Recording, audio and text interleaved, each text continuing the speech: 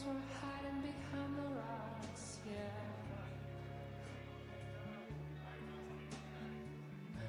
Except the fish. And he told me, he swears, talk to me, where is my mind? Where is my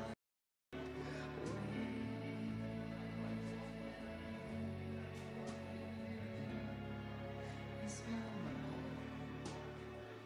Way out there on the water, since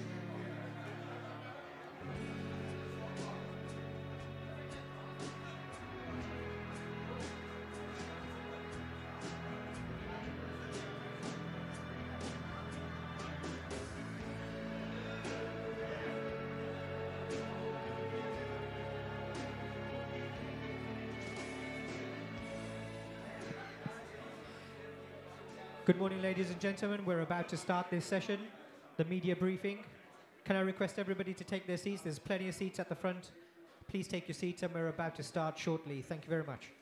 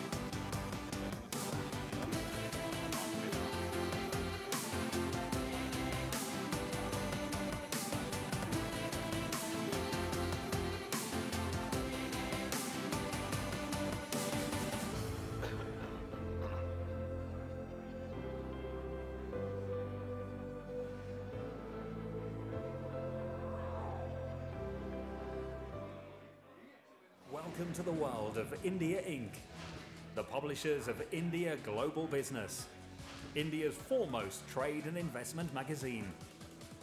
We engage global leaders, we produce incisive content, and we are passionate about creating impactful events. India's march to globalization is exciting, it's challenging, and it's filled with anticipation.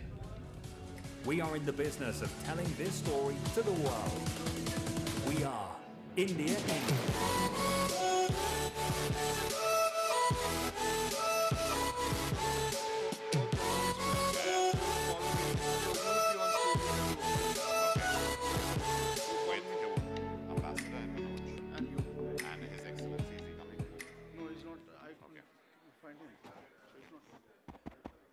Good morning, ladies and gentlemen. Can I request you to come and take your seats, please?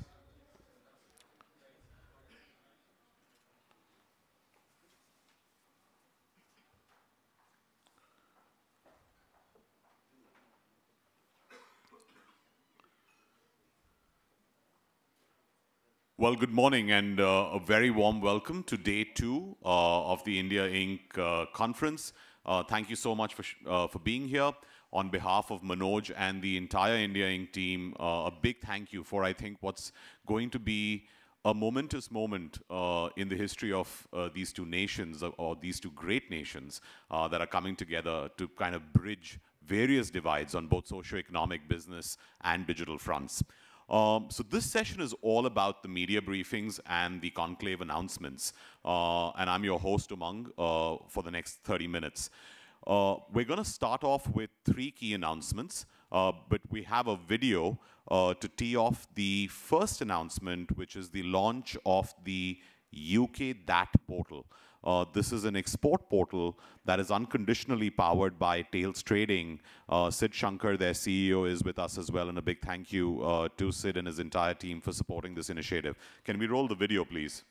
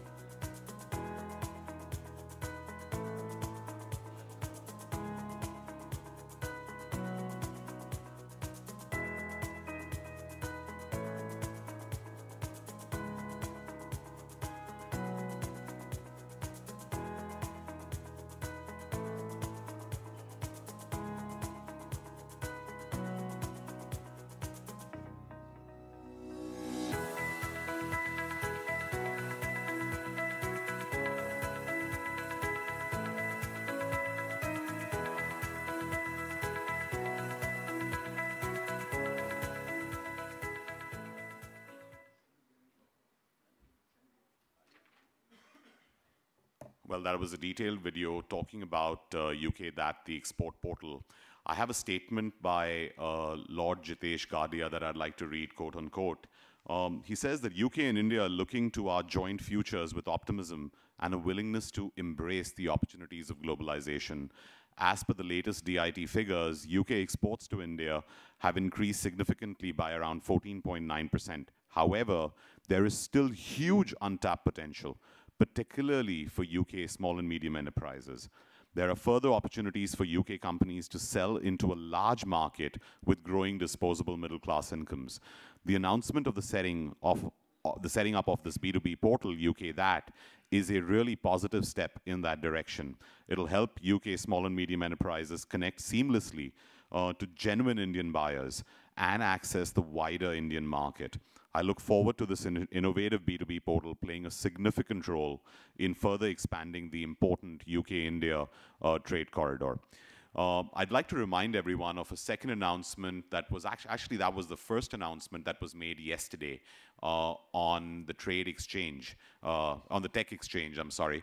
This is a program targeted at startups in India to come down and explore the vast opportunities that exist in United Kingdom. Well, before I go further ahead, I'd like to request two people to join me on stage. Ambassador Mr. Dinesh Patnaik, the Deputy High Commissioner of India for United Kingdom.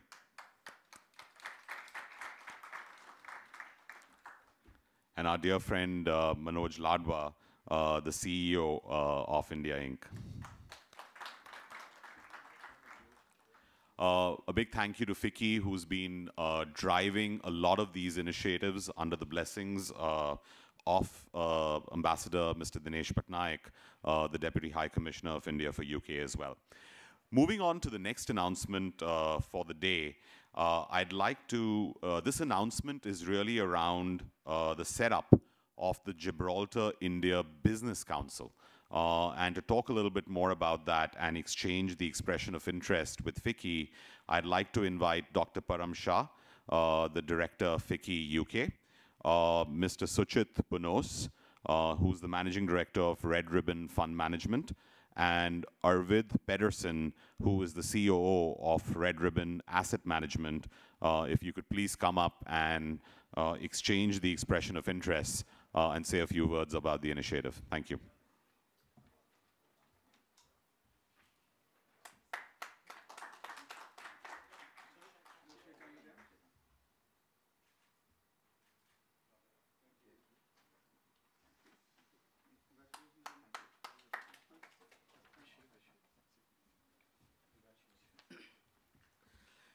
Good morning, everybody. Your Excellency, Manoj, Arvid, and Dr. Param. I'm delighted to be here and grateful for the opportunity to announce the launch of the Gibraltar-India Business Council. For those of you who are not familiar with Gibraltar, it's a British overseas territory south of Spain. It's an international finance center. And the objective of this business council is to promote trade between Gibraltar and India, and also to promote Gibraltar as a gateway for investments into the UK. We, as a regulated fund manager from that jurisdiction, is quite bullish about the advantages offered by this jurisdiction, which is it's only about 2.5 hours from London, has a pound sterling as currency, under English common law, and has got a very well-regulated financial services industry. So we're very keen to promote IT firms, financial services firms who wish to springboard into the UK through a very frugal platform, a well-regulated platform, and we're delighted to be here to announce that. Thank you.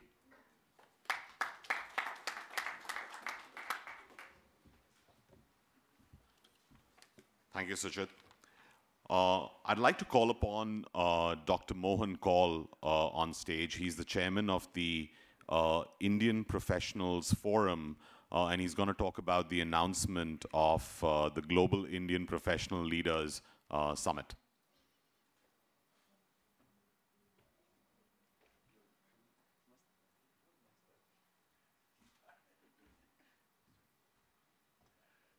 Good morning. with the help of the ambassador. Oh, come.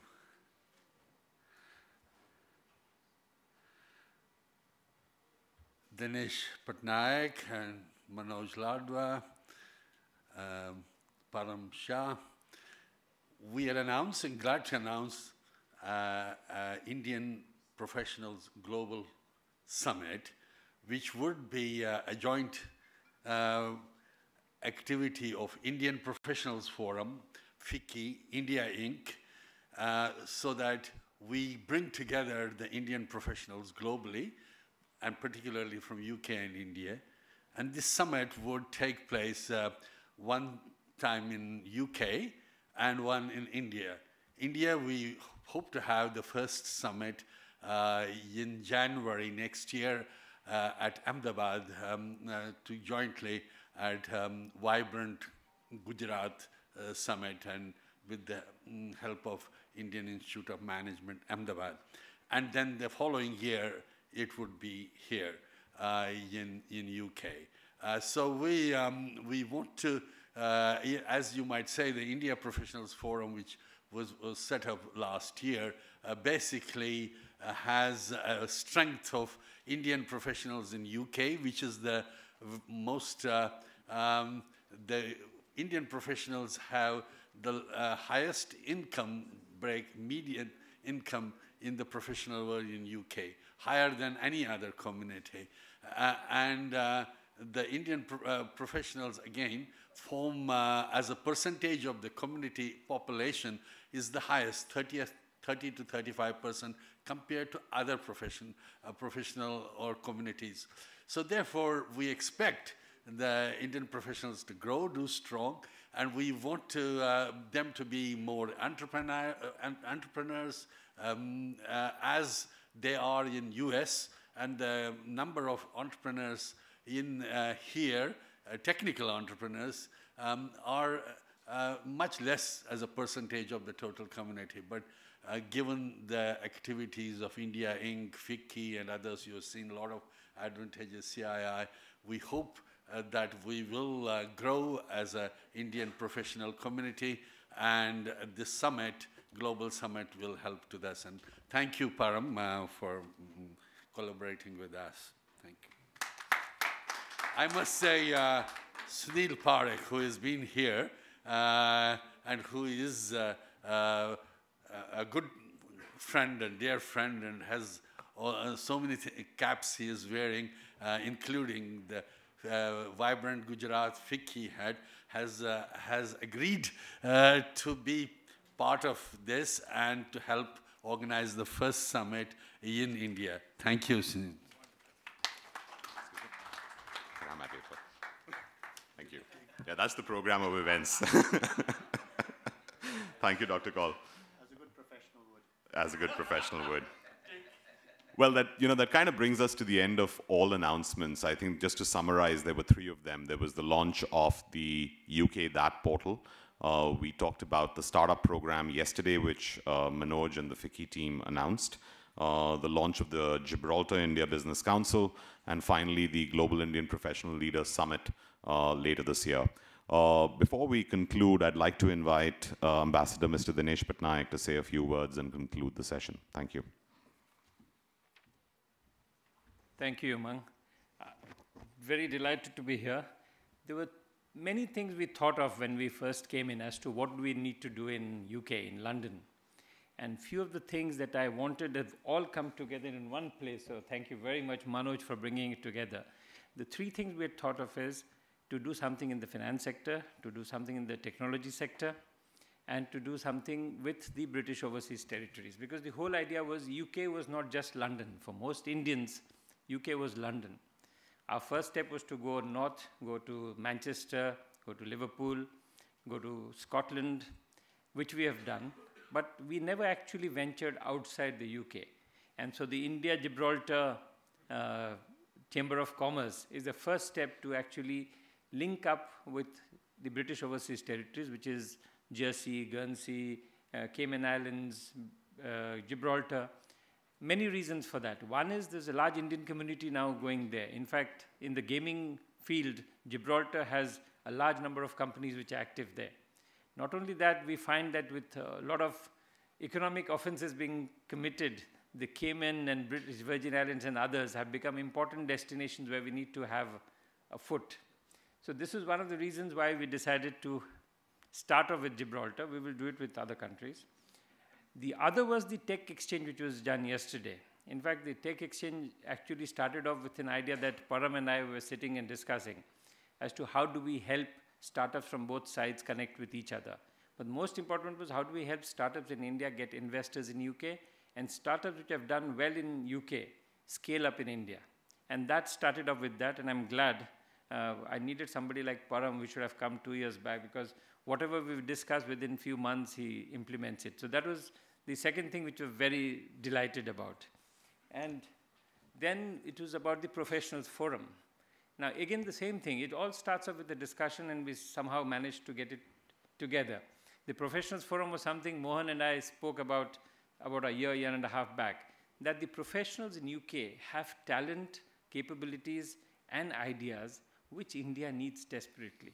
While they're doing very well for the economy here, we need to tap into this pool of talent to either get them to do something in India or to get their ideas which we can then communicate with India. And so getting both of them, we wanted to put the professionals together.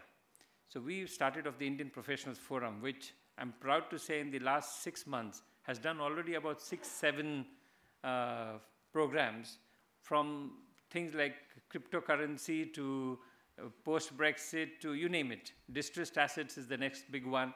So what we're doing is taking up big issues in India which we need to target, which we need to talk about, and get the professionals who have the best ideas in the business to talk about it and to bring it forward. And yesterday when we spoke to Dr. Rajiv Kumar, who is here, the whole idea is to then link it up with government so that ideas that are generated here get resonance within government, that government actually knows that these are things which are implementable. There are a lot of people with issues here which we need to take up in India, and which we are doing it. So the Professionals Forum is a great idea, and I'm glad that you've done it. And the last one, which is not the least, is the portal for exports. Now, a lot of people tell me that why is it that you are supporting a portal which puts UK exports to India? You should be looking at a portal which does Indian exports to UK. So our whole idea was that trade is not just a one-way process. If every country in the world says that we need to export, then who imports? See, you know, that's something which we've always... So the whole idea is we have 2 programs which are going simultaneously in Government of India. One is Make in India, and the other is to increase trade. Our whole idea is to start a program which targets SMEs. So we're doing an Access India program which helps SMEs go across to India.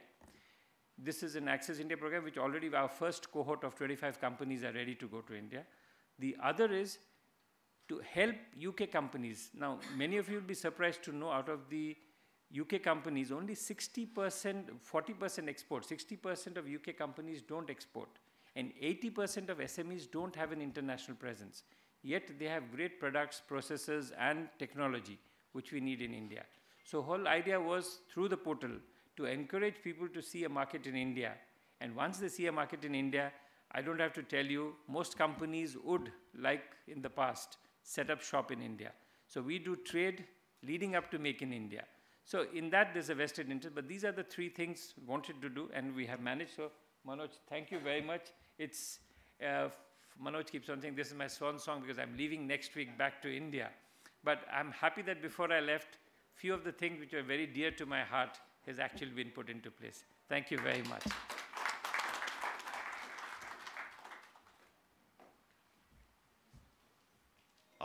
Manoj, we'd love to have you come and conclude this with a few words here. Thank you very much, Umang. Deputy High Commissioner, thank you very much for those eloquent and incisive words as ever. Yes, indeed. I've been bugging him for the last few weeks to say that this is his swan song, but he is a swan. He'll keep on swimming, and we look forward to seeing you come back to the UK time and time again. You have been a very refreshing Deputy High Commissioner, and you've said it as it is, and that's always been one of my big bugbears about the UK-India relationship that sometimes we just paper over the cracks. And yes, there's a lot to celebrate. And as I said yesterday, that whilst we celebrate as best friends, once in a while, we've also got to address some of the key issues. And those of you that have been with us across the week and yesterday would have heard speaker after speaker speaking candidly, speaking openly, but also speaking as friends about the current state of the UK-India relationship.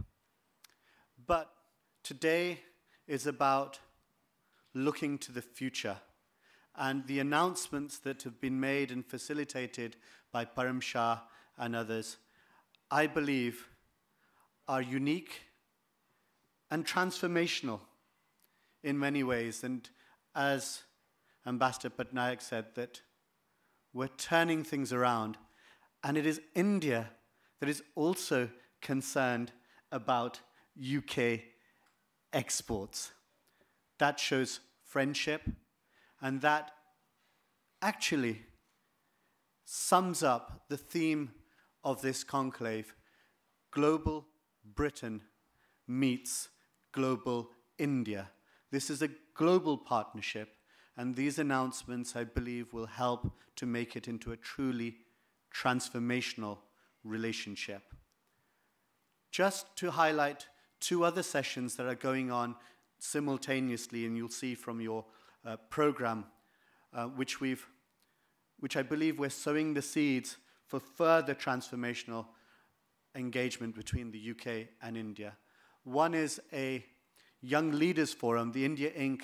UK-India Young Leaders Forum, which is going on upstairs. We have 35 young people below the age of 35 speaking, engaging with one another on the future of the relationship and looking not 50 years on, but the next 4 or 5 years and what they would like to see as the change in the relationship and the step change in the relationship. And secondly, is a social impact roundtable. The first time ever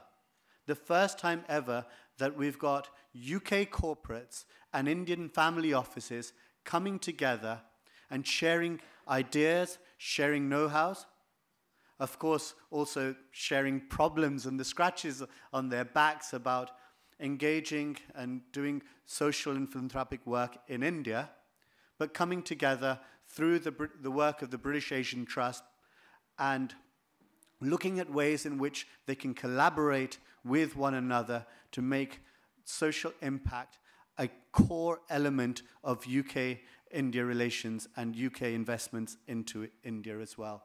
So if I were to say that the last few days, you could have been fooled that the coverage about UK-India Week has been focused on one word, one thing: immigration. That's not what the relationship is all about. Yes, we've made a very strong statement that Indians are job makers, not job takers, and we've been emphasizing that speaker after speaker and to minister after minister. But the relationship goes well beyond that. There are many special relationships that countries announce, but I believe the UK and India relationship is a special relationship. It's a global relationship, but it is a very deep relationship. And the last few days, I hope, in a small way, we've been able to showcase that there's a lot to look forward to. So thank you very much, everybody. It's great again that we've been able to make so many positive announcements about the relationship. It's just the morning. We've got some fantastic sessions in this room as well, including the Smart Cities and Smarter People session, and we're bringing mobility into that as well. Really great speakers, very innovative. And then in the afternoon, we're going to talk about the favorite subject for many Gujaratis like me, money. It's a global investors forum that Invest India, KKR, Wadhavan Group have curated together. So I'm really looking forward to that. We have a special address from Piyush Goyal, the Honourable Minister for now Finance, Railways and Coal, who will be being live from, I think, that screen. And he's been quite excited about this and asking all sorts of interesting questions about what he should be saying and who's going to be in the room. So it's going to be a great opening session in the afternoon. But look, I look forward to seeing you all across the rest of the day. And take your ties off if you've got ties on. It's a retreat. It's going to be relaxed. So just enjoy yourselves and have some great fun and great networking. Thank you very much, friends. Thank you.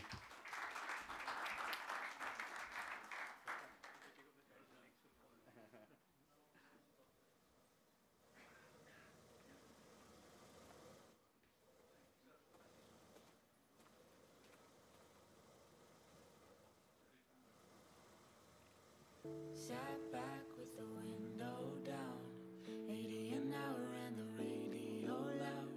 The same songs with the same old rhymes. Told me to shake it off and swing from the lights, but I can't help but drive away from all the mess you made. You said this hurricane, now it won't go away, and I promised I'd be there, but you don't make it easy. Darling, please believe me. 'Cause loving you is too hard. All I do is not enough. Loving you, I cannot be loving you. Oh, loving you leaves me hard. All I do is get by. Loving you, I cannot be loving you.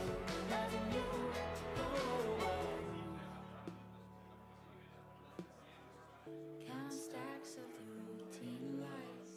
Funny how easy you could see my blind side. Still the same songs with the same old beats. Sure I could stay, but there's a place I'd rather be, and I can't help but drive away from all the mess you made. You sent this hurricane, now it won't go away, and I promised I'd be there, but you don't make it easy. Darling, please believe me. 'Cause loving you is too hard. All I do is not enough. Loving you, I cannot be loving you. Oh, loving you leaves me hard. All I do is get by. Loving you, I cannot be loving you. Oh. See, I remember all the times you made me covered in crazy. I can't forget about the way you played me, like I was never gonna change your world. It ended long ago, so please just let me go. It ended long ago, so please just let me go.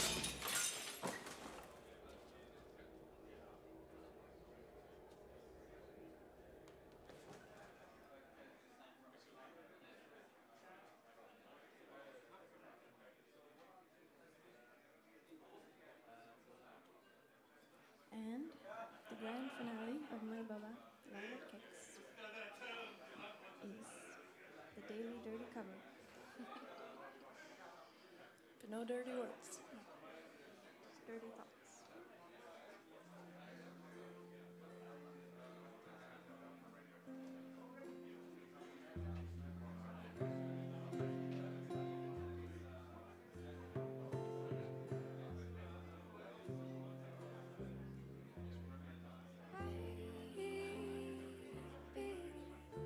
I'm hot, just like an oven.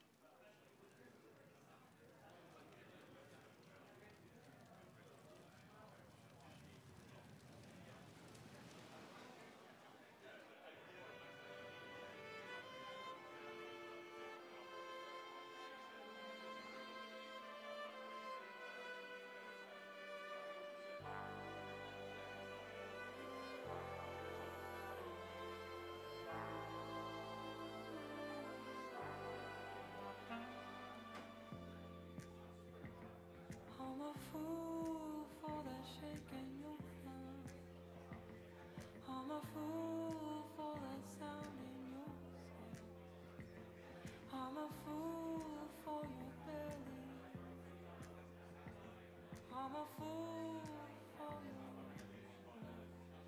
I wanna make this play. Oh, I know you're faded. But stay, don't close your hands. I wanna make this play. Oh, I know you're faded. But stay, don't close your hands. Caught in this pool, held in your arms. Caught like a fool without a love. We're in a natural spring. With this gentle sting between us. I wanna make this play. Oh, I know you're faded. But stay, don't close your hands. I wanna make this play. Oh, I know you're faded. But stay, don't close your hands. Stay open.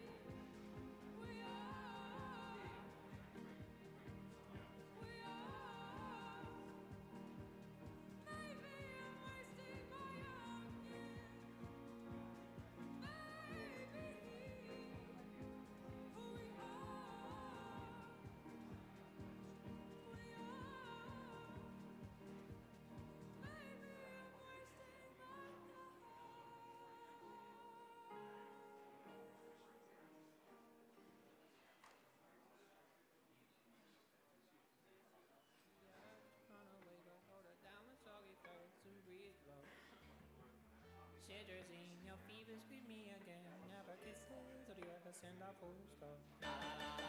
Do you know where the waffles go? They go along to take your way down how we build our breakfast down and say my love, my love, love, love, la la la. Muscle to muscle, to toe to toe. The fear has gripped me, but here I go. My heart sings as I jump up. Your hand grabs hand and my heart is shutting up.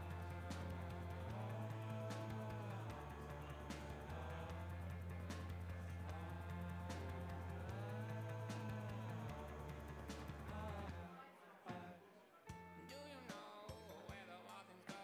They go on undertake your name. Way down our sleeve, build a breakfast down to see my love, my love, my love. She bruises calls, she splutters pistol shots. Hold her down with soggy clothes and breeze blows. She's morphine, the queen of my vaccine, my love, my love, love, love. La la la, muscle and muscle and toe to toe. The fear has gripped me, but here I go. My heart sings as I jump up. Your hand grabs hand as my heart is shutting up.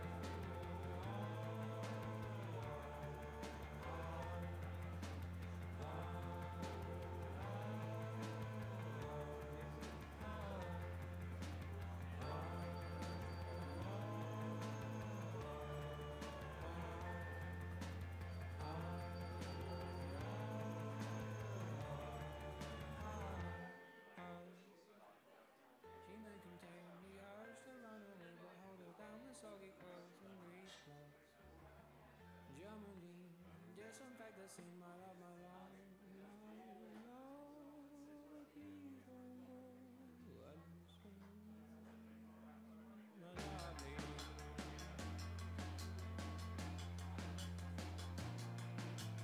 Please don't go, please don't go. I love you so, I love you so. Please don't go, please don't go. I love you so, I love you so. Please break my heart. Please don't go, please don't go. I love you so, I love you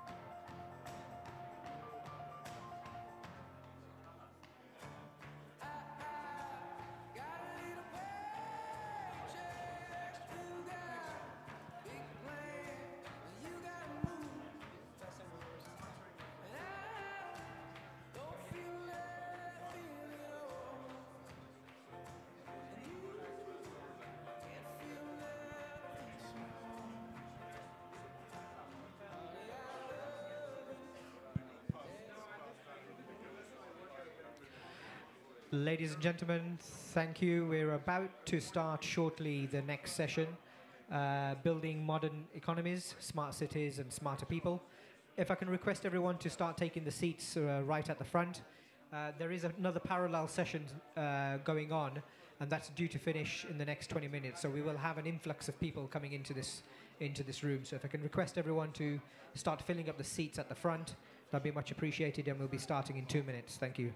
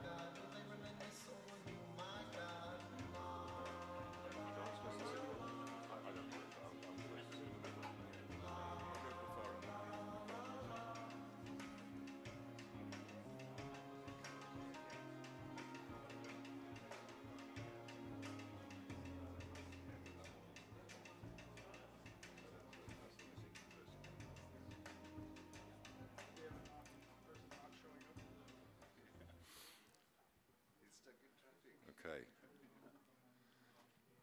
Are we ready to go? Yeah? Okay.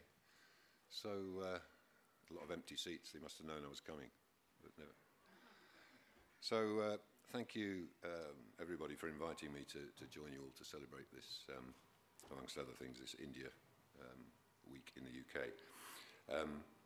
I'll be your chair for this next part of the day, from now through to 1 o'clock. And I hope we'll have a really good discussion today on the big issues that face us, not just in India, but of course across our shared global society. My background is that I'm with Arup Group, consulting engineers and managers. We do a lot of activity in India. I'm co-chair of the UK-India JETCO working group on smart cities and infrastructure, which meets a couple of times a year. I'm also a member of the UK-India CEO Forum, so I've got a bit of previous form in these matters, which doesn't make me an expert, of course. There's two strands to cover this morning as we look at building the modern economy of India and beyond. The first, interestingly, you'll see that there's two empty chairs there. One is the one I'm going to sit in a minute. The other one is because one of our panelists has been delayed in traffic, so it makes the discussion on mobility particularly relevant, I guess. But he will be joining us, I'm told, in the next 10 minutes or so. So the first strand is focused on mobility, and we'll follow that then with a look at the broader cities and people angles. In some ways, it's difficult to look at those two things in isolation because they are intertwined. You know, transport of all kinds tends to carry people about, and lots of transport moves through cities, so it's quite difficult to separate them. But there are some views that talk about that separation, and I'm sure they'll come up today. I think part of the reason we've chosen to split the two is to recognise the tremendous amount of innovation that's taking place under the general umbrella of mobility and in particular relating to private transport. And today I hope we'll hear a lot of contributions, I know we will, about things like new funding models, wayfinding, shared ownership, smart payment systems, electric buses, autonomous vehicles, all of that stuff, and smart energy grids for transport. I also hope that we get round to looking at how digitisation and innovation can transform other forms of mobility, from making it easier to create good routes to walk or cycle, for example, or smoothing journeys between different transport modes, creating a better environment for all. My page is stuck together. So this is where the Indian government's focus on transforming railway stations could play a part. For instance, not always, people don't always think of that as being connected with the issues we're talking about today, but not to just find the most efficient ways of linking the various transport modes that converge on such a station, but actually looking at building on the full potential of the sites to inspire things like regeneration of the area around the development, using mixed development, various other things. My personal view is that regeneration of this kind is actually the smartest way to generate a smart city. It's not generated by bolting on bits of digital technology and improving telecommunications bandwidth and that kind of thing.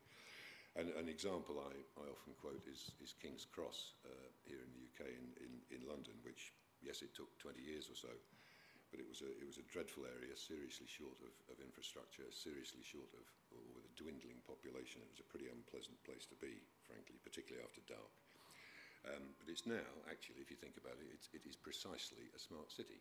It has commercial, residential, transport, obviously. It has education facilities, healthcare, entertainment, open space, with all the new conventional and digital infrastructure which is needed. And I think that kind of thing is a success. It is a city. It's not a big city, of course, but it is a city within a city.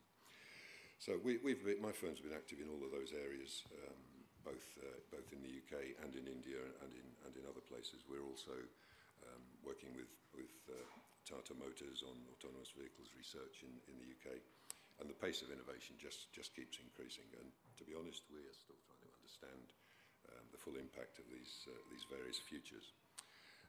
But whether it's railways, airports, roads, ports, or inner city urban landscapes, what we do know for sure is that we absolutely have to work together to make sure that our shared future is affordable, sustainable, and resilient.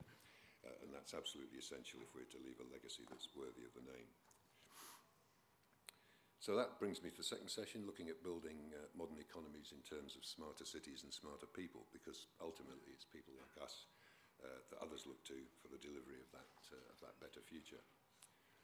I know quite a few faces around the room and outside the room, and therefore I know we have some pretty smart people here already, and to make them smarter, seriously smarter, we may have to wait for the continued rise of artificial intelligence, but we can all be smarter, I think, and we'll hear what we have to say about that. In the meantime, I'm sure that by working together we can all learn from each other and become smarter people by pooling our collective knowledge, of which there is a hell of a lot, and delivering better outcomes for towns and cities across India and around the world.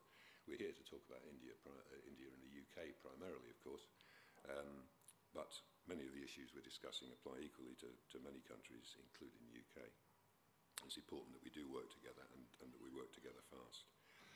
We know India's on course to deliver very robust growth this year, 7% or more, and we are still seeing a continued trend towards urbanisation. And this is positive, of course, for economic development, but it puts huge strain on both hard and soft infrastructure, from water and housing resources to energy and indeed digital connectivity. So we must absolutely learn to become smarter people and create even smarter cities. The government of India is well aware that it has to invest in the country's infrastructure, and through its policies such as the Smart Cities Initiative, it is taking action. And in the process, we all have a great opportunity to use that infrastructure investment as a catalyst for growth. But we have to get it right, and we have to balance rapid economic growth and urbanisation with a sympathetic view about how people actually want to live. creating livable cities that support sustainable jobs and a welcoming environment, because this is all about people's lives that we're talking about here. So in short, we have to future-proof our towns and cities to very high design standards. We have to create an infrastructure that's both resilient and delivers the low-carbon efficient future which our children and grandchildren will rightly come to expect. And we have to work together, as I've said before. So I'll leave it there, and I'll get the panel to answer the really hard questions when they come up, about how we actually go on to deliver smart transport cities and people of the future. So thank you for listening to that introduction. Just by way of the rules of engagement, I know somebody normally does the health and safety thing, which I'm sure they've done already, but please turn your mobiles off or at least put them to silent. Can I ask questioners or comments from the audience to be kept as succinct as possible, because people can have a tendency to get a bit carried away. But to get us going, what I would like to do is to ask each of our panelists to just give you 2 or 3 minutes about what their, 2 things really, what their particular field of expertise is and where they come from, and also any very specific points that they would like to see us address during these 2 sessions. So I'm going to do that, and we'll start with our friend here from Ola. Thank you. If you would be so kind, and I'll come back later. Thank you, David. And thank you to India Inc. for organizing this. At Ola, we're privileged to be a sponsor of this event as well. I'd like to start by maybe having a quick story. When I was in college in 1995, one of my roommates grew up in New York City and had said he didn't have a driver's license at the age of 18. I grew up in the southern state of Texas, and that was completely odd to me, that somebody would grow up and choose not to have a driver's license when you could. In today's day and age, over the last 20 years, the number of young people choosing to get a driver's license when they come of age has gone down by 30%. And the reason for this is largely because time is becoming more important to people than being able to drive a vehicle or own a vehicle. Now, I'll explain a little bit of how that's happening and the role that a company like Ola is playing. And Ola, I lead the electric vehicle business, which I can talk about later. The first is that for the first time in history since the car was invented, we can rethink our relationship with a vehicle. Right? In the United States, a vehicle is used 3.8% of the time. Right? That means for 23 of 24 hours, it sits. In order for the vehicle to sit, we have wide roads with parking spaces. We have building codes that require a building of certain numbers of stories to have X number of parking spots. If you build a mall in the middle of nowhere, it's required to have X amount of land in order to deal with the people that come by a car. Even in a dense city like New York, 30% of space is dedicated to vehicles. Right?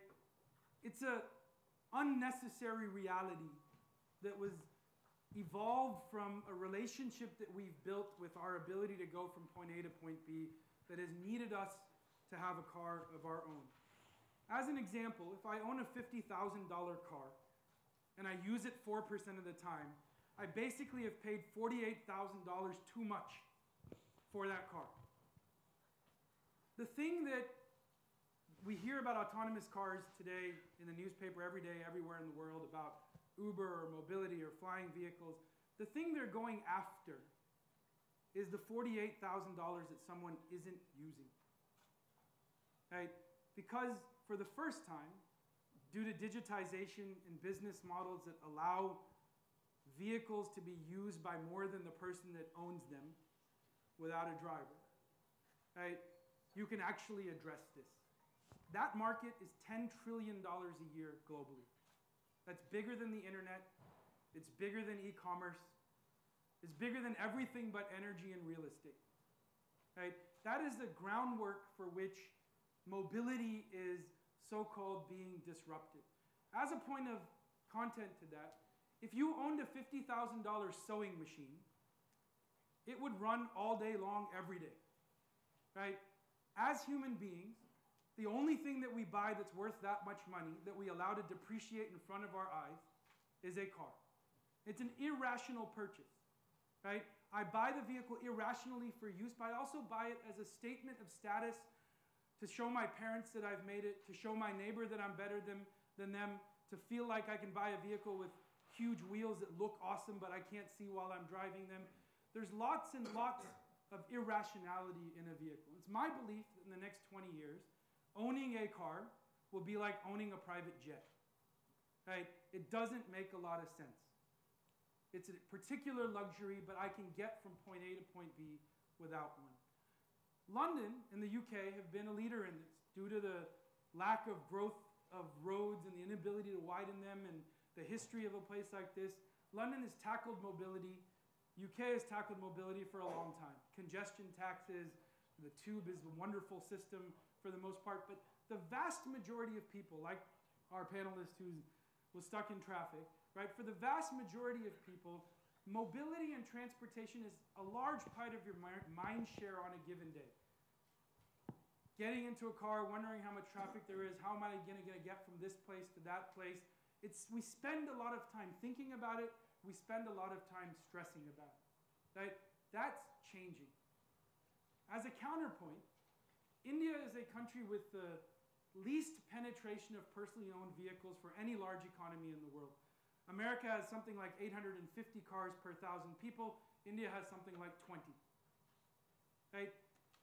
As a magic moment here at Latimer House, if I was coming here 15 years ago, I would have had to plan my transportation here. Right? I come here, I need to rent a car, I have to park it here, I have to figure out how I'm going to get back to the airport. Yesterday I got here and I showed up in a taxi and I'm really not worried about how I'm going to get back because mobility exists. I'll end in just one second. In the case of India, that already existed. Shared mobility exists. There isn't a single place you can't go in India where you can't get a ride from one place to the other by paying somebody to sit on the back of a tractor or in a rickshaw in a car.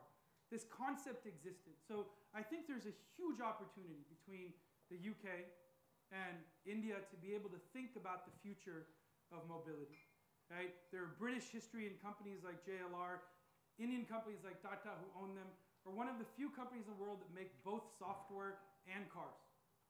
Right? Mahindra is another, and two of those people are represented here. So I think there's a huge opportunity for cooperation, a huge opportunity for these economies to work together, to be leaders in the world about how this technology evolves and disrupts elsewhere in the world.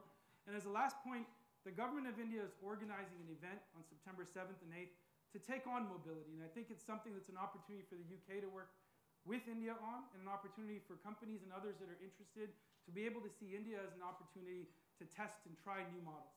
So I'll end there. Thank you. Okay, thanks, Alan. There's some real thought-provoking stuff there, and I have a suspicion we'll come back to that. So thank you.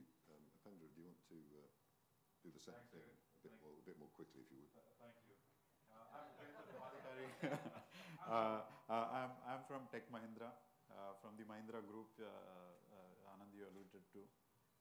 I'm based out of Milton Keynes and lived half of my life in India and half of my life in UK. So kind of at the right time to analyze both sides and see how we can make a difference to the mobility challenges we have today.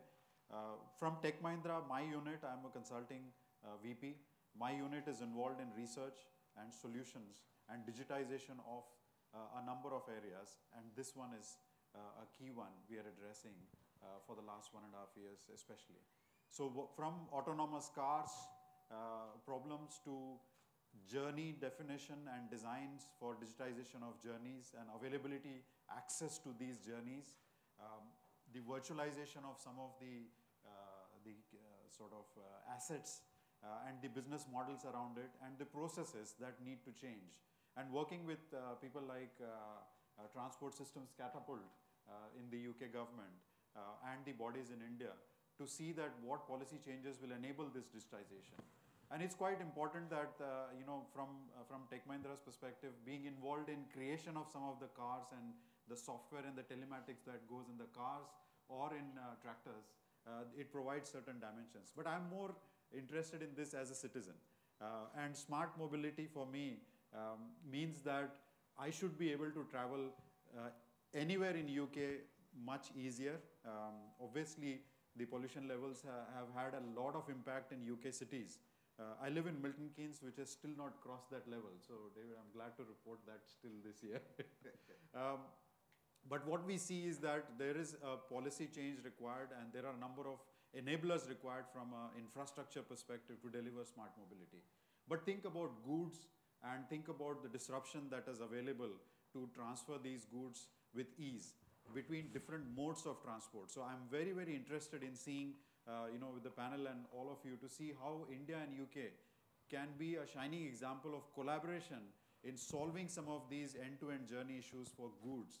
Farm to fork, for example, one of the solutions we're working on from solving the world hunger problem to a food wastage problem, supply chain, intermediary, exchange, data information exchange, and a number of those issues.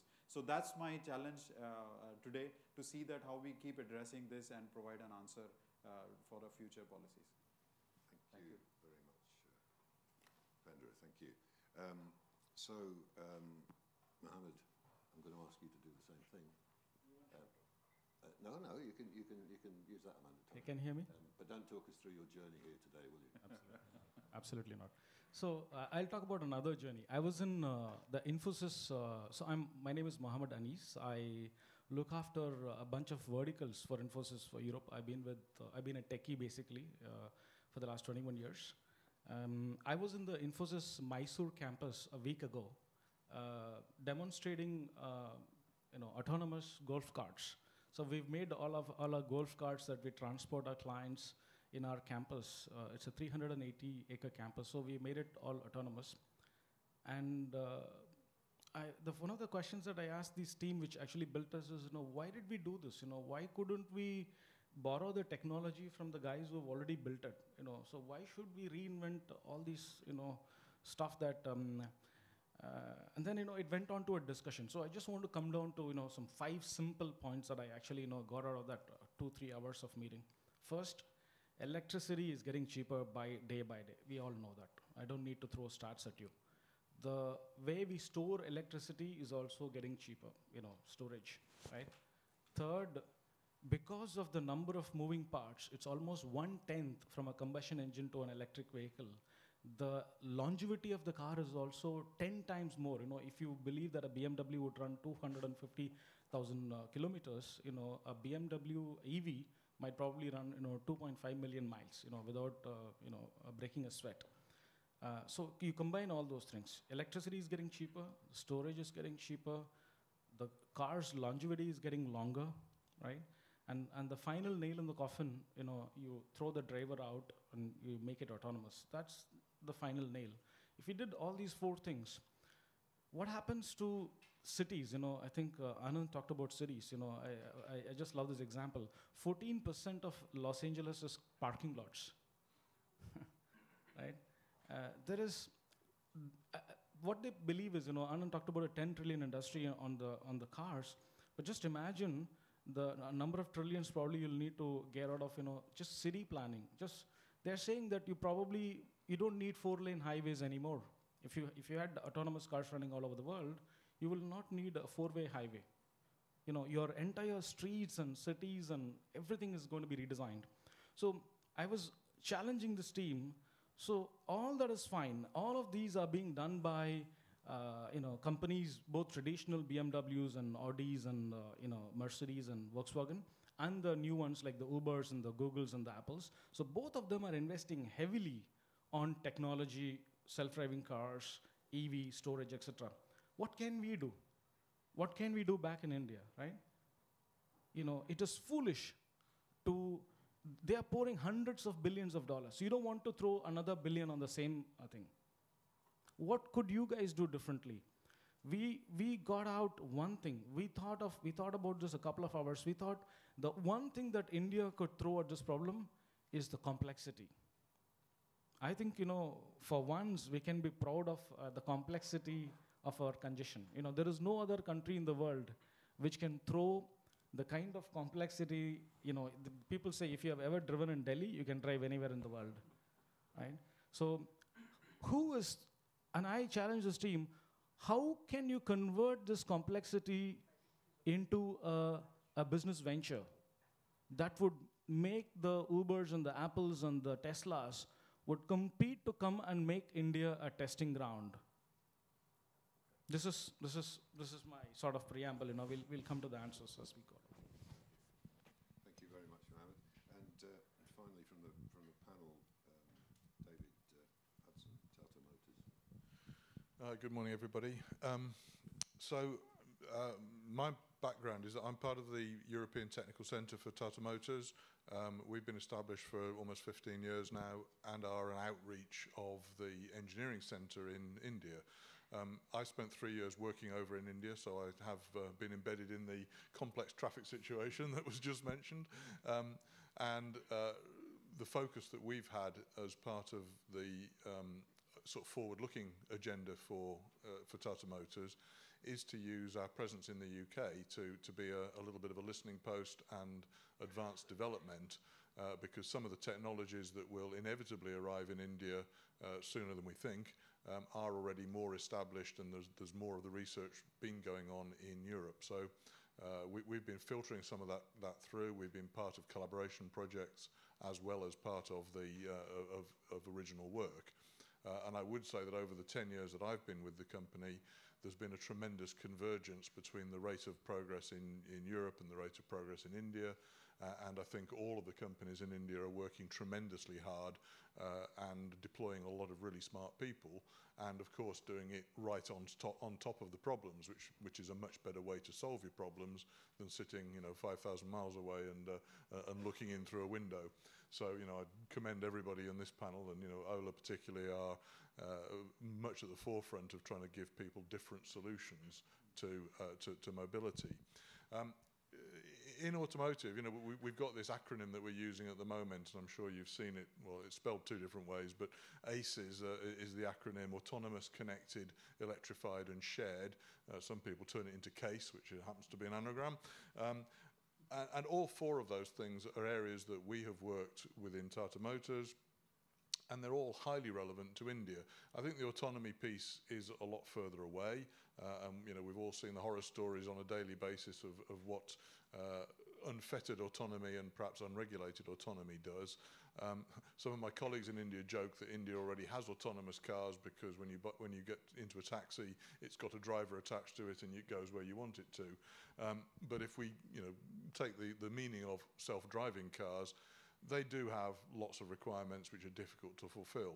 However, the C, E and S of my ACES, the connected, electrified and shared, are all things that are starting to appear in India. I would say connectivity, India's got some great advantages already. It's a highly connected country, and in particular, the sort of wealthy middle class that's growing in India understands connectivity like no other country, I'd say. The electrified piece is an important national policy. Prime Minister Modi announced almost before anywhere else in the world that India was going to depend on electrified vehicles very quickly. The 2030 goal that was set, been a bit of pushback from some of the different ministries, but nonetheless very much in the forefront of electrification. And the shared economy, I think, as Anand mentioned at the beginning, shared mobility is absolutely nothing new to everybody in India, and that is a tremendous advantage. In so-called developed cultures, we've got used to the idea of personal mobility being a right.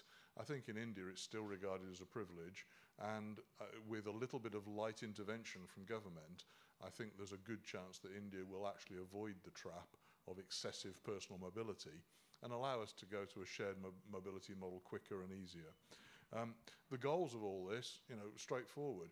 It's the smart, green and efficient transport of goods and people.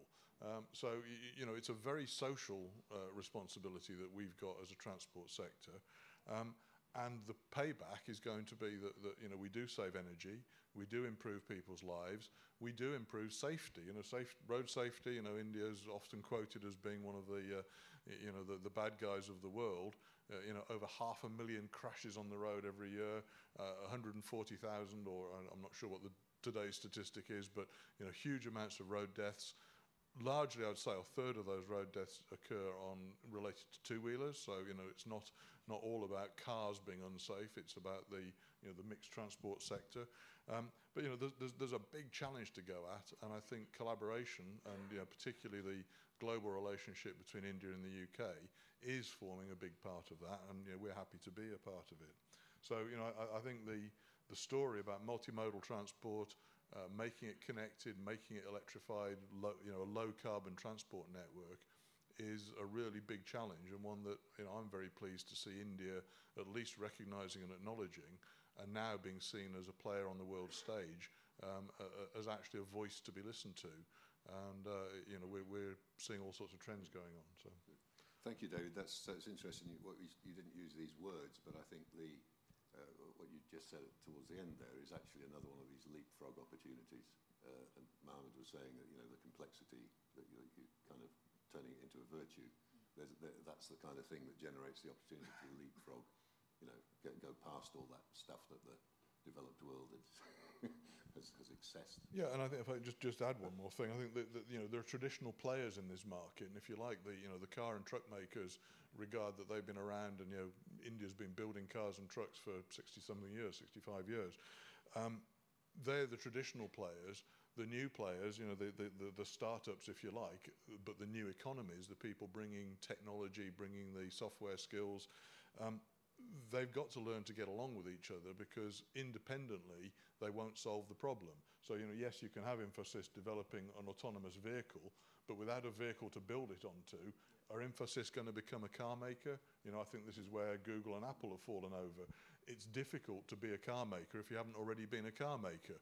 But equally, it's difficult to do good connectivity and good, good back-end services if you're not in that part of the economy.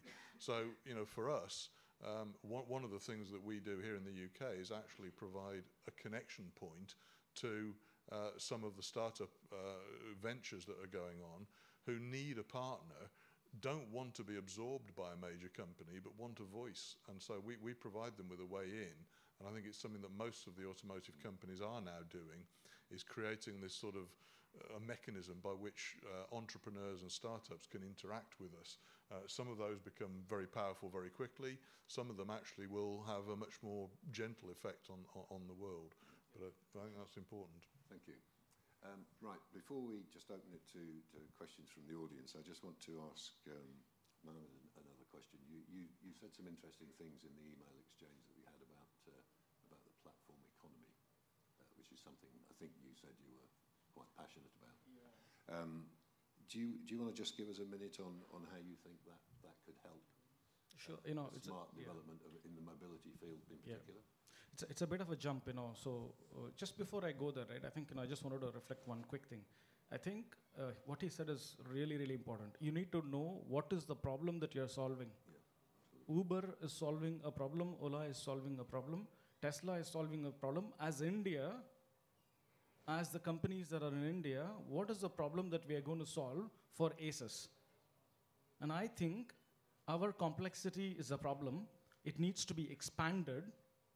And then, companies like Infosys, companies like Tata, companies like Uber and Ola that are in India should solve for that problem, so that's one. The other thing that, I'm sort of jumping to the solution very quickly because, there is a bunch of steps there. One of the things that I'm passionately working on is, a concept called the platform economy. If I just explain that, we just delivered, an Uber for work for one of our clients. So anywhere in the world, you need a plumber or a chef or anybody.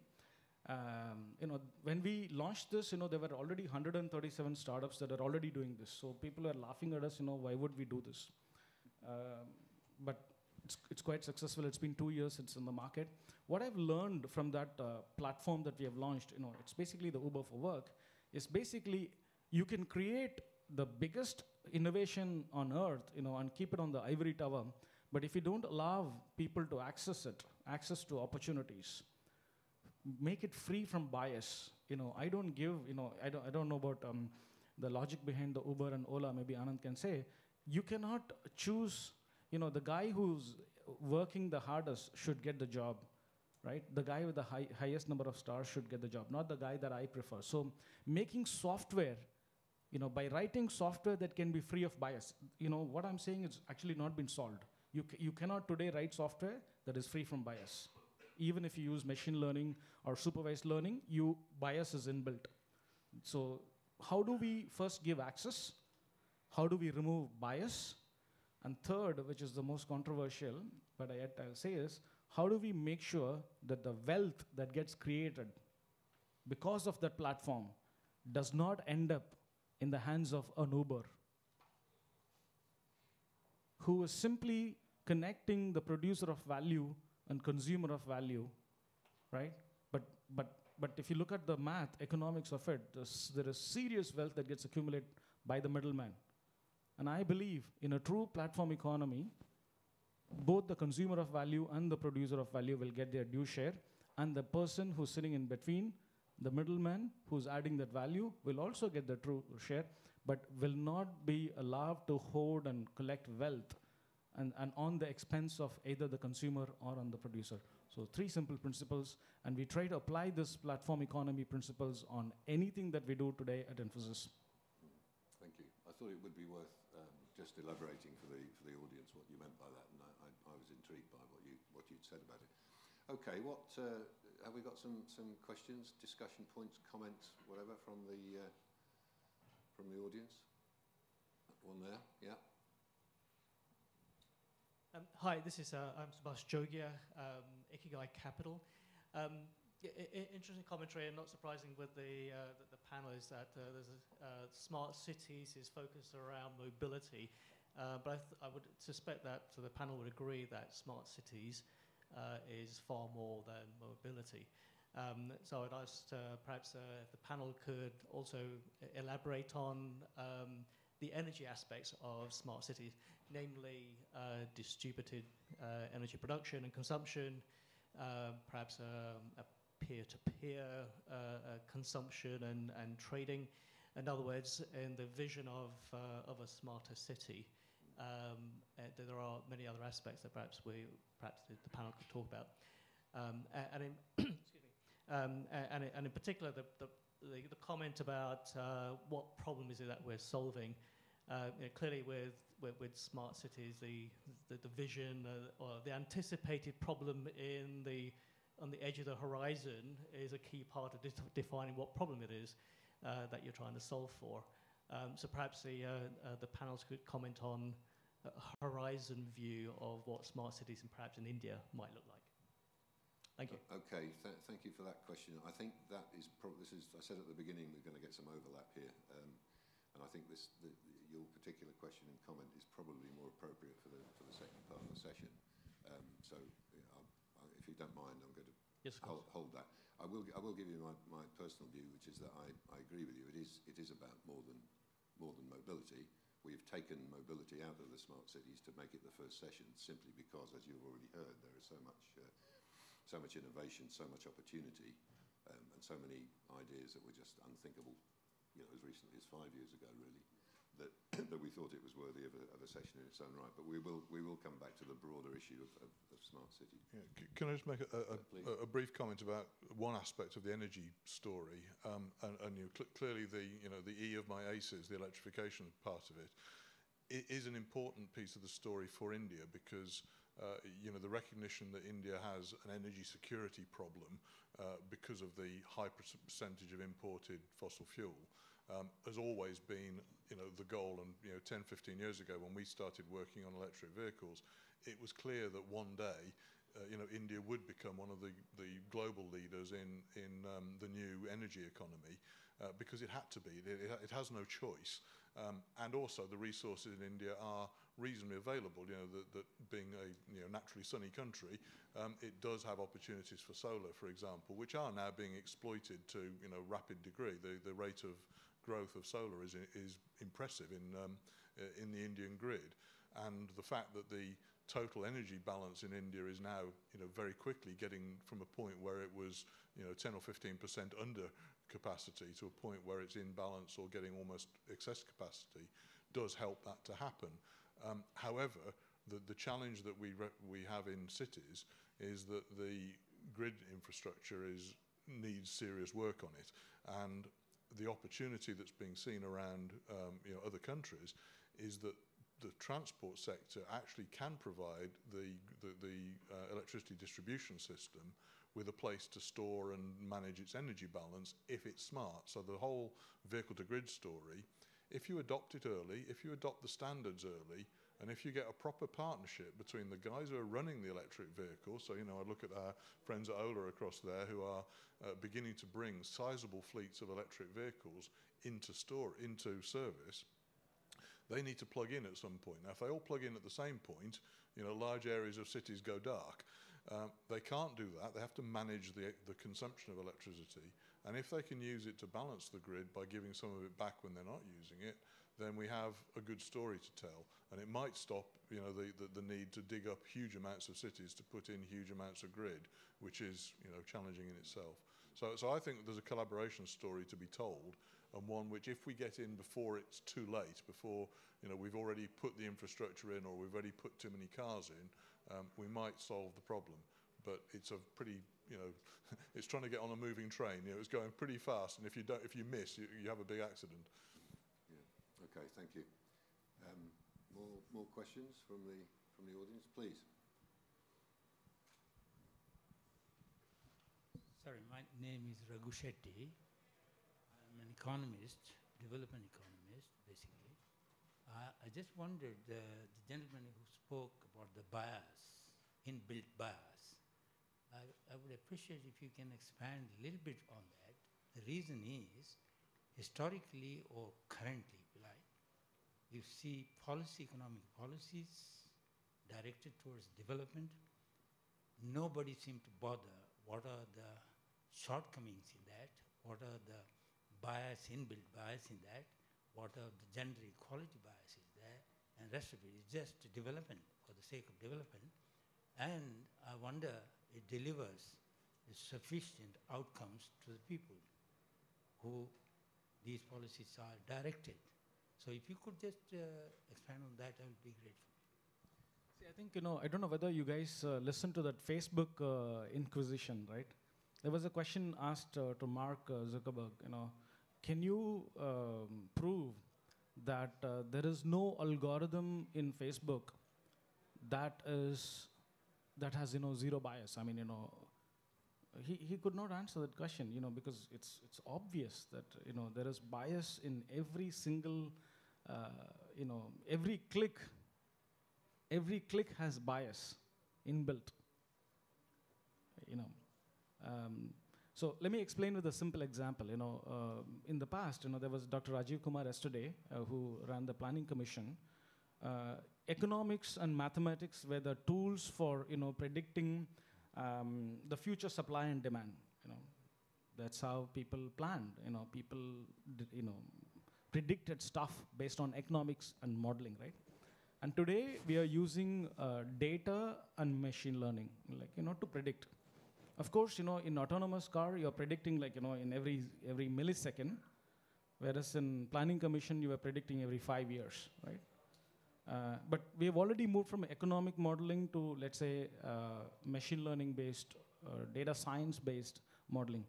But even within data science-based modeling, there is significant bias, right?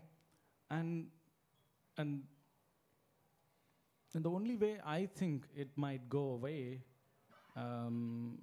say for example, Uber will use previous data as to where there is going to be a demand. If you open the Uber driver app, it'll start telling you some kind of a red, amber kind of a zones where it'll indicate the drivers that, if you start driving towards that particular zone, in the last couple of years of data that we have, we are able to predict that that zone is going to become red.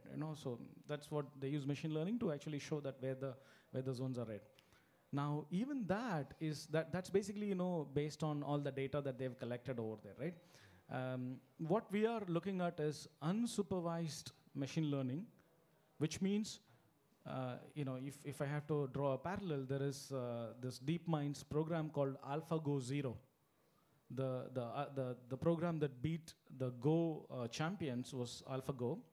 And AlphaGo Zero is the program that beat the same champions once again, but with zero data. I mean, this AlphaGo Zero was never given any data to be trained on. Whereas AlphaGo was given 100,000 games between two champions that were played over the last 20, 30 years.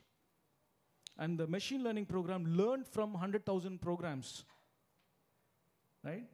Whereas AlphaGo Zero was given nothing. It was given rules of the game. This is good, this is bad. That's it. It took a little longer to learn, but it did learn.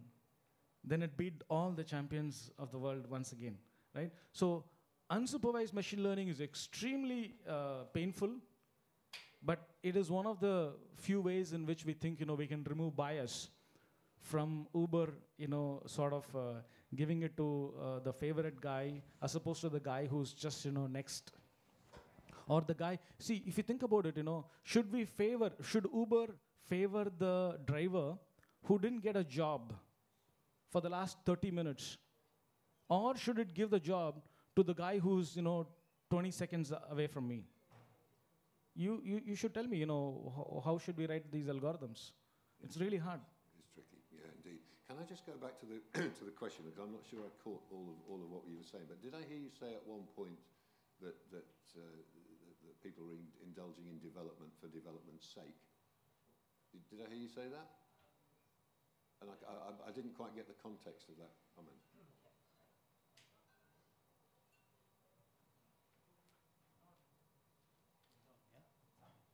Not really, not exactly development's sake, but what I meant to say is historically, if you look at IMF, World Bank, any policies, I challenge you, any policies take out and read thoroughly, and you will see inbuilt bias is the biggest challenge, biggest problem. So we have examples of that in Pakistan or in India, other places and so on. That is, I'm afraid it is continue to be the case without really looking into this sort of thing, which has come to light now more and more. So this is where I was quite interesting when your colleague there on the podium mentioned about bias. That means the recognition has been taken these days. That's what I meant. Okay. It would be fanatical to say development for sake of development, but it had happened in the past. I can point out some of the countries, but I would restrain from doing so. So thank you very much. That's what I meant. Okay, thank you. I understand now. I agree that those kind of institutions that you're referring to will of course probably have more than a share of bias for all sorts of historical reasons. But I think Mohammed has probably said all we need to say about that. Just simple, right? Economic modeling to machine learning based modeling to which has data and programmers to help him, to a model which is completely unsupervised, which means there is no data to help this guy except the rules of the game, which is very difficult, which we need extreme computing to make it happen. But this is where you can actually say that, no, I did not feed in the bias. We're working at a very, very large scale program, just so that without naming names, we're working on a program where we can predict the supply and demand of every worker in a particular city. So we have to put a boundary. It's very difficult to do this for a country, for a nation, for even a state. We want to predict how many suit designers are needed in Milan. It takes around 12 weeks to create a suit designer, sort of from scratch to, in the Milan School of Design. So we want to be able to predict, 12 weeks on a running time frame, how many suit designers we need in Milan, how many Italian chef do we need in Zurich, right? So, and based on 100% data and not based on some very interesting economic professor's models that he has created and this company has been using for years. It's based on pure data that's streaming every day on newspapers, job boards, government, websites, screen scraping stuff, and sort of, predicting. So we're talking about predicting supply, creating supply, and fulfilling right now. Okay. Right. Yes, I think that that kind of approach is a far cry from the way that the World Bank and the IMF have operated. Just to get us back down to earth. We've got time for a couple more questions. Can we? Has anybody got anything specifically on the mobility part of this before we move to the other one? Hi there. Must be some more questions. Yes. I'm Brian from SANAM S4. We help UK businesses move into India and seize opportunities. With this topic in mind, can you just summarise where you think UK companies in certain subsectors within this whole topic have got a real advantage compared to the world? And then the second part of that question, I suppose, is on the global stage, what other competitors are there, generally speaking, in terms of countries, should the UK companies be mindful of? Okay. Do you want to make a contribution to that, and then I'll ask Pendra? Yeah, happy to. I mean, as part of an enterprise that's already straddling both economies, we're here for a reason, and that's because certainly 15 years ago, when the concept of setting up a European Technical Centre existed, it was obvious that the UK and Europe more broadly, so I think one of the topics here is what happens post-Brexit, but I'm not an expert in that, so I won't touch it. Apparently neither is the government, but never mind. The motivation then was to take skills that existed in Europe because of the heritage of automotive engineering in Europe having been more deep-rooted than that in India. Over the 15 years that we've been in existence, I would say there's been a very noticeable shift in that the self-education of India as a country and of the people of India in all of these new technology areas. I mean, I can comment on the automotive one, but it's happened in other sectors. The growth of the IITs, the relevance of the courses that they offer, the international collaborations that they have done with other international educational institutes has meant that India has educated itself and used the opportunity to work and to sort of suck the knowledge out of people like me, who went and spent 3 years there helping to coach and educate the local team, who were tremendously enthusiastic but just lacking in exposure. Now that the automotive industry has got some life of its own, it's become self-educated. So there are still opportunities, but I would say that the companies looking to exploit them need to be looking at the further horizons. We have this sort of 3 or 4 horizon model in automotive. We talk about Horizon 0 being things that are already here, Horizon 1 being things that are deployed in another country but not yet in India. Horizon 2 and 3 are the places you've got to look, things that aren't either yet in automotive or aren't yet invented. Those are the places where we've got to look ahead, because that's where a company outside of India will temporarily at least have an advantage and have a USP, have something that it can sell.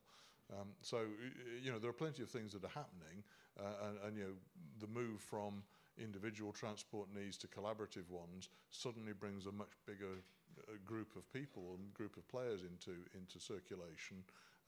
As I think we've all mentioned, that's an area where how you filter people who've got out-of-sector knowledge into a particular sector is actually a place where the entrepreneurs and innovators can have a role.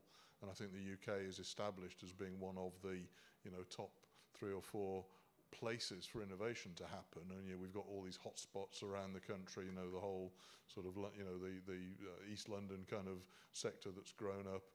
Certainly around the Midlands for my industry, within a sort of 40-mile radius or so of Coventry or Birmingham, you've got a phenomenal talent pool, which is spawning all sorts of little interesting cottage industries that need the kind of services you can provide to link them to a giant consumer of those pieces of knowledge in India. So that's what I would say is make sure that the horizon that you set is far enough out. Don't try and solve today's problems, because you'll run into India solving those problems much quicker than you can. I think that's a very important point.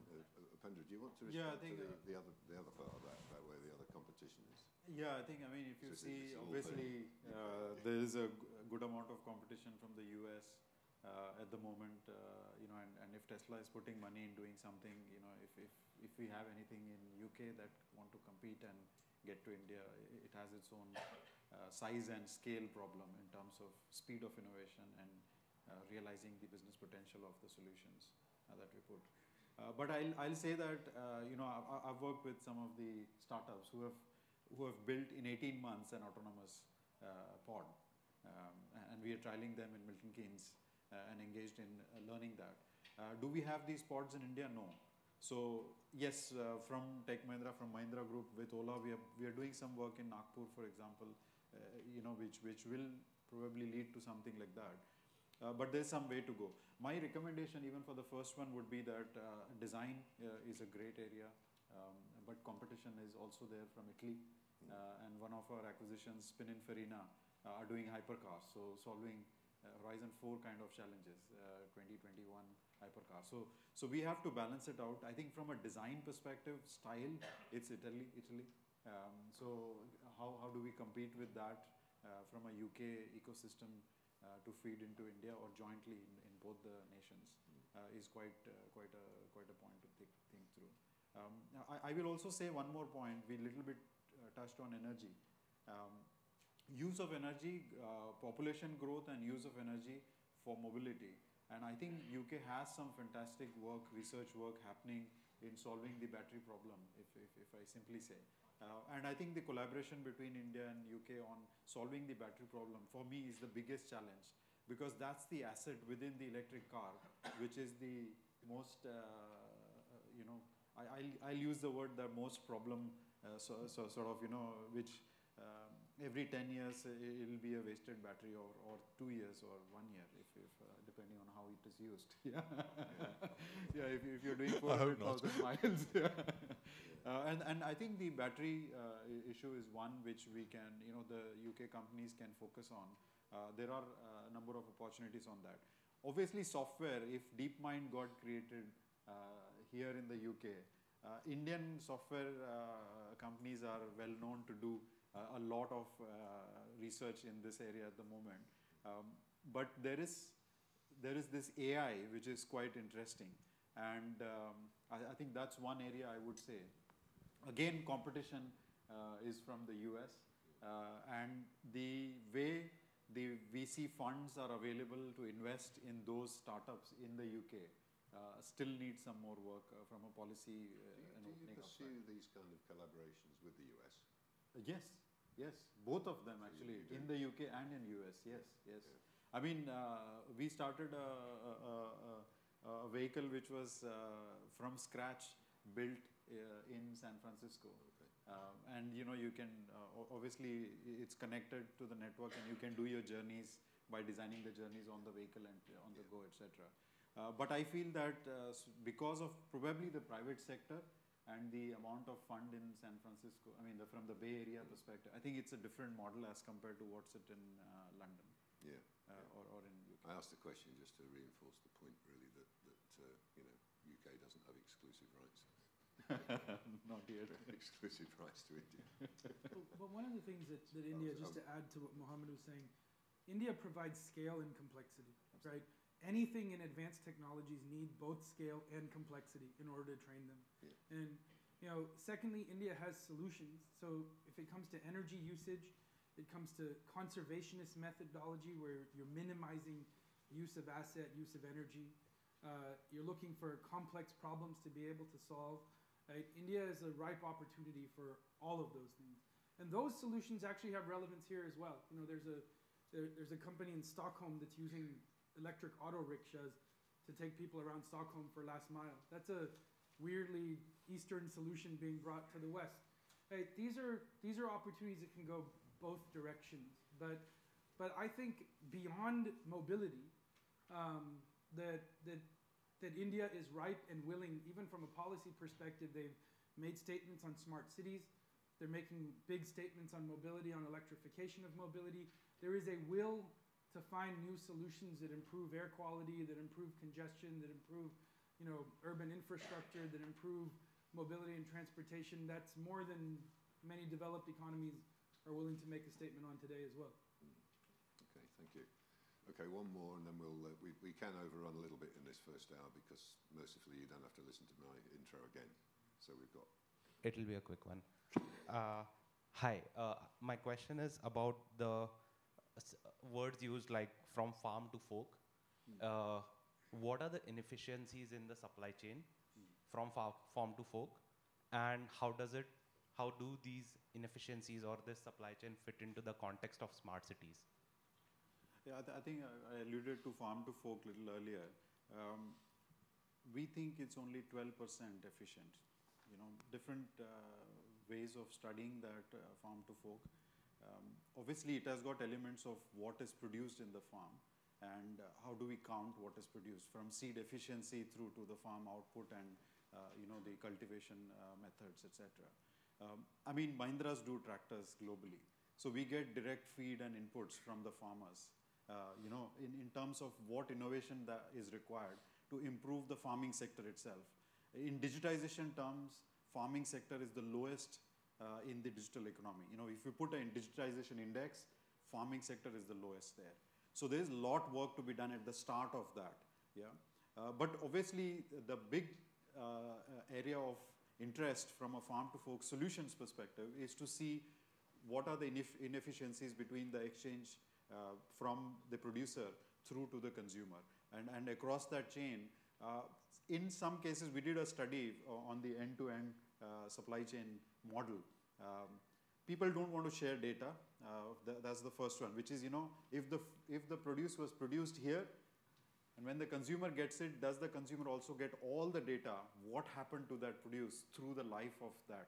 Yeah, so that's lost in various companies, intermediaries, distributors, waiting at docks, et cetera, et cetera. So all of that.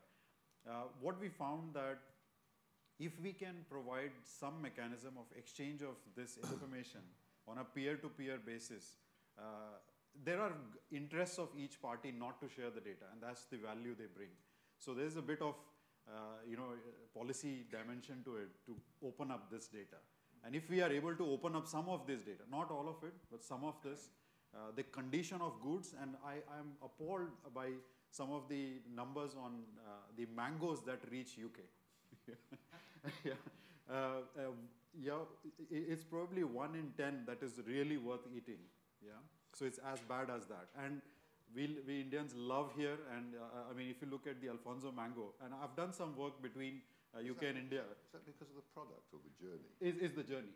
Is the journey, and is the unused time in the journey. Sitting idle somewhere because of someone else not taking action on time.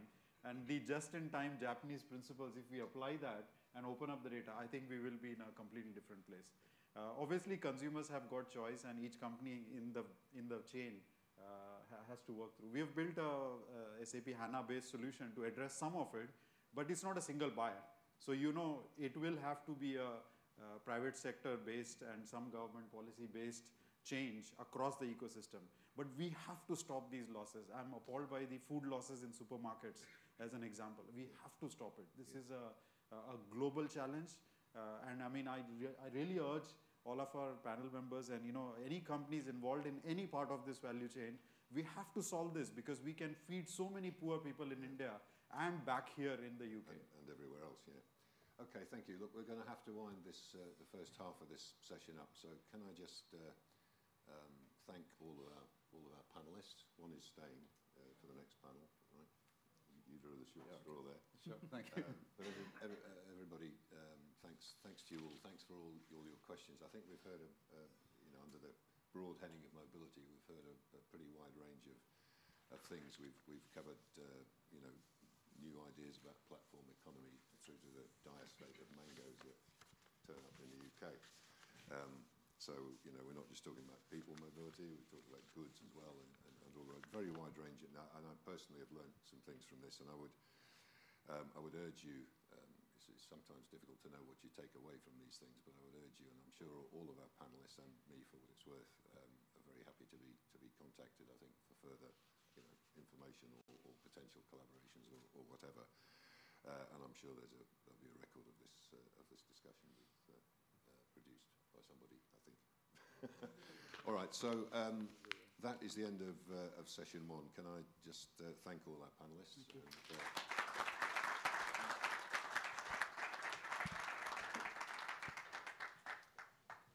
And we'll move on to part two. Please, David. Thanks, David. Thanks.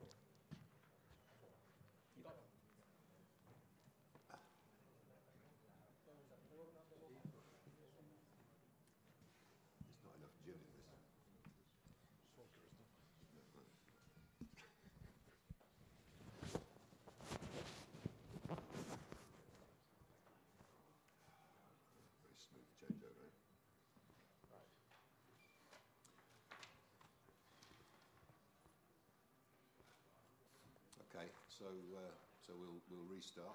I think we did that changeover in about a minute, which is not too bad. As I did at the beginning of the last session, I'm going to ask our panellists, or the new ones at least. I'm not going to ask them to do the same thing again, but I'm going to ask them to just tell us a little bit about what their particular interests are, and as the other panellists did for the previous session, to flag up particular things that they would like aired or discussed, and I think we did that reasonably successfully. So can I start with you, please, to tell us where we go? Thank you, David. Thank you to all of you for inviting us. I will try to sum up what we are, what we do, how we do, and a little reflection for you all to contribute to the debate that I would like to introduce. I'm Manuel Ventura. I'm representing Wellness Telecom. We are part of Ensign Corporation. We are an Indian company, and our main operation center is in UK. It's our main global center. And you probably will be wondering why an Indian-British company is being represented by a Spanish man. Just to make it more exciting. No, but what we do is... That survived post-Brexit. Exactly. It's to make it more international. But the good thing is, it's very simple to explain what we do. We provide end-to-end solutions, smart technologies, for cities, for corporates, for any kind of need. And everything we do is flexible, modular, and open, which means that if my partner is maybe developing hardware, I do all the other things. If they are doing software, maybe I do all the other things.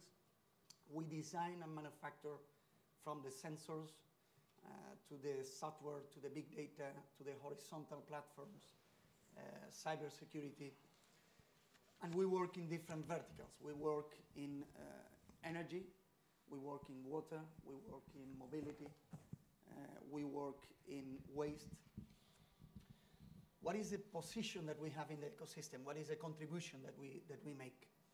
Our industry is full of good intentions, a lot of nice ideas, but the reality is that there are not so many real cases. And that is exactly the position that we have. This is the role that we play in the industry. Wellness is an expert in an industry with not many real cases. We have more than 250 cities with our technology and with our maintenance. And that means you have an exam every day because some of the infrastructure is critical, like smart lighting or street lighting. So if you make a mistake one day, you will be on the news that morning. In more than 60 countries, we have more than 100 corporations working with our technologies. And this is exactly what we do. What is the importance, in my opinion, for that? The importance is we have the capacity of making real difference between prototypes and innovation and solutions. Proven technologies in the streets are not the same thing that proven technologies in labs. It's a big difference between those two concepts. And we have the capacity of making the maintenance. What is happening the day two in your company, in your city, when the smart solution is already in service? Who is going to provide you the transformation between data into information and from information into real advices? Many cities want to become digital or smart, but they don't have enough people or qualified people to work every day on that part of the business. And this is exactly where the global players, like we were talking with the Mahindra before, normally are positioning wellness. We are small, but we are a leader in this kind of tools. My concern and what I would like to introduce into the problem, I think there is a reality. I don't know if everybody agree with me, but the potentiality of smart technologies is huge. The real use is really poor. We are very far from where we could be. What is the reason? Is the technology? Absolutely not. Technology is not the problem. The capacity and the proven technology is really far from what we do with it. Is it the funding? Is that economical handicap? Is that the limiting factor that is limiting the growth of? I don't think so. We don't think so. We actually go with fundings. We go with private partners that are funding these kind of projects. The reason is obvious. I mean, the technologies that we do are reducing the OPEX, are reducing the cost for companies or for cities. To give you an example and some figures, the only demonstration project about smart waste management, we were the only company award, but what matters is 66%, according to the European Union, was the saving in that project. We are doing something similar now in Cambridge, where we are developing the network and we are also developing the smart solution. So funding is not the problem. There are people who are very interested. There are people aware of the savings and the opportunity that smart technology represent. Then why are we so far from the ideal? I think we have three very fast answers, and I will let my colleagues speak. First thing is skeptical position of the decision makers, and that is something we have to accept and we have to understand why. Probably because some people were giving innovation experiments as something that was proven, and that creates a bad image of our industry. Second thing is solution working in Finland will be working in a different way in UK.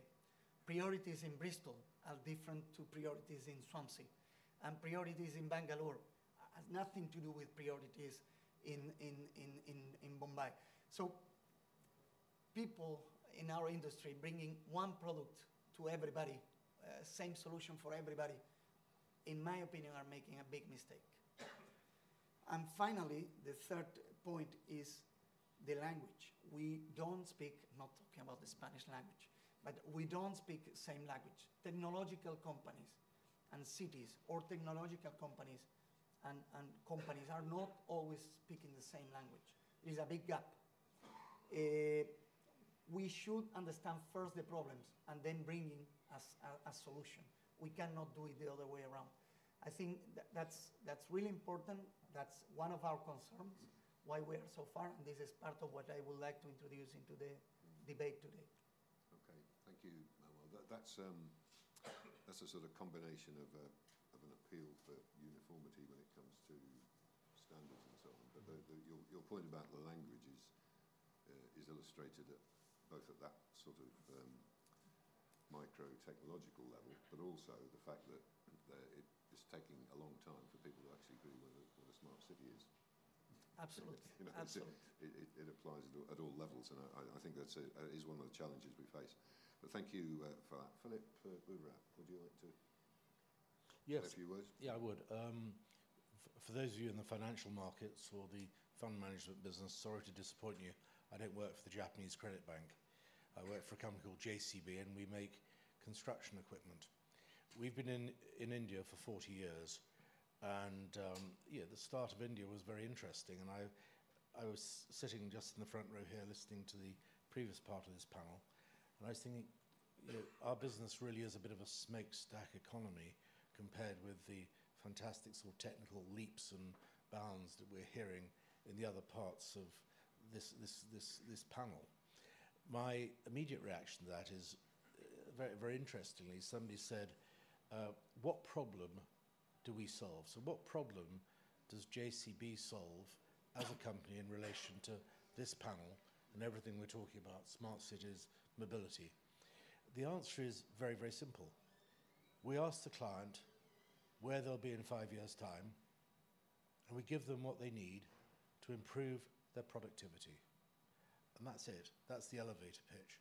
So we will talk to Tata, we'll talk to Infosys, we'll talk to Arabs, we'll talk to everybody, and we will try and gauge what it is that is good for them. At the end of the day, you physically have to handle something, whether it's burying a cable or digging a watercourse or actually removing street furniture or replacing buildings. Our company provides the machines that does this work. I used to say 10 years ago we made diggers. Actually, yeah, we do make diggers, lots of them. In fact, in India we make 40,000 diggers a year. In our Delhi factory, we make one digger every 3 minutes, 40 seconds, with an indigenous supply chain, which is 94% India. So we're very heavily embedded. But actually, we export 20% of those to the neighbors. When I say the neighbors, I include America, Brazil, Africa, Southeast Asia, Australia, and New Zealand amongst those neighbors. So in our world production, India's approaching 35% of all the machines we make in the world are made in India. So India's close to our heart. I always say to be in India, you have to love India, you have to understand India, and you have to ride the pits and falls of India, the bureaucracy, the non-concurrent business licenses, all the things we know and love about India. But actually, to love India is to actually work in India and be successful in India.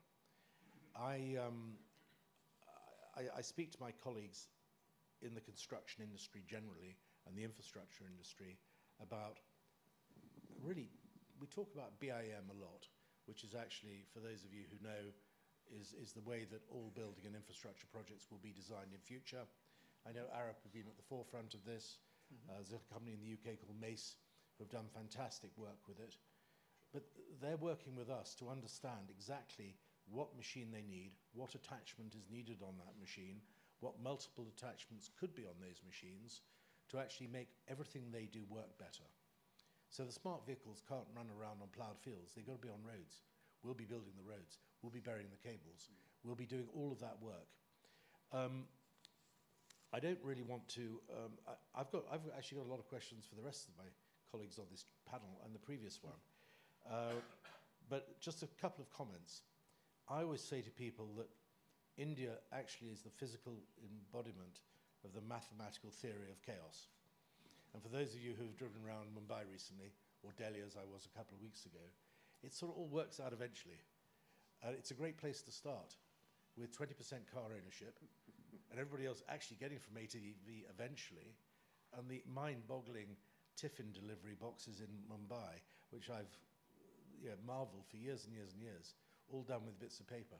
The leapfrog technology we're talking about is going from somewhere where we look around the cities of India at the moment to the future by actually leaping a complete, what I would call, it's not really evolution, it is revolution. You go from A to somewhere like W very, very quickly. And that is what excites me about India more than anything. And that is why the opportunities in India are just enormous. You've got a smart population, a young population, a well-funded population, an ambitious population. And the advantages are almost at ground floor, but to be able to jump over those few stories and get further up that building is absolutely with India now. And I would like to see the United Kingdom and other Commonwealth countries, to be honest, play a big part in that. We've got a common language, common legal system, common desire to sort of be amused by irony and satire, which some other countries don't have. And I think we all get on quite well, so let's get on with it. Thanks, David. Okay, thanks, Philip. You've long been an advocate of getting on with it. That is one of the problems. We're better at talking about these things than we are at doing it. But that's true of many things in life. But thank you for that, Philip. And finally, from the panel, because I'm not going to ask for Pandra to do it again, but Mr. Vimal Jain from IL and FS Global Financial Services. Sure. Thank you, David, and thank you, Vicky, for inviting me. I think it was very interesting to see the divide in the earlier panel, as well as perhaps this one, between sort of old school physical kind of infrastructure, physical kind of things, and new school software kind of things, trying to talk to each other, come together. I, on this panel, sit on the old school side of things. So I work for a company called ILFS. For people who don't know the business, we are one of the largest developers, investors, owners of infrastructure in India. We started life 30 years ago. We developed the PPP model in India. We own 15,000 lane kilometers of roads in India, toll roads, and so on. 3 gigawatt of power, maritime infrastructure, airport infrastructure, urban infrastructure. That's the DNA of the business, old school physical infrastructure. In terms of this debate around smart cities, I have a slightly different take on this, which is actually it is about urban infrastructure that this is all about. I mean, essentially, India is urbanizing very, very rapidly. In the last 11 years, from 2001 to 2011, 35 cities which had a population of 1 million grew to 53, so that's 50% in a period of 10 years. The urban population in India will be about 600 million people, and urban infrastructure in India is not adequate even for today's population, right? So the question is all about what are you going to do about urban infrastructure? And with only about 0.7% of GDP spent on urban infrastructure annually, which is likely to grow, which the government wants to grow to double that. The question that is relevant is if you're going to invest in infrastructure, you have to think about future-proofing, sustainability, and that's where smart cities come into play, right? So essentially, the question is relevant for any infrastructure asset built anywhere in the world. When you start thinking about a long-term asset, you have to think about what this asset will produce, how will it be used, is it a white elephant, how do you make it future-proof and sustainable for the future? I think the question was relevant when, in fact, in a previous role, I was working with the Mayor of London, pre-Heathrow's decision to expand Heathrow, where the Mayor of London was thinking about a new airport in the estuary. I spent a year working with him on the financial and commercial aspects. And I think the question that was being asked even then was, what will an airport of the future look like? Will we need longer runways? Will we have short-haul travel, or a combination of the two? And that is relevant for any urban infrastructure question as well. And I think the smart city thing brings all of those elements together. So essentially, instead of people thinking about urban infrastructure as urban roads or sewage or sanitation, you bring all of those elements together in a smarter, integrated way, which looks at the future, which basically makes it sustainable, and develop it. We have done that successfully with GIFT, the first sort of smart city. It wasn't called smart then. This is back in 2010. In JV with the Gujarat government, we developed an 800-acre site in a very integrated kind of way. And we continue to do that with other projects. In fact, with the Andhra Pradesh government, we are launching a fund for urban development, it's an urban infrastructure fund. And it is, as part of the remit, it will invest in smart cities. So essentially what we do is we bring all the aspects of physical infrastructure, energy, transportation, all that, into a package for smart cities. Okay, thank you. I think my definition of smart cities is like yours, I think. It is about integration and sustainability and future-proofing and all the rest of that stuff. Yeah. Okay. Well, thank you all for that. One of the things which you might be best equipped to not to answer, but to comment on. One of the things, and forgive me if this is a dated perception, but I spend a fair bit of time in India myself. But one of the things that's, notwithstanding the Indian government's commitment to spending whatever it is, $375 billion on infrastructure, yep. the question of how you make that happen and how you make it happen successfully always arises. And although the Modi government has made some very significant changes in terms of not just bureaucracy, but in terms of special purpose vehicles and so on. So it's getting a little bit clearer to see how things might happen. But there's still some big issues about land assembly, planning, coordination, all of those kind of things that kind of cause the private sector to hold back a bit. How big a role do you think the private sector needs to take in, let us say, one of these decent-sized regeneration projects, which in my world creates a new city? Yeah, I think there are different kinds of models, and I think you can kind of take the same sort of, you can take examples from the Western world, from UK, Europe, where it has traditionally been about procurement, right? Where government, whether it's the central government or the local government, says this is a package, this is what we want to procure. So private sector, please come and bid for it, and then build it, operate it, finance it, and so on and so forth, right? The classic PPP model. That has worked in India in certain sectors, and that continues to work. But as an organization, as a business, we have always relied a lot more on being the first ones to develop something. So we take, you can't call it risk capital, but it's time and effort. So we put that up front to develop ideas and often get into partnerships with governments to develop something. And Andhra Pradesh is an example, Gujarat is an example, Rajasthan is an example, Kerala we did something. I mean, we have done that proactively with state governments where we've said, look, we can develop this as a project. We can make this bankable, investable. We will deliver it for you. We will finance it for you, and we will run it for you. That has worked in especially complex projects. Of course, for roads and things like that, where these things are fairly now well developed as models, the government, of course, goes through various procurement channels, and that has also been successful. You mentioned land assembly. I think over the last 10 years, that problem has kept on. I mean, it still is an issue. Of course, we are a democracy. We are not it's not like the Chinese model. Yes, right, and therefore it will always follow a process, land acquisition. But that has become simplified. That has, is becoming better and better. Yeah. No, David, I want to add one point there. If I look at where I come from in India, I was born in Mumbai but brought up in the then called Madhya Pradesh, Chhattisgarh now. And the capital of Chhattisgarh is Raipur, which built a complete Naya Raipur. And if you look at the span, the time span to do all of the new Naya Raipur built up, it's amazing. We haven't done it anywhere else in India yet.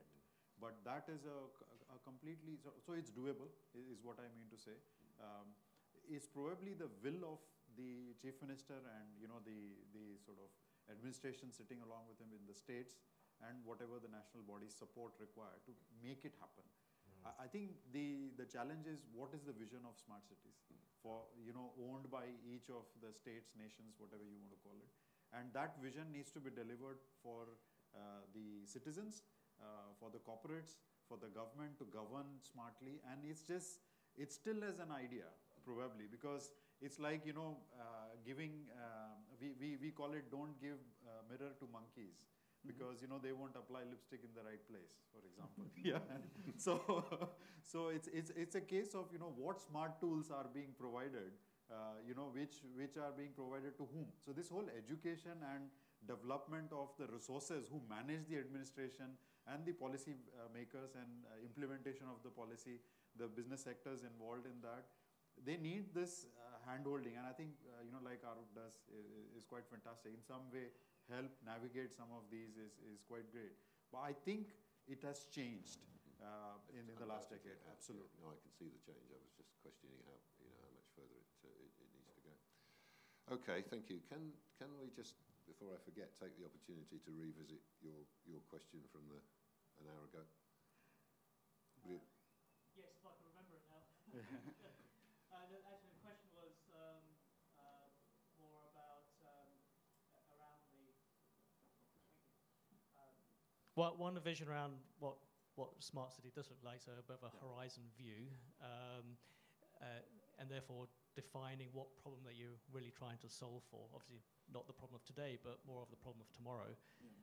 But particularly importantly, in my view, the role that access and distribution of energy, particularly renewable energy, would play in the vision of a smart city, and read between the lines, particularly around distributed power generation and consumption, which, in my view, is a part of the vision of a smart city going forward, not just for India but across the globe.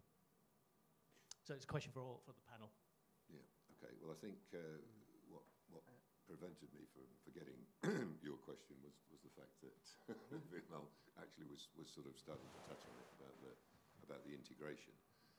The specific thing about energy and distributed energy and renewable is that it's not sort of ring fenced within a city necessarily.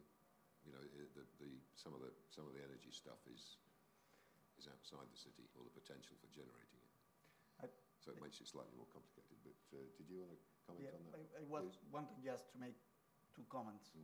I think in the previous panel we had a good answer, introduction to reply to your question. But and I think I fully agree with the idea. India had no choice; had to become a leader in when talking about energy. Renewable energy industry, but our opinion is no change is coming without people. I mean, we learned that in 20th century. Changes are not driven by technology. Technology must follow the people. So anything we do concerning energy, we should take into account what is going to be the impact in the people. And I give you two examples. We can be saving, and we were, for example, if I'm talking about wellness, we were very lucky with the energy consumption issue during the 2010-2012 big crisis in Europe. Cities couldn't pay the bill of energy.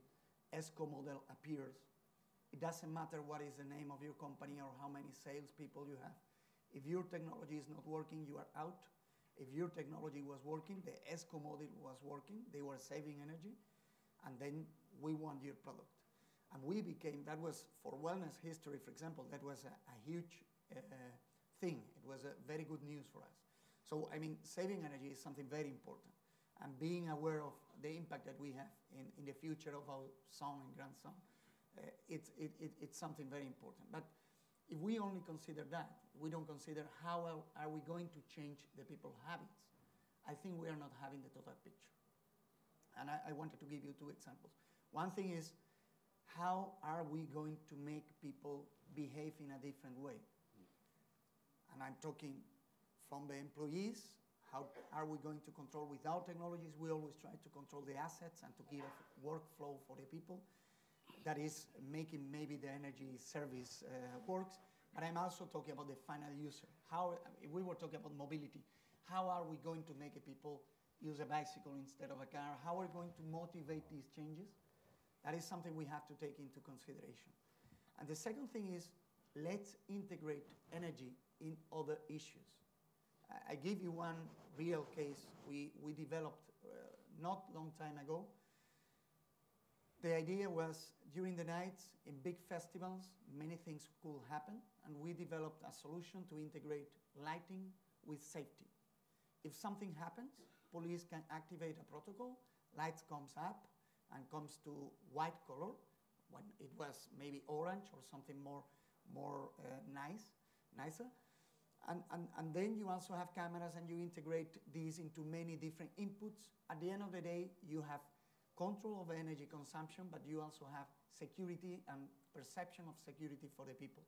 That was something we developed and we put in one big event in service, and that was the most interesting case that we, according to our Indian customers, that we could show them. I mean, they were interested in saving energy, of course, but they are very interested in making ladies come during the night with no fears in specific areas, or children or families.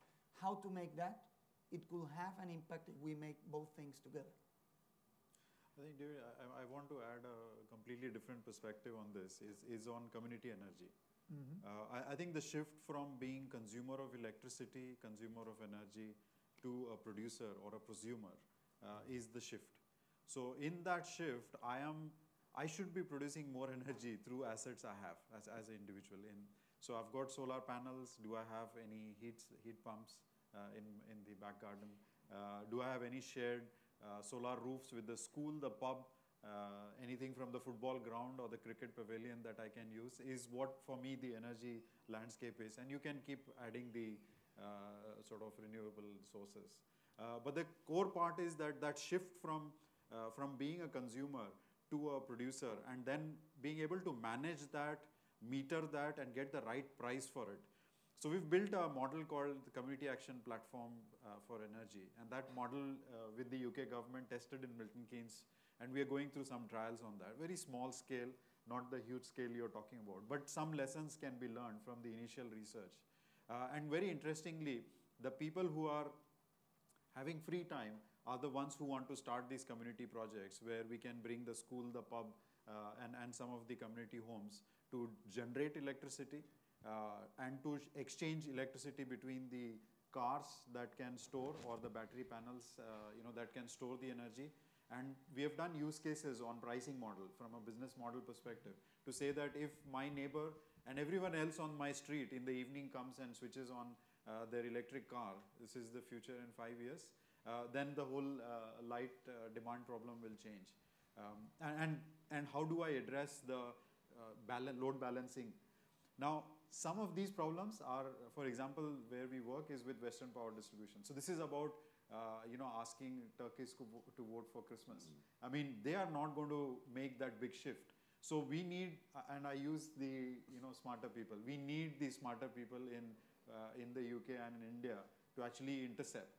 And who knows who's that a new startup who's going to actually model this microgrid much better than anybody else. Upendra, just one question on this. I mean, maybe I think for whether it's smart cities or infrastructure generally, whatever else, people are talking about sweating assets. People are talking about whether there's a commercial viability of something or not. Yeah. So when it comes to things like distributed power, etc., I think the commercial viability married with technological change is an important aspect of what will happen, right? I mean, I think even in the UK where you have rooftop solar and all of that, where with the subsidy it was working and now it's kind of died down, I think that driver needs to be present for these things. I completely agree, and we don't get enough sun anyway. So. Exactly. So you have to marry these two things. It's sustainability on its own will not be achieved unless, of course, there's government intervention, subsidy, or whatever else. If you want to make a project stand on its own legs, then it has to be commercially viable, and that is. I completely agree. Absolutely right. Philip, did you want to add something there? Yeah, I just wanted to make a point about use of assets. The thing that we've always looked at is you build these large office buildings in these commercial centres in towns. They're used for an average of 50 hours a week. Schools in this country are used, they're empty for 4 months of the year and are actually only used for about 37 hours a week for education. So you talk about change, human pattern change, getting on bicycles, using buildings, whatever. If you look at there's a stadium near Coventry called the Ricoh Stadium. And that's quite clever, because obviously a football stadium gets used on a Saturday pretty much. But they've turned it into a conference centre and a hotel. And the boxes that the corporates have to watch the match turn into hotel rooms. Beds just fall out of the walls, and this is the way we've got to be thinking. And this is another area of human change, and the whole smart city. It's such a big word, smart city. It's so many different things to so many different people, but it's using our assets and changing our attitudes is something that we've got to get our head around. Yeah, which brings us back to a comment I was going to make. Quite a lot of the stuff that we've talked about, or which Manuel took us into thinking about, is the softer side of things. It's a behavioural, social science type stuff, where it has historically been largely absent from planning and development activity everywhere. I'm not talking about India. It's starting to catch on, but it's probably an area in the context of Indian smart cities, it's probably an area where there's a bit of a shortage of capacity, isn't it? Yeah. That might be the kind of thing, because I'm not just talking about persuading residents to behave differently, but the whole sort of planning process is a bit short on that sort of community motivational piece, isn't it? Yeah, absolutely. I think it's the sort of bureaucratic end of the community, if you know what I mean. I think the issue, this is the challenge between sort of democracy and otherwise. Yeah, absolutely. And I think if you leave a lot of the planning on a 5-yearly or a real-time basis, there's two challenges. Are we planning to solve today's issues, or are we trying to solve issues from 5 years from now or 20 years from now? And it's a balance. I say this, if I can't feed my family at home, and I want to feed my future generations and plan and save for my future generations or build the assets for future generations, it's a challenge for today, because I don't have enough, and that's probably what both of our nations are struggling with in some manner at the moment due to recession and stuff, on funding innovation in this area and implementation of these innovative solutions that are available. And it's probably true that probably the education piece, culture change, but we need brand ambassadors in this case, I think, and I think probably if we get brand ambassadors on both sides, we might be able to get some way forward on that. Yeah. Yes, I'm not trying to pretend that doing these things is easy here and difficult in India. It's difficult everywhere. It's just that there are some examples in both places. You've mentioned one, but the art of something that is possible that you might not have thought. Absolutely. One comment I would make is that do people need smart cities?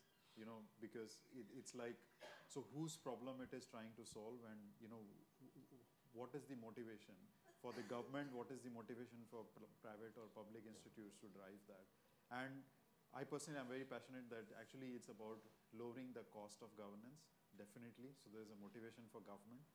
They have to do this. They need a lot of data sets coming through to help make decisions faster, better, cheaper.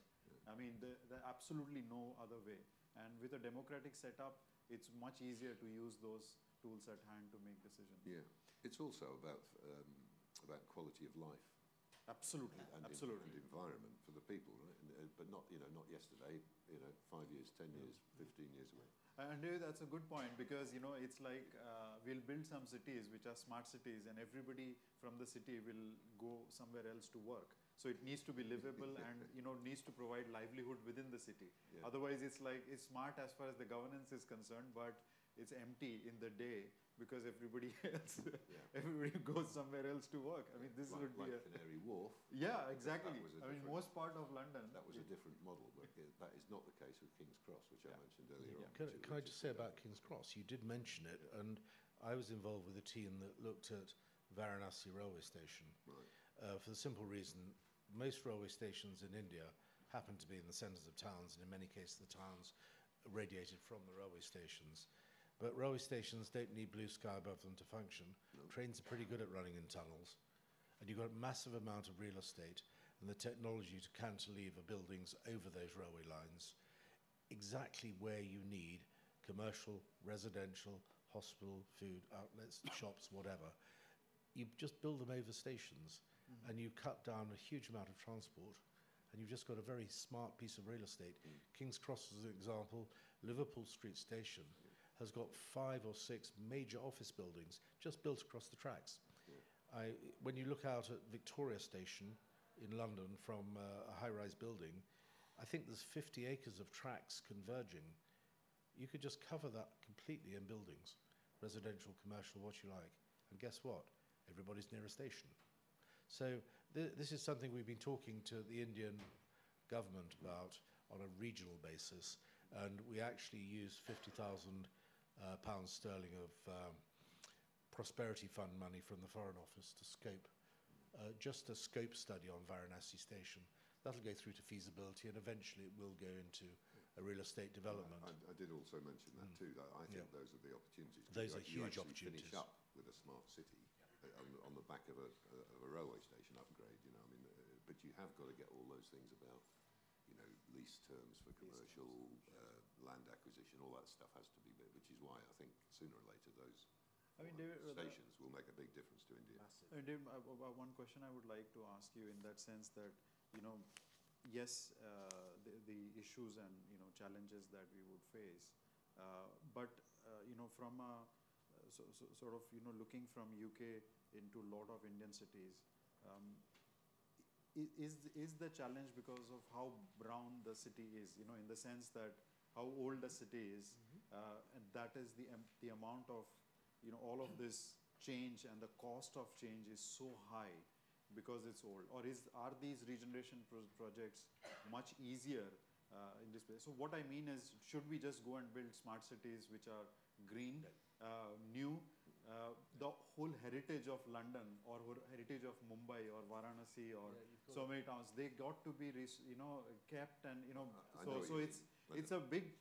What's your view on that? I know what you mean, and there are differences of opinion on this, but I'm personally, if you want a decent railway system, and we've got to remember that the cities are there already. Yes. Partly because of the railway stations. Yeah. There's no point in building every time you build a new green field smart city, you've got to put another railway station in. I think to retain some of the character of the areas, I think that some of the stations are better than others. Of course, Varanasi was probably okay. Yeah, in this sense. It works. It's a question of scale, but I think the point is, to answer your question specifically, I don't think the issue is that because some of these things are very old, they cost more to fix, because a lot of the clear up costs are quite small. It's the building. So I'm convinced if you can get you can get private investment interested, if the returns on the commercial, returns on the residential are there, you then piggyback the schools and the entertainment I have a slightly different take on this, in the sense that I don't think the question is about building new cities or rejuvenating old ones. I think, as I said before, this is a question of urban infrastructure, given the growth in population. So if we're talking about 600 million of urban population, essentially you need more space, more infrastructure, more all of that. So I think it's a complementary question. You may develop old parts of, say, Mumbai or whatever else and rejuvenate that, and you might also create something else. But I think from an investment point of view, and this is what we have realized, that essentially if you are doing something in an existing city, you have de-risked the project for me as an investor, as a developer, because I can, if the model is that I have to generate revenue from charging a user or whatever else, I have got data, I have got analysis of what the user base is and how it will behave, and it's de-risked my project. So essentially I'm taking construction risk, but I have got a revenue that I have visibility of.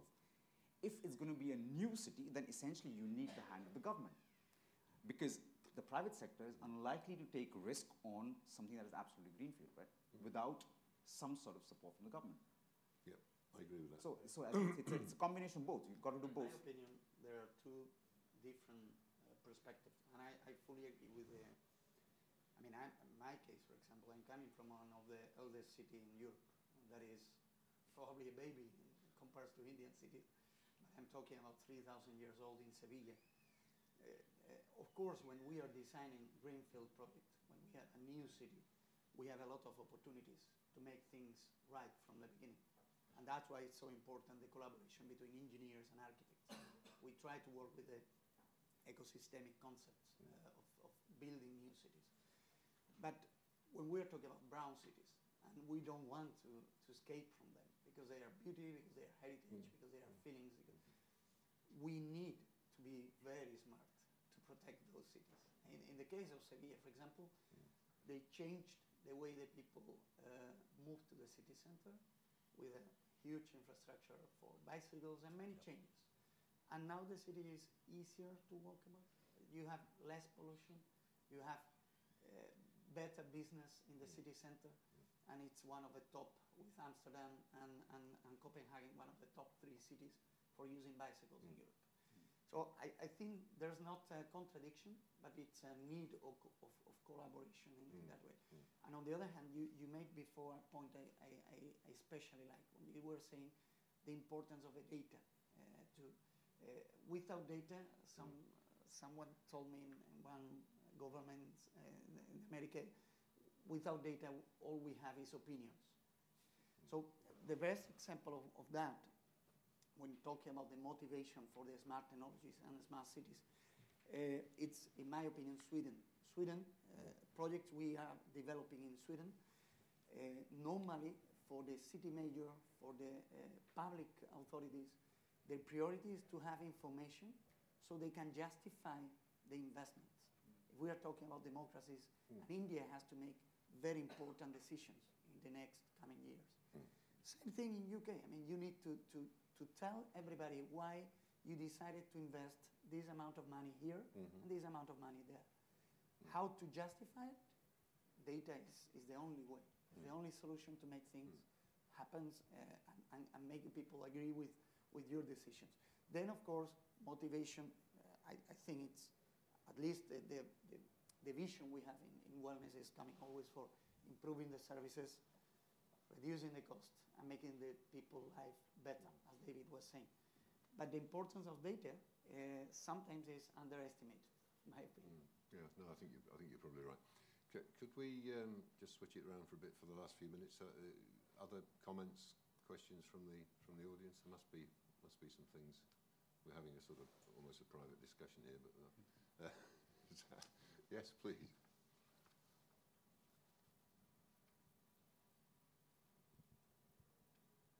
Thank you very much for the gentleman from JCB. I didn't get your name. Philip. Yeah. That's a pretty innovative ideas. For the last so many years, I was in the business of economics. I heard something very new from you. The infrastructure of city, new smart city being built above Varanasi station, and the use of it is really wonderful. And the thing, what I want to say is this, in connection with the smart cities and the old brownie cities, whatever you call. You know, this German priestly philosopher, Goethe, once said, where there is no sunshine in thine eye, how could it actually see the sun? If you really see, what I'm trying to say is here, we don't have to destroy India's legacy, whether it is colonial or otherwise. It is an important thing, especially if you could see United Kingdom goes back to 11th and Cambridge, Oxford, and the rest of the places you know.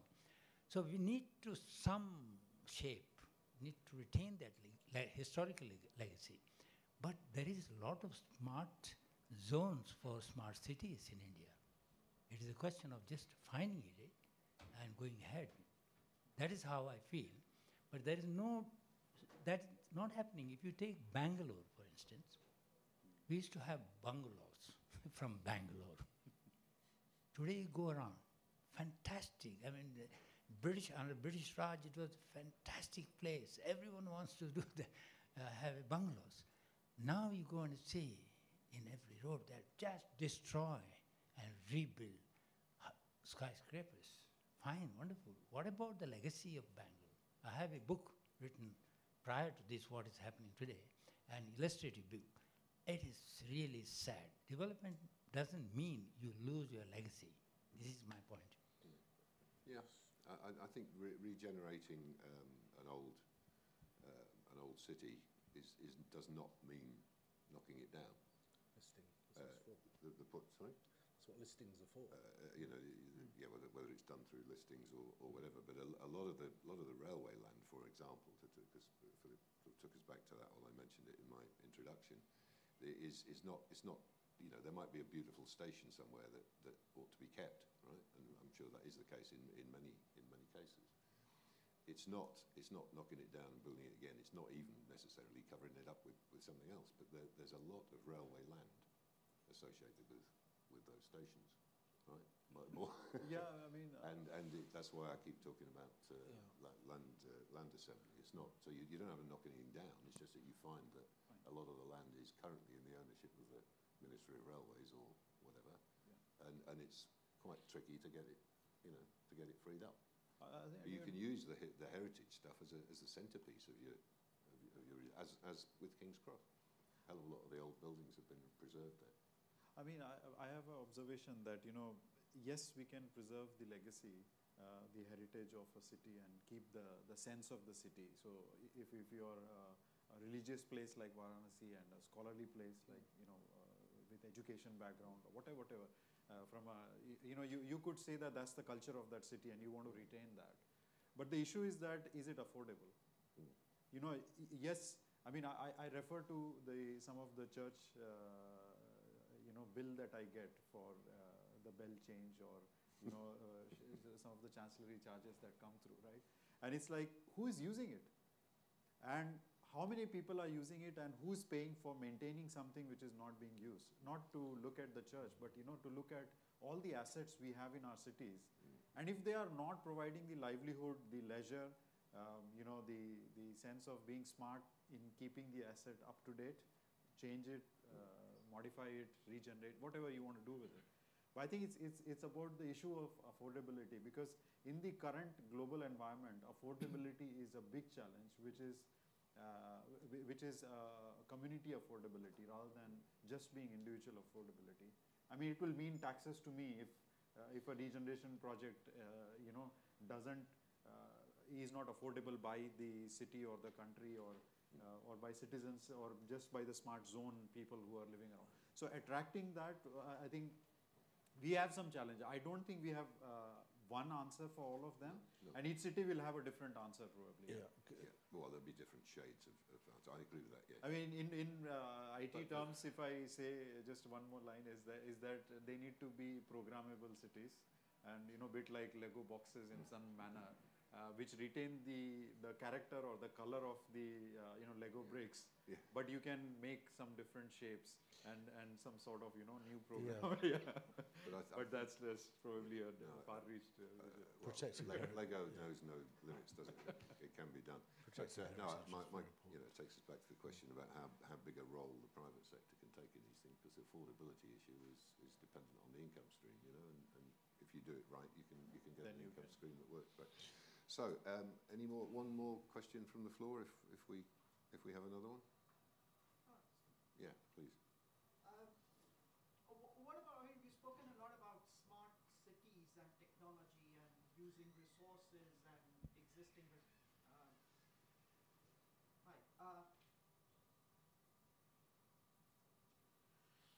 Hi, so my name is Saket Modi. We've spoken a lot about smart cities, technology, using existing resources, new resources, and so on. It's also about smarter people. You know, there's people in cities in India who are not educated, and you build a great city, but you need to maintain it. And there is a role that the local citizens play. What do you do about that? You know, it's in India, if you think about it, the ideas are brilliant. It's the implementation, it's the maintenance where we probably fall back a bit. So how do you tackle that issue? You know, brilliant ideas, but how do you deal with that? David, can I? Yeah, please. In 2 minutes, because the best example we learned from one city major actually. He was telecommunication engineer like me. Sorry for him, and he was really surprising. I'm very honest. I mean, we learned from someone. We were not understanding this point until, in my opinion, until we had the meeting with this guy. Normally, we make all the smart verticals and a lot of waste and lighting and security, and then you have a dashboard. And this dashboard is very helpful for companies who are operating infrastructure, or for the city to make decisions or to prove or to have reports. We were with this same concept to him, and it's a small city. It's not New York, it's not, he told me personally, I don't want that. My dashboard is for the people. So forget everything you've done so far. I want you to build something for the people. So we built an app, and it's another concept. I'm not saying it's better or worse, but the scope of this guy was to change the habits of the people. So he wanted to tell them, if you are taking now your car at this time, this is what is going to happen in your town. And this is what will happen for you. For example, when you are routing, take into account the time for parking, because you are not in the car and then jumping. Small things, small concepts, but everything oriented to the person. Again, the technology was not the problem. I mean, the problem is we were not orientating the technology to the right spot. That was the person. Yeah. Maybe if I can add just a bit. Yeah. I know that poor people and access to becoming a smart people, you know. So I mean, just as a concept is these smart poor people is a very odd one, because it doesn't sit with the. I mean, I don't have something to eat or a place to sleep or or a livelihood, and I need to be a smart citizen. It's just it doesn't fit well at the moment. But what I would say is that some of the research that the smart city initiatives, various initiatives are doing to help exactly the people in the lowest strata of in various cities, including social care, including solving some of the issues, supporting people who don't know who they are. Yeah, so this is the sort of the white and gray, and it goes into dark, from a psychology perspective. A simple solution of lighting for some people to get back their memory is one of the projects that some of the smart city forums are doing right now. And it's about ability to record the response of the individuals on those lighting methods, which spark them to remember something or respond. And even as basic as that, and maybe there are I know at least 6 startup companies who are working on those sensors or solutions. These are much smaller issues as compared to the capital, but these are big issues for those people. Yeah. So they are not bothered if you build a new station and it's the fastest train in the world. They are not bothered. They need these solutions to help them to just live their day-to-day life. And there are a lot of things that can be implemented. The challenge for government is prioritization. So I think it is a mix of the charity workers and that needs to change in India. Still the focus is the promise of politicians on big agendas. Yeah, and there are some charity organizations who are working with these people. But the technology is there, and there are loads of such technologies or solutions, if nothing to do with IT or nothing to do with being smart, just helping the people to get back to their lives. Automatically become smarter, of course. Absolutely. Yeah. Okay, I'm afraid we're going to have to call a halt now. So once again, thank you for all your participation. Thanks to the panelists once again. And as I said at the end of the last session, I'm sure any of these guys here would welcome the opportunity to talk further, either later on today or or by direct contact or whatever. But thank you all for your participation. It's been a great pleasure, and I hope we've all taken something from it. All right, thank you.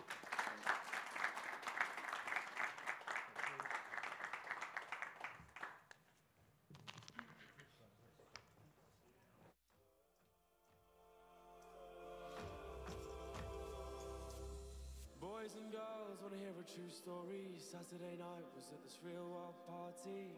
There was liquor overflowing the cup, about 5 or 6 strippers trying to work for a buck. So I took one girl outside with me, her name was Blondie. She went to junior high with me. I said, why you up and dancing for cash? I guess a whole lot's changed since I've seen you last. She said, what would you do if your son was at home, crying all alone on the bedroom floor, cause he's hungry and the only way to feed him is to sleep with a man for a little bit of money, and his daddy's gone in and out of lockdown. I ain't got a job now, he's just fucking rock now. So for you this is just a good time, for me this is what I call life.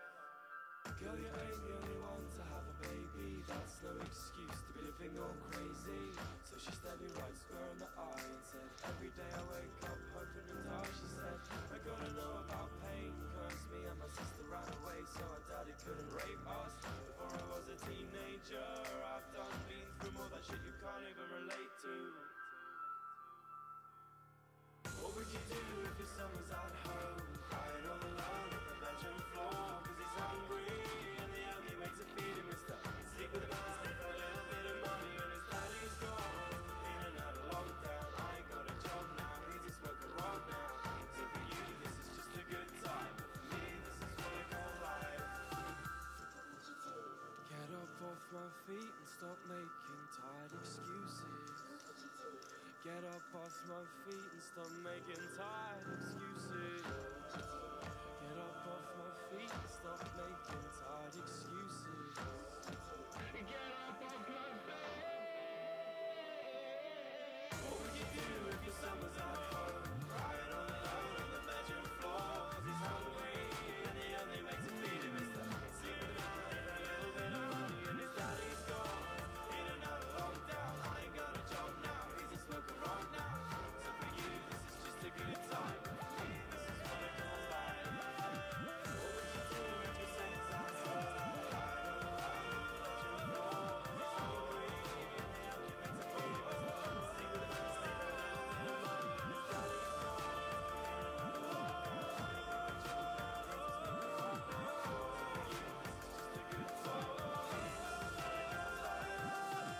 What would you do if your son was at home, crying all alone on the bedroom floor, 'cause he's hungry?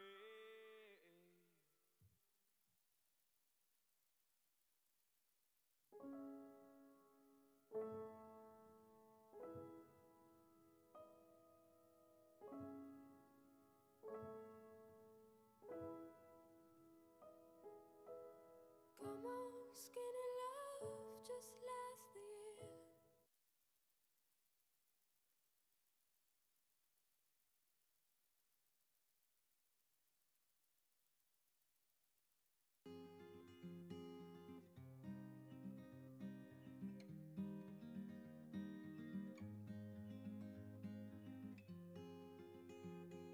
Cold bones, yeah, that's my love. She hides away like a ghost. Ooh, does she know that we bleed the same? Ooh, don't wanna cry, but I'll break that way.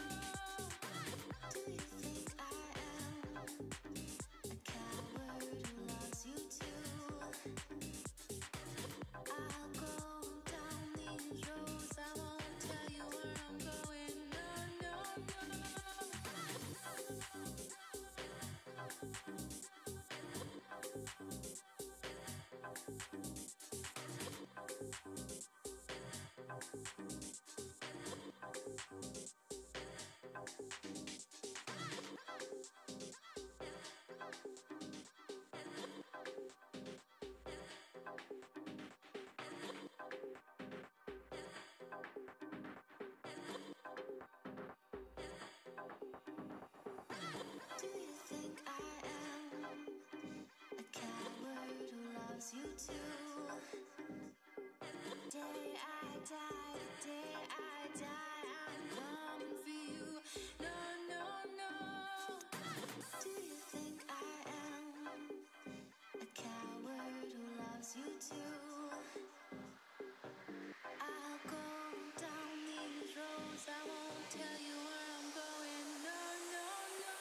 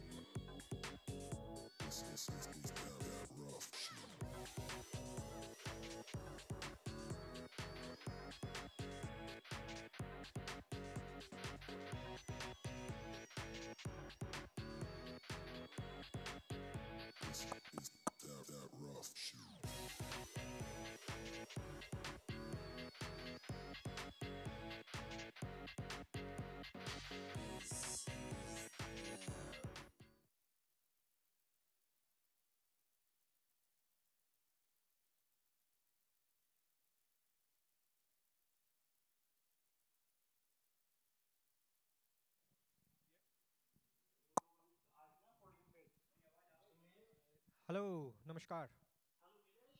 Hello, can you hear me? Namaskar. Okay, so you can hear me clearly? Okay. Hello, testing 1, 2.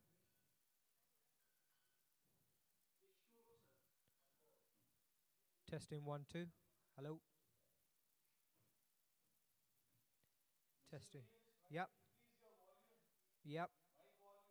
1 second, just adjusting. We can hear you loud and clear. Can you see us fine?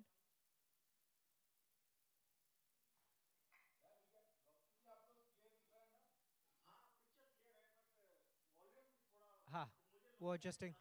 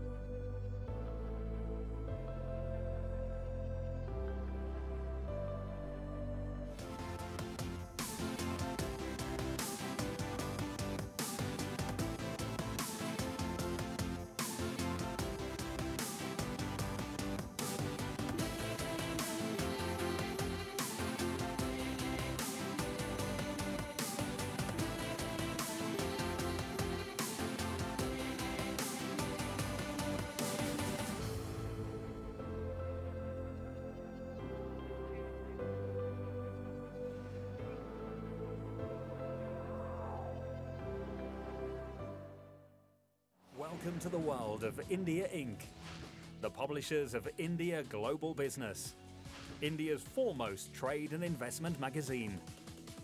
We engage global leaders. We produce incisive content.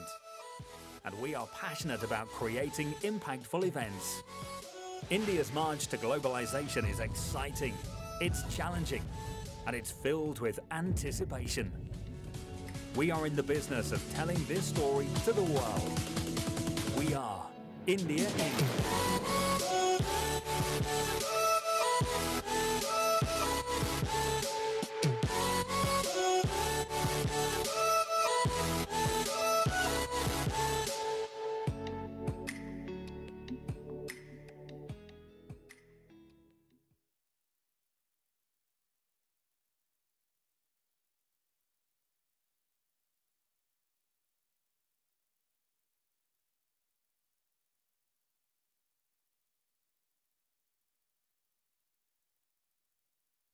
We've been told it could be any moment now, and it'll appear miraculously on the screen. But I thought, let me just extend a warm welcome to you all for the final session of our leadership conclave. We've had a cracking 2 days across all sorts of sectors. We've had discussions, debates, some fights as well on various topics, and a lot of fun. The CII kindly hosted the dinner yesterday evening, which was a great fun with the jazz band, and we're delighted that so many of you are here as well.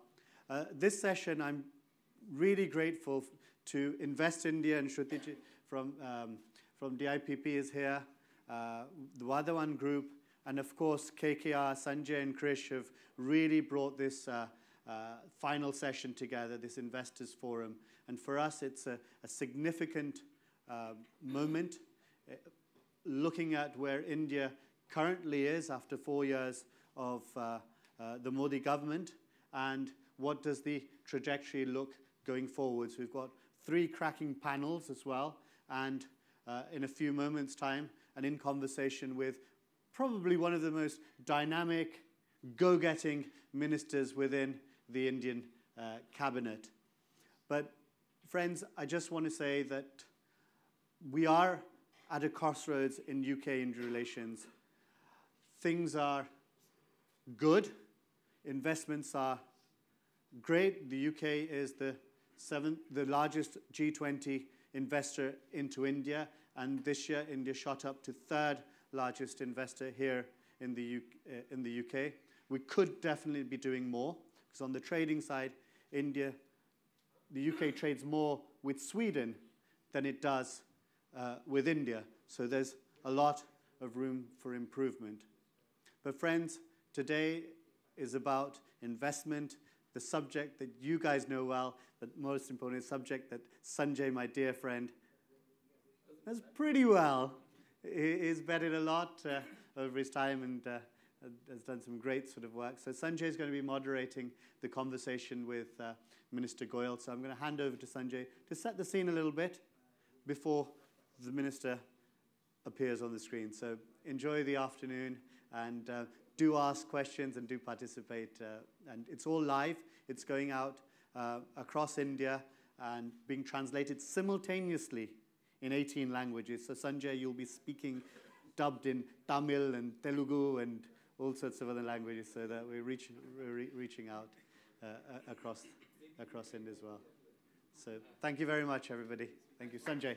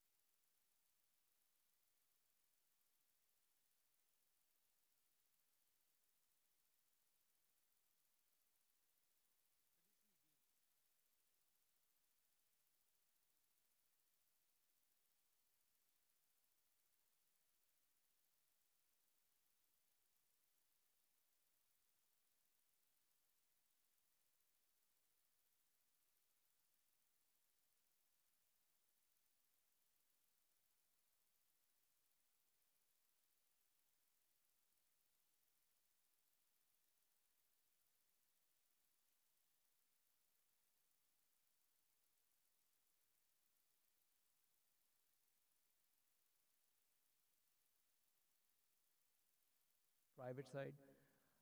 India will always be a place you can't ignore. So you can't say, okay, I won't invest in India. I mean, we're always going to have investments coming in to bridge that deficit. But I think it's never right for a country like India to think that foreigners can build the country. I mean, ultimately, you will need local savings, local enterprise to build. So I think that's the setting I gave him. Now, he may not remember, so I may have to repeat this. But I think the challenge, I think, for them is how do you get, kickstart the economy? So that's sort of my opening remarks, but happy to take any question that then we can try to make it more organized.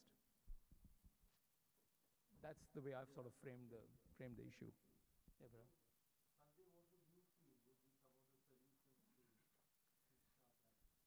I think that's a great question. I'm a firm believer that, and I know a lot of people don't like the idea, you got to cut the fiscal deficit big time, okay? And now that is not easy surgery in a country like ours. So it's very easy for us to sit here and say that. But if you ask me if I had an ideal world, I would do whatever is required to cut the fiscal deficit, which is not easy. I would do a lot on the labor and the land front, and again, that's not easy. So all the easy part is probably getting done, but structurally you're stuck because it's simple economics. Each time demand picks up, inflation picks up. Each time there's supply shortage, which is traditionally what India's problem has been. Inflation expectations always go up. So how can you be in a country where cost of capital is so high? I mean, you can't have investment pickup where the cost of capital is what it is. And it's high because the government is the biggest borrower. So I think you just got to start with that big deficit cutting exercise. I think what they've done very well, according to me, they haven't blown it up, which is good. They've really curtailed it, except for the bit on the MSP side, but they've done a really good job on not giving away a lot of subsidies. They've been quite focused on upping the tax revenues, which has gone up. But it's a tough year now. I mean, what do you do now when you're getting into elections? So, and they seem to be obviously controlling it till now. Even the demand for tax cut on fuel has been bounced by the minister, which is good. So these are all good things. I think bank privatization is another one. I mean, that's a thing they need to do because they're just throwing money after a bad problem. And again, it's easy for us to sit here and say that, but not practically to do it. So I think you've got 4 big practical things, tough ones to do. And it is my belief is, having seen this government do things when they have a conviction, if they can, I think anybody can do it, they can do it. You've seen them implement things pretty crisply, and they get it done. So, but it's that setting which makes it tricky. If anybody can do it, I think they can, but you got to get on with it, yeah.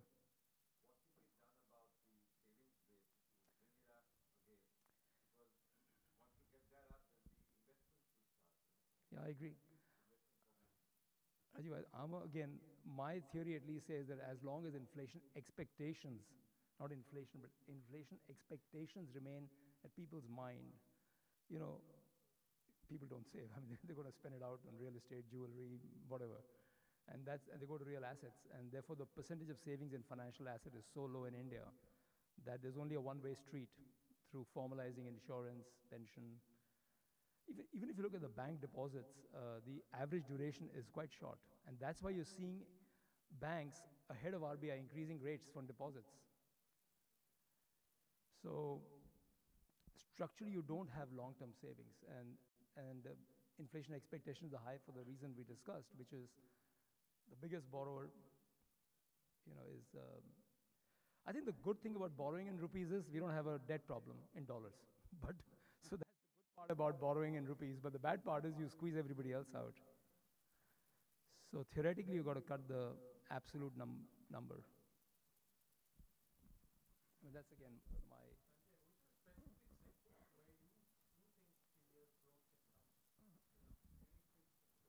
Lots of it, yeah. I mean, we got to have manufacturing. I know it's tough to say that again, but I think manufacturing's got to go up. I think exports has to play a larger role. Exports have come down, actually.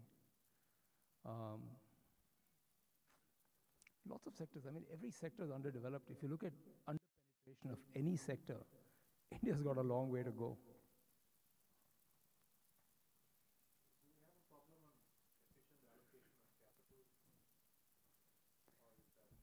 I I think we're scarce capital. You know, when you're scarce for capital, conceptually people are very prudent the way they allocate. Private sector allocates quite smartly. Yeah, we have big conglomerates sometimes, but I don't think we have. And I think at the government level, they've done a pretty good job of not, you know, throwing money after, you know, welfare schemes, which is good. But on that note, Sanjay, has the government, we can all see what the government's done in terms of improving the balance sheet of the country, putting it in a better state for future growth. But what it strikes me that it's failed to do is make the average voter aware of the benefits that are coming their way or may accrue to them in the future. It's not too dissimilar to developed markets where the gap between rich and poor is getting wider and it's causing instability in the political scenario. I don't think the BJP has done enough to make the common man feel the benefit of the work that they've done. But I think they've implemented, you know, just if you look at the subsidies and the remittances going to the underprivileged, they've done a good job in terms of leveraging the digital highway. I think they've built a pretty good mechanism of making sure at least subsidies get to the point they have to get to, and there's much lesser leakage.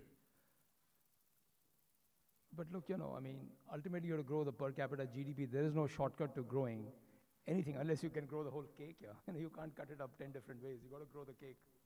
Speaking of long-term capital, you know, in terms of India's pension policy, particularly public pensions are locked up relatively.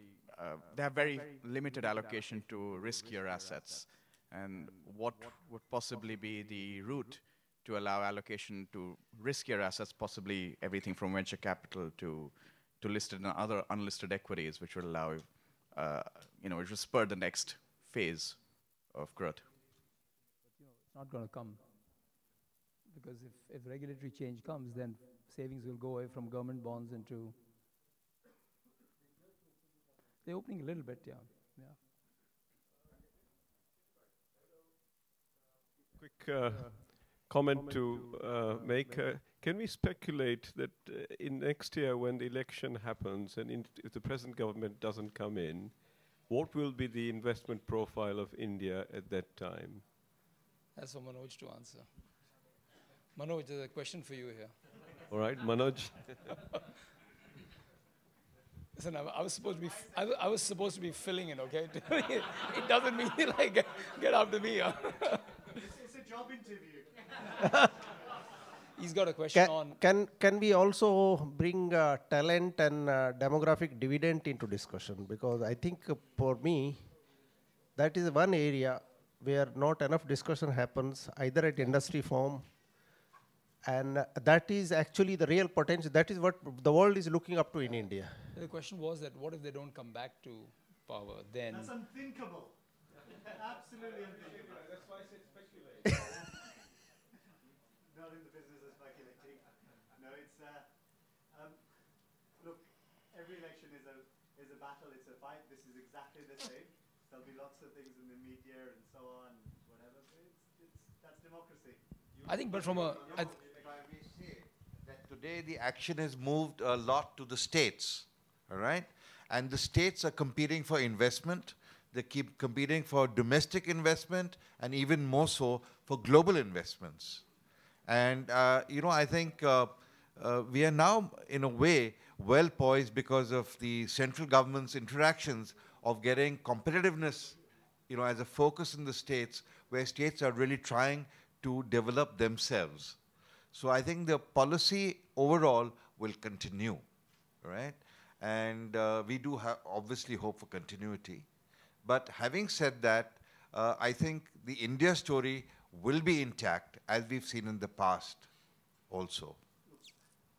I think there's not going to be anybody in this room that doesn't accept one thing, one fact, that we are at a critical juncture, not only in India, but in the global economy as well. And it's at this sort of time, whatever and everything else and whatever other shenanigans that go on in political, it's at this time more than any other time where continuity really matters. And sorry, so the investors I speak to and the people I speak to, they're backing continuity. And of course, everybody will want to see more reforms, better policies. So, you know, but we need stability at this point in time. And what's the alternative? So, Sanjay, you made a very relevant point on the fact that the government tends to crowd out credit pretty much because they've got to borrow $100 billion a year. Don't see that moving too much. I mean, the needle really hasn't moved over the last 3 or 4 years, and there are no shortcuts, as you correctly said. One of the things that I want to, just raise your attention to is, therefore, credit's got to be funded from offshore or onshore. And the channels from offshore have tended to either being clogged or regulatorily stunted. Do you think that this government should really look at those channels and allow for offshore credit to start flowing into India? If it has to be in rupee, I mean, the PM showed direction there, but quite frankly, we haven't seen follow-through action. It's tough. I mean, you've got to calibrate. I mean, if you look at this RBI over the last decade that I've been around, they've always calibrated even ECB borrowings and the rates on ECBs. Forget about opening up to the foreigners to come in any form. I think then you're going to make a dollar problem for India. So, right now it's a rupee problem, and at least you're not not hugely indebted in dollars. I think that would be not a great idea. Short term, you can get the debt to fill in the gaps, right? Which a lot of us do. I think even equities is a problem. I mean, you can keep bringing in equity, but ultimately it has to go back, right? That's why I say you need local, long duration savings that have to get developed. So just opening, I mean, look at Latin America. It's a whole debt problem in dollars here, both corporate and government debt, right? So I don't think we need to go that way. That'll be a worsening of a situation here. At least that's my view, I don't know. Hello, I'm Michael Joseph, originally from Kerala. So going back to the gentleman's question here about talent development, I would like to take this from two perspectives. One, at the higher level, I mean, we find lots of Indian experts, managers coming to Europe and UK, but I think in terms of some of the intercultural skills and expertise, they should be strengthened. I don't know what, at the Indian level, what type of trainings or orientation we give, because somebody is coming here and totally in a lost world in terms of diplomacy, because they are the face of the companies when they come and interact with the business enterprises in Europe or in North America. So one aspect of that. Number two, in terms of the long-term talent and skill development for middle level and other lower level functionaries. I mean, we know IT, it took a while, and then now we are reaping the harvest of that. But in terms of other areas of skill building, what's the long-term strategy at national level and in different state levels, and how industries and investors could strengthen that process? Should we do one thing maybe, Lish? Should we just maybe get the FDI panel going in the meantime? It's not a bad idea, because I think Rakesh has to go. You're there. I mean, let's get that going. We don't have to sit. I mean, we can all sit in the front row, right? Why sit here? I mean, we have to again change the whole thing. Or we can just put 3 chairs. That's fine. I think we just get started. I mean, we're discussing the same topics anyway. We can give you a couple of handhelds. We can just stand and do it. Yeah, I think so. Yeah, we just pull up a chair and say, Rakesh, what do you think? Better off doing that, right? Let's do that. Tell Manoj we sort of hijacked the program. Makes sense. Makes sense. Yeah. What does it look like? What's he saying? A few minutes? I've been told within 5 minutes. Good. I don't know what.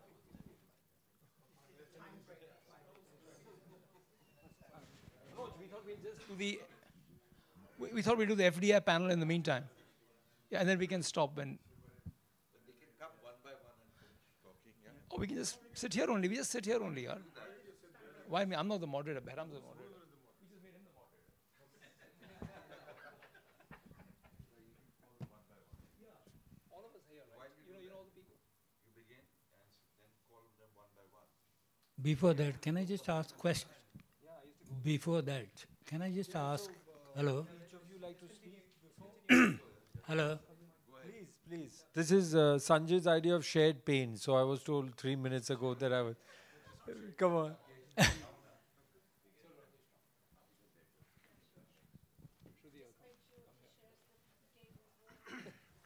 A quick question before we start. Hello? A just quick question before we start.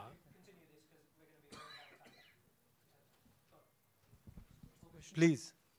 So the question was that in FDI, one I think we talked about a little bit is what are the other things that can be done to increase the flows itself? Because we all agree that capital is certainly required. And second is besides capital, in the interest of time, if I just do two of them, besides capital, what are the other benefits of FDI, which sometimes we forget about, you know, the obvious technology, jobs, anything else that you would like to highlight? Okay, let me quickly start with the first one. So clearly, if you see where India stands today, post the 2008 economic meltdown, for the first time we are seeing synchronized growth globally across all continents, countries, EU bloc, the US, India, emerging nations, developed nations. So to me, I think that is one big positive, which I see. And amongst that growth patterns which we see, India stands out as a shining star. Having exited March 2018 at a GDP growth of 6.7%, and if I look at the projections by CII, the governments, of course, have already talked about their own projected GDP growth this year. IMF, World Bank, we are looking at anywhere between 7.3 to 7.7% growth at a $2.6 trillion plus economy. I think that itself is a huge positive sign for things to come, not only this year, but in the future, probably a few decades to come. So that's one part. The second is the government of India and Prime Minister's bold vision of bringing some key programs, Make in India, Digital India, is opening up new vistas and new avenues, not only for the Indian entrepreneurs, but also investors from all over the globe. And I see no reason why UK companies should not actually look at partaking or be a part of that journey of India's economic growth story. Given that the huge technological strengths which UK companies have, given that the R&D and innovation is highly focused here, which we lag in India currently at a 0.3% of the GDP growth, which we believe in the very near future we need to take it up to at least 1%, if not at the global levels. The FDI, which has been relaxed or improved in the insurance sector, in defense sector, in the food, 100% FDI in food retail. In fact, I would like to reiterate that India has probably the most liberal FDI regime in the world. And two of the factors which are clearly a risk or a challenge for the Indian growth story, one is the rising crude prices. And I think in a way that can get mitigated by the US shale gas and oil supplies, which have started coming to India. And interestingly, they are at lower rates than what we are getting from the neighboring countries. The second is the rising protectionism. And that is one big thing where, again, India stands out. We are rolling out a red carpet. I mean, the government of India is rolling a red carpet to invite investors and come and invest in India, while many of the leading developed nations are talking of protectionism. So these are the two risks, immediate risks which I see. Having said that, ease of doing business. I think this was one area which has really brought all the states, state governments, competing with each other. And I think this ranking system has really helped in the laggard Indian states to become competitive. And not surprisingly, when I travel all over the country and meet the chief ministers of the states who were not doing well, suddenly there is a new wind in their sails. The body language is very different, and everyone wants those investments to come in. That has really helped, and I can clearly see the state governments who are doing beyond than what the ease of doing business ranking required. You are clearly seeing investments getting into those states. So this is the regime or the FDI piece which I see, and hence the various sectors which are clearly giving huge positive opportunities. Defense sector just got opened up. Indian aviation is the fastest growing in the world. Today, it's the third largest in domestic passenger count. And the UDAN scheme, which was started by the Ministry of Civil Aviation, is now connecting tier 2 and tier 3 cities like never before. And suddenly, you see people traveling for tourism. And by the way, this also gives fillip to the trade and industry, cargo movement, and so on and so forth. So those areas which were sort of far away, I mean, you had to plan probably 30 days in advance to go somewhere, is now at the drop of a hat, you can pick up a flight and go.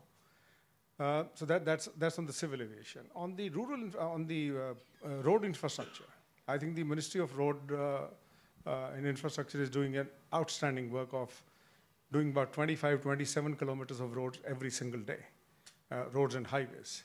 And that is providing a lot of seamless movement on the logistics side. GST, which was the largest indirect tax reform which was rolled out, nowhere in the world GST has stabilized in a short span of 1 year. We had teething troubles initially, but once it got sealed, and I must compliment the government and the finance minister and ministry for moving at a very fast pace to remove those roadblocks. The second problem has been on the insolvency and bankruptcy code, which has been put in place. We are seeing few non-performing assets having been settled or will get settled soon. I would believe that if we can have few more at a fast pace, there'll be a lot of trust and faith for the companies to go that route. And the other is on the labor reform. So one of the major reform which the industry has been asking for was on the fixed term employment, which was extended to textile, followed by leather and footwear, and now it is across all sectors. So today the employment is moving from the informal sector to the formal sector as we speak. MSMEs, there is a special vehicle or a process for IBC or handling the non-performing asset. So these are all the positives which are clearly, which any investor would like to come and invest. So I think that's the first question. The second was, what was the second question? The other gains beyond capital, the other gains that... So on the capital front, like if you see at the London Stock Exchange, the masala bonds which were raised, I believe that will continue to happen, and we should actually leverage the strengths which the UK financial environment, ecosystem, and services provide us. On the equity front, on the funding from the banks and all, the blue chip companies don't face any problem. As a matter of fact, the banks want to lend to the companies who they feel very comfortable with. The area where we need to work in India is how to give credit to the MSMEs. I think that's one area which needs to be looked at. And I can share with you that at CII this year we are planning to bring out voluntary compliance governance codes, one for the large sector, one for the MSMEs, and one for the financial sector. And the idea for the MSMEs is because they have not been part of the formal structured business environment. So these labor reforms will help them to get employment directly. And by the way, the employees also tend to get their minimum wages, their provident fund, ESI, all the perks which they are entitled to. And if they continue to perform, you can keep extending those contracts. But more importantly, the companies will also start investing in training and capacity building of these employees, which you generally don't do when you have outsourced employees and there's no continuity. So your productivity suffers. One of the other things which we are now pushing again on the vision of Prime Minister Modi, where he's talking about doubling the farmers' income. I believe that is one area where the private sector needs to invest hugely in the primary agriculture. And there, CII is absolutely putting this as a core agenda or a focus area. And women empowerment, healthcare services, and education. So these are I would say, the other areas which also require to move up the value chain for the Indian economic growth. No, I think, sorry, Shruti wanted to...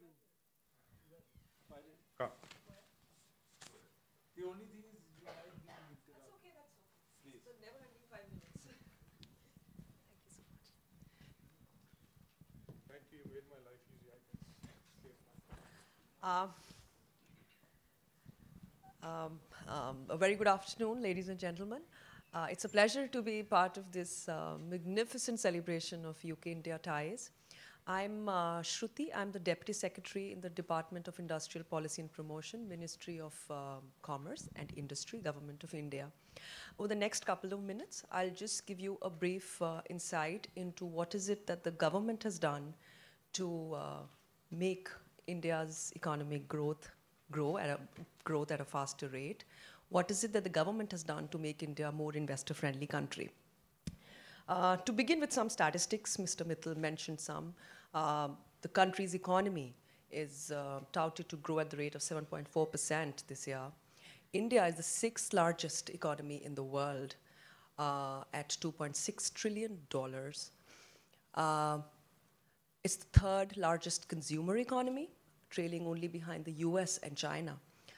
Talking about the demographics, more than 50% of India's population is under 25 years of age. More than 65% is under 35 years of age. At 2020, in 2025, it's assumed that the average age of an Indian would be 29 years. This is compared to, what, 48 maybe in Japan and 37 in China. So this is the new India, the youthful India, which is energetic, it's more demanding. The government of India, under the Prime Ministership of Mr. Narendra Modi, yes, they've come up with a slew of initiatives, with a slew of flagship programs. Digital India was a program launched to make the economy more digital, make the society more empowered. Around 1.2 billion population given an Aadhaar card. Aadhaar is a 12-digit unique ID given to all the citizens. The kind of data that the utilization of this unique identity number throws up, it's mind-boggling. Apart from Digital India, Startup India is another flagship scheme that Prime Minister Modi had started in 2016. The Prime Minister didn't want young Indians to be job seekers. He wanted them to be job creators. More than 20,000 startups have already grown out of India over the past 2-3 years. Make in India was the dream of the Prime Minister, where he wanted to give an impetus to the manufacturing sector. Right now, the contribution of the manufacturing sector is around 16% of the total GDP.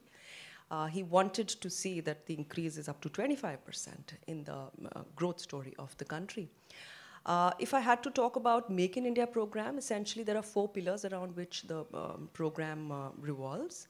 The first being the focused sectors. So 25 core areas were selected, and all sorts of industries that would touch these areas, be those defense or pharmaceuticals, medical devices, aerospace, come what may. So 25 champion sectors were identified where it was felt that major policy reforms could give a boost to manufacturing in the country and export from those sectors.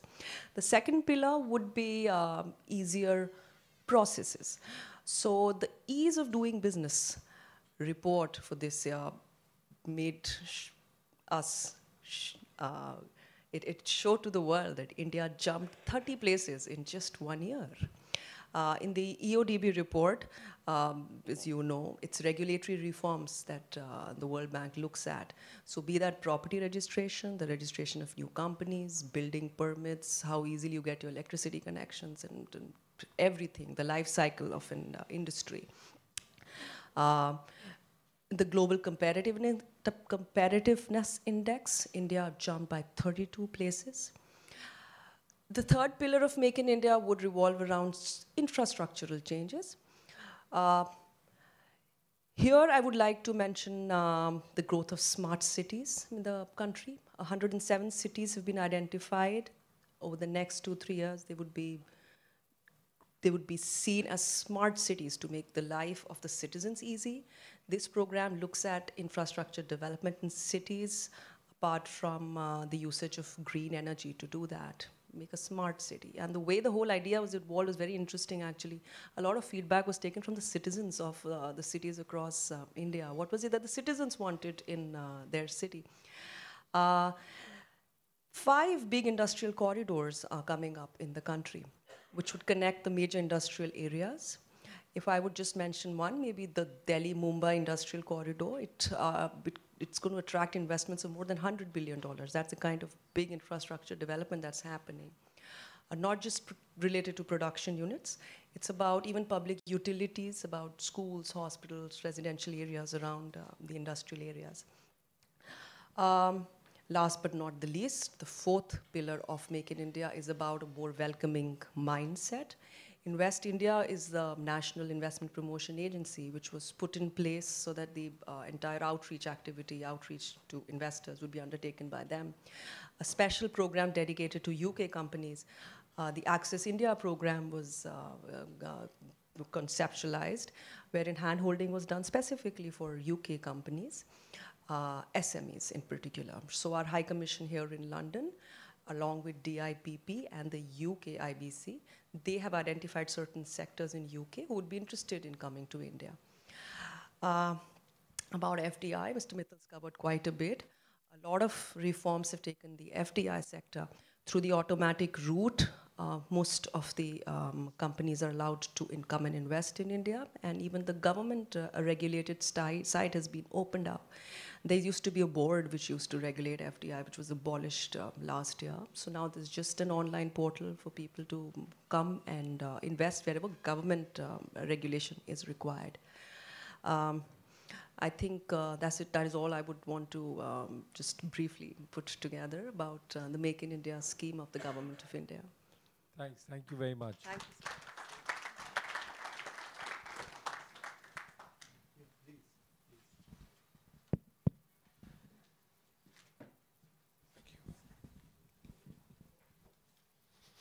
Good afternoon, everyone.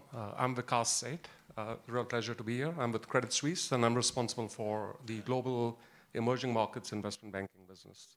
I've had the privilege of doing a lot of transactions cross-border with India, so perhaps I'll shed a certain other dimension to this. So it's interesting, in the 4 years since the government's been in power, FDI has been running at about $40 billion a year. And of that, as a subset, inbound M&A has been running at about $23 billion. When you think about this and try and contextualize what this means as a percentage of GDP, we're looking at about 1.7% of India's GDP on average in terms of FDI, and about 1% in terms of M&A. Now, is this good or is this bad? Well, I think this is where the opportunity actually lies. Because when you compare it to the country we are sitting in today, the UK runs at about 3% of FDI as a percent of GDP, and 2% inbound M&A. But it's a lot better than China, you'd be surprised to note, or maybe not so surprised, because China has been notoriously difficult as an inbound M&A destination. So while the Chinese economy is 5 times as large as India's, inbound M&A runs at only 1.5 times. So clearly, I think India is doing some things right, as was just pointed out, in terms of the various steps that have been taken over the last 4 years. But as I said, I think there is a long way to go, and there's a real opportunity right now. If you look around, the competition from the other BRICS is, I think, at best muted, given geopolitical and other risks that people see. But investors, on the other hand, global investors in particular, they're always looking for risk-adjusted returns. And ironically, right now, many of them tend to see better risk-adjusted returns in their own developed markets. And sometimes they're being pushed to do that by domestic protectionism and other trends like that. But sometimes, legitimately, they find that on a risk-adjusted growth basis, the returns are better. And so that money is staying at home. And you do have to work very hard to attract that money to India. And as I said, there's a golden opportunity, given the lack of competition right now, particularly from the other BRICS. There are generally 2 themes around which inbound investment gravitates in emerging markets. One is infrastructure, and the second is consumer. And clearly, I think over the last 4 years, what you've tended to see is that money coming into India has tended to be much more focusing on the Indian consumer as opposed to infrastructure. And we'll talk a little bit about that. If you look at where the money has gone, the biggest chunk of it has gone to technology. The second biggest chunk has gone to the energy sector. But this is, I'm talking about, oil refining, and there's one deal. And then there's the smattering that's gone to industrials. There's a smattering that's gone to telecom. So, I think the fact is there is an inordinate concentration of investment that's gone into technology and not really spread as wide as you would expect into the other sectors. And clearly, India is a huge economy, and it deserves investments in all sectors. And as I mentioned earlier, infrastructure is pretty stark in terms of where investment's sorely needed, and very little has come. And those are on account of course, historical precedents where investments have not worked very well. The other area where I do think there's a real opportunity for investment into India is in what I'd call the mid-market area. So over the last 4 years, there have been about 12 transactions done at $1 billion plus, okay, which is not a lot, but it's a lot more than it used to be. But there's only 13 done between 500 and $1 billion. And typically, the mid-market, just in terms of number of transactions, would be many multiples of the big cap market. And I think, as companies become more sophisticated, as they evolve more, as they find global audiences, I think you'll see that pick up, and it should. I think the last thing I'd say is, while I think we all feel very good about what's happened over the last several years, clearly I'll go back to the risk-adjusted return point. And so what are the risk elements that people perceive, and what needs to be addressed? And none of these are going to be mystery to you, right? So I had kind of jotted down in my mind, 7 areas of risk, none of which I think are particularly controversial, but I'll get to one which might be a little bit. So I think, we all understand the regulatory risk. And, if you've dealt with the infrastructure sector in India, and you see now, sometimes tariffs take a while to kind of get set, et cetera, you understand what you're dealing with. And then, often the government has all the right intentions. It's just, a very bureaucratic process. A second area, could be around the judiciary and kind of actually getting civil litigation settled in the time it takes. And again, it's very obvious. Everyone knows about that. Third has to do perhaps with the capital markets, and I'd say the relative thinness of the capital markets when it comes to onshore lending. And Sanjay touched upon, a little bit the fact that we are a bit capital starved. And so, that together with, I think, the perhaps again, lack of developed products, whether it's hedging or others, I think can also cost people's confidence. So there are a number of these types of issues that people are dealing with.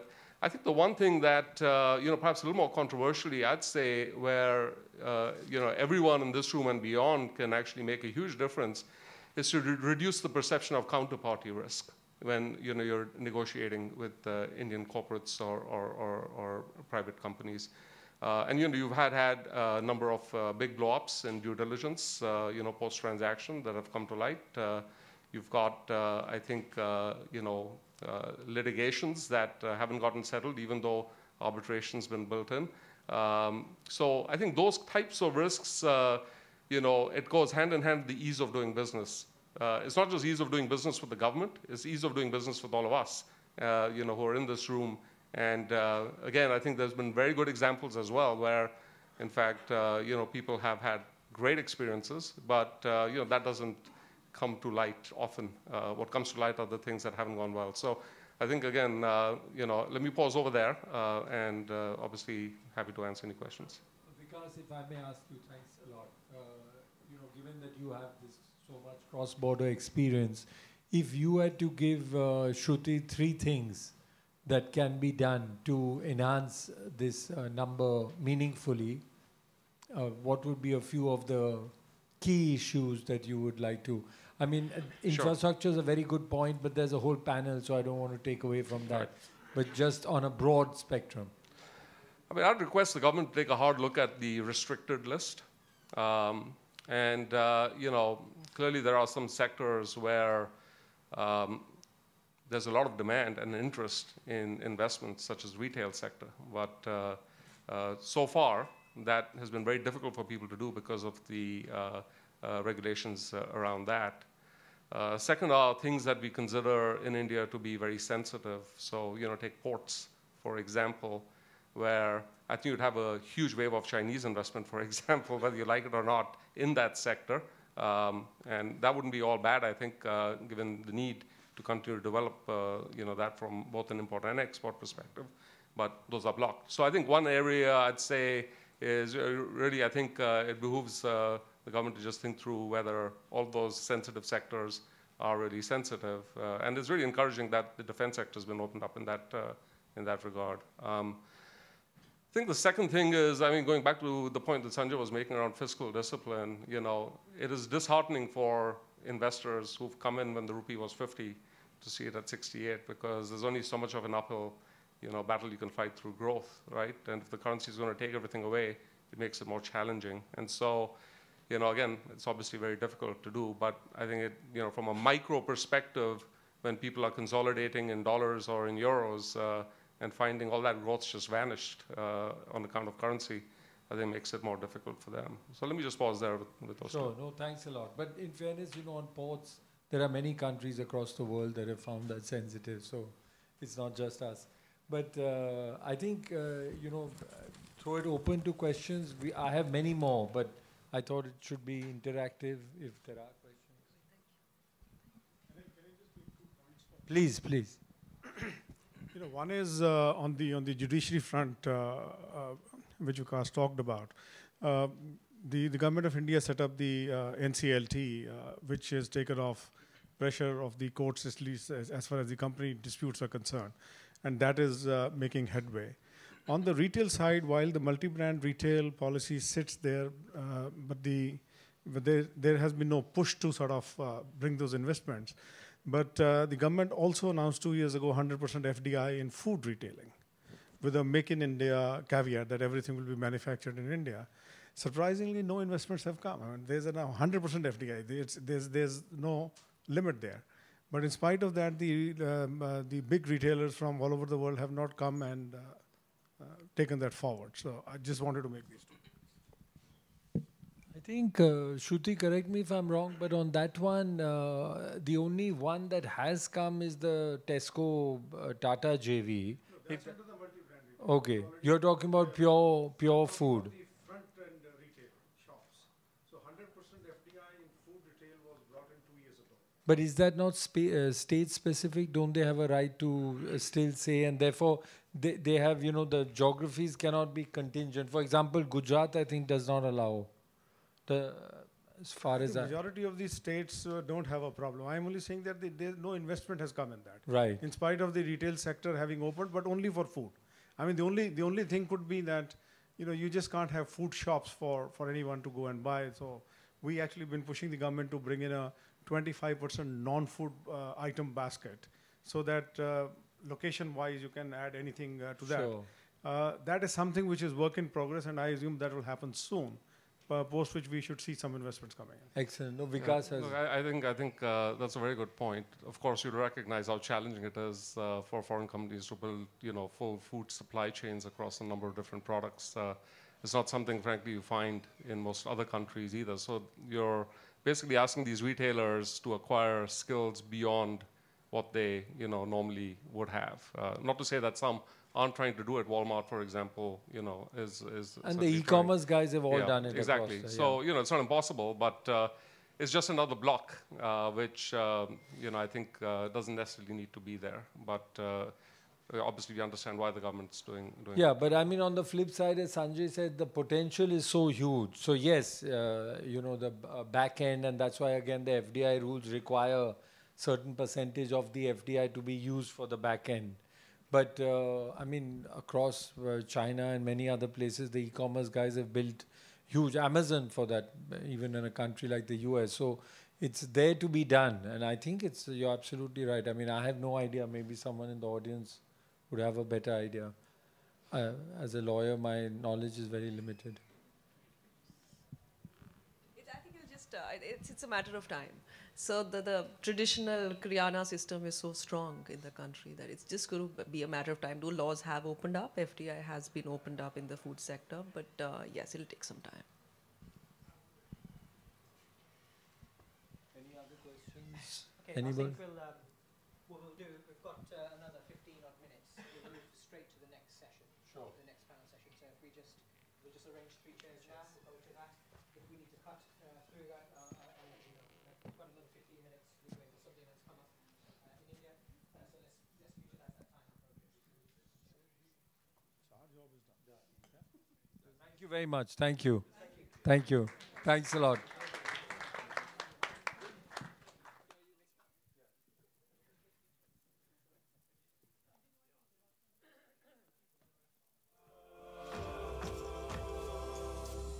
Boys and girls wanna hear a true story. Saturday night was at this real world party. There was liquor overflowing the cup. About 5 or 6 strippers trying to work for a buck. So I took one girl outside with me. Her name was Londi. She went to junior high with me. I said, I'll pick. 3 or 4? 4? Okay, that's fine. Is it 5? Okay, we'll start the next session. If you stay seated, that'll be much appreciated.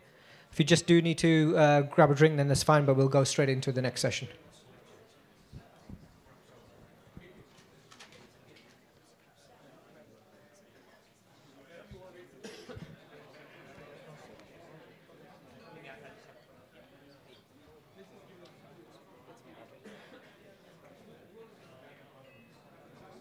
Yeah. It's coming through. Dikshit. Yep, we're on. Sorry, do you keep me waiting? It's okay. We were chit-chatting. One more? 2 more chairs. I can stand. No. Yeah, you can stand. No, that's fine, we'll get one. Grab that one. We got one. Hi, I'm Alpesh. Hi. I'm Matt.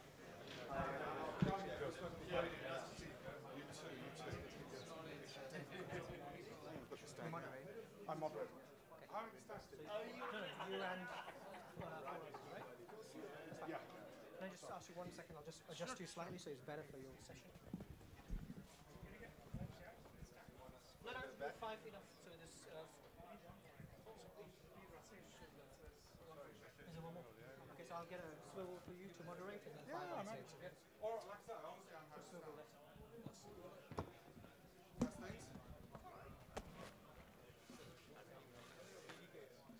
I know. We're going to have a word with him. We're going to have a word with him. We'll just give you radio mics. Just pass it along amongst yourselves if you're short. And Good. You got the whole panel? No.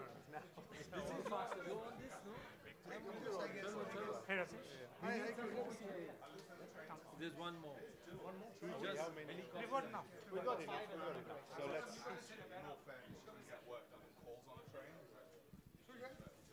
all okay? All right. Exciting times. So this is a beautiful place. Yeah. When did you come? Now, just I also came here now. we all try to optimize.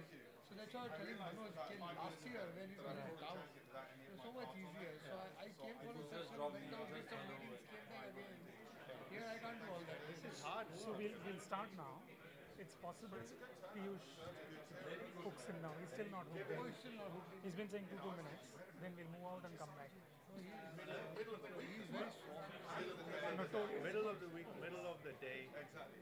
With a But lot then when he comes in, he spends time in the library. Right. You got a tan and all from your holiday. I was in Hawaii. I know. I had lunch with your wife. Huh? I had lunch with your wife. Oh, today? Oh, Vidya was very nice. I'm David. Hello, hi David. How are you doing? How's life? Good. Sorry, I was caught up in another meeting. So I couldn't Thanks to good friends like you. Thanks for moderating the session. Okay. Yeah, no, don't worry about that. You just the youngster from Lawrence Heads up. today was his last day. The guy who runs Should we start? Ex-IIM. We need a few more people in the room. Okay. Yeah, look,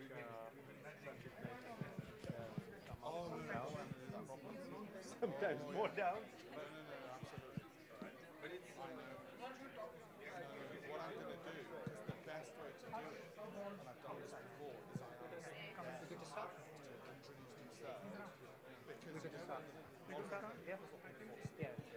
He's going to do intros and all of that, so let's get that out. But I'll make sure. Okay, mate.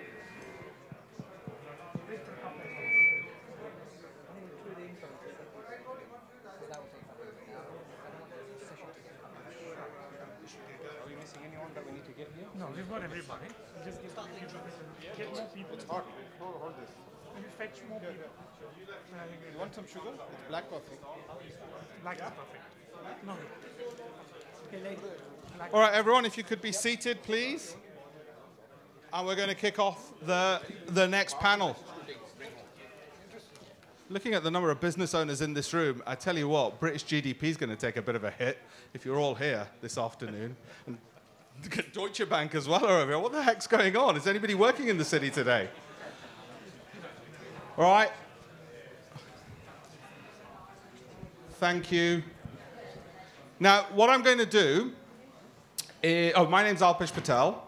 What I'm going to do, there's nothing else which is interesting about me, so I'm going to actually ask our interesting panel members to introduce themselves. And what I've emailed them in advance. I said, don't just introduce yourselves, but please share with this audience something insightful, something they don't know, something they won't find on the internet, something they can go away and say, wow, that was really worth attending this event for. So no pressure, but that's what I want each of them to provide. I don't know whether to start off with Diksha, because he's actually a friend, and it's not a nice thing to do to a friend to kick him off with doing that. But if you would, Diksha, please start. Alpesh, sure. Thank you, and thank you all. So I'm Diksha Joshi, the Group Treasurer for Deutsche Bank.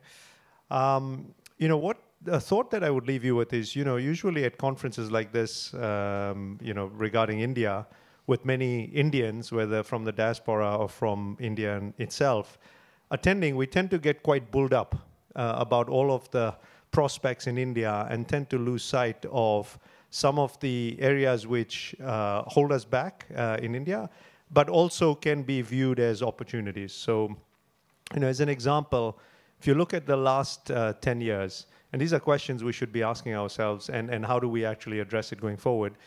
If you look at GDP growth in China versus India, at a time when China was having a very bad 10 years overall and slowing down, India lagged in GDP growth by 1 percentage point a year. And I think that's quite significant. Another area to look at, and part of the panel's focus is on investment, whether private or otherwise, is when you're thinking about the ease of investing and you're looking at competitiveness and ease of market, the good news is India's improved a lot. The bad news is that ranking is at 130, not in the top 20, not in the top 50. And so, as we address some of those issues, I think we as a panel and with some Q&A should be thinking about, how we collectively, how the government, the decision-making bodies in India are able to move the dial in driving some of that growth. Perfect. Thank you. And I should say, straight after the introductions, I'm going to open it up to Q&A, so you're going to have ample opportunity to ask questions.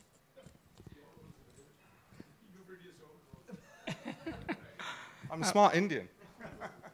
B.V. Krishnan, partner with KKR, and I run our alternative credit business in India. A couple of things for you all to ponder on. One is that, as you know, in India, there's been the big debate on banking growth and non-performing loans. In the past year, as per the statistics, only 4% of net new credit from banks went to corporate. The balance went to the retail sector. And that is kind of a prelude to what we see as a much larger credit opportunity in India between performing credit, non-performing credit, away from banks, and which we believe is a significant long-term trend. Again, to give you a couple of more anecdotal numbers, in India, KKR has invested close to about 9 billion of capital in the past 8 years. And of that 9 billion, about 6 billion is actually in the form of credit, and 3 is in the form of private equity. And we again think that's just a start, and there's a lot more to do in the performing and non-performing credit side in the Indian market space. Third part, which again is anecdotally interesting, is that away from what alternative credit is typically known for, which is high yield financing and structured financing, we actually think that there is a significant opportunity somewhere in the region of $40 to $50 billion a year of direct lending vanilla loans, which can actually be done by companies which are not banks, but away from banks. Could be capital markets, funds like ours, and so on and so forth. Which in the long run, when you look at the skew in India, which has been predominantly bank-led in terms of credit, over 80% of credit into India historically has come from banks. We think that in the next 5 to 7 years, you're probably going to see a substantial change, where hopefully it'll be more like a 70-30, which is a significant change in the relative share of banks versus non-banks. So I'll leave you with that and turn it to the panel members. Thank you. Hello, my name is Rasesh Shah. I'm the Chairman and CEO of Edelweiss Financial Services, which is a broad-based, diversified financial services in credit, home loans, wholesale credit, retail credit, distressed credit, plus asset management, wealth management, and insurance businesses. So we are about 10,000 people. We have an asset base of about $8.5 billion, equity base of close to $1.5 billion. I think for a panel like this, there are 4 or 5 things I would like to highlight. One is India currently is... Sorry. India currently is at a stage where there is what we call the golden age of compounding of India is underway. And though it's still a small economy in the global percentage, our current economy is about 2.5 trillion, which is close to 3% of the global GDP. India became $1 trillion GDP in 2007, which means almost after 60 years of independence, the economy size became $1 trillion in absolute sense, not adjusted for purchasing power parity. And between 2007 to 2015, in 7.5 years, we added another $1 trillion. And in this 7.5 years, we had the global financial crisis, we had UPA 2, India, policy paralysis, all of that.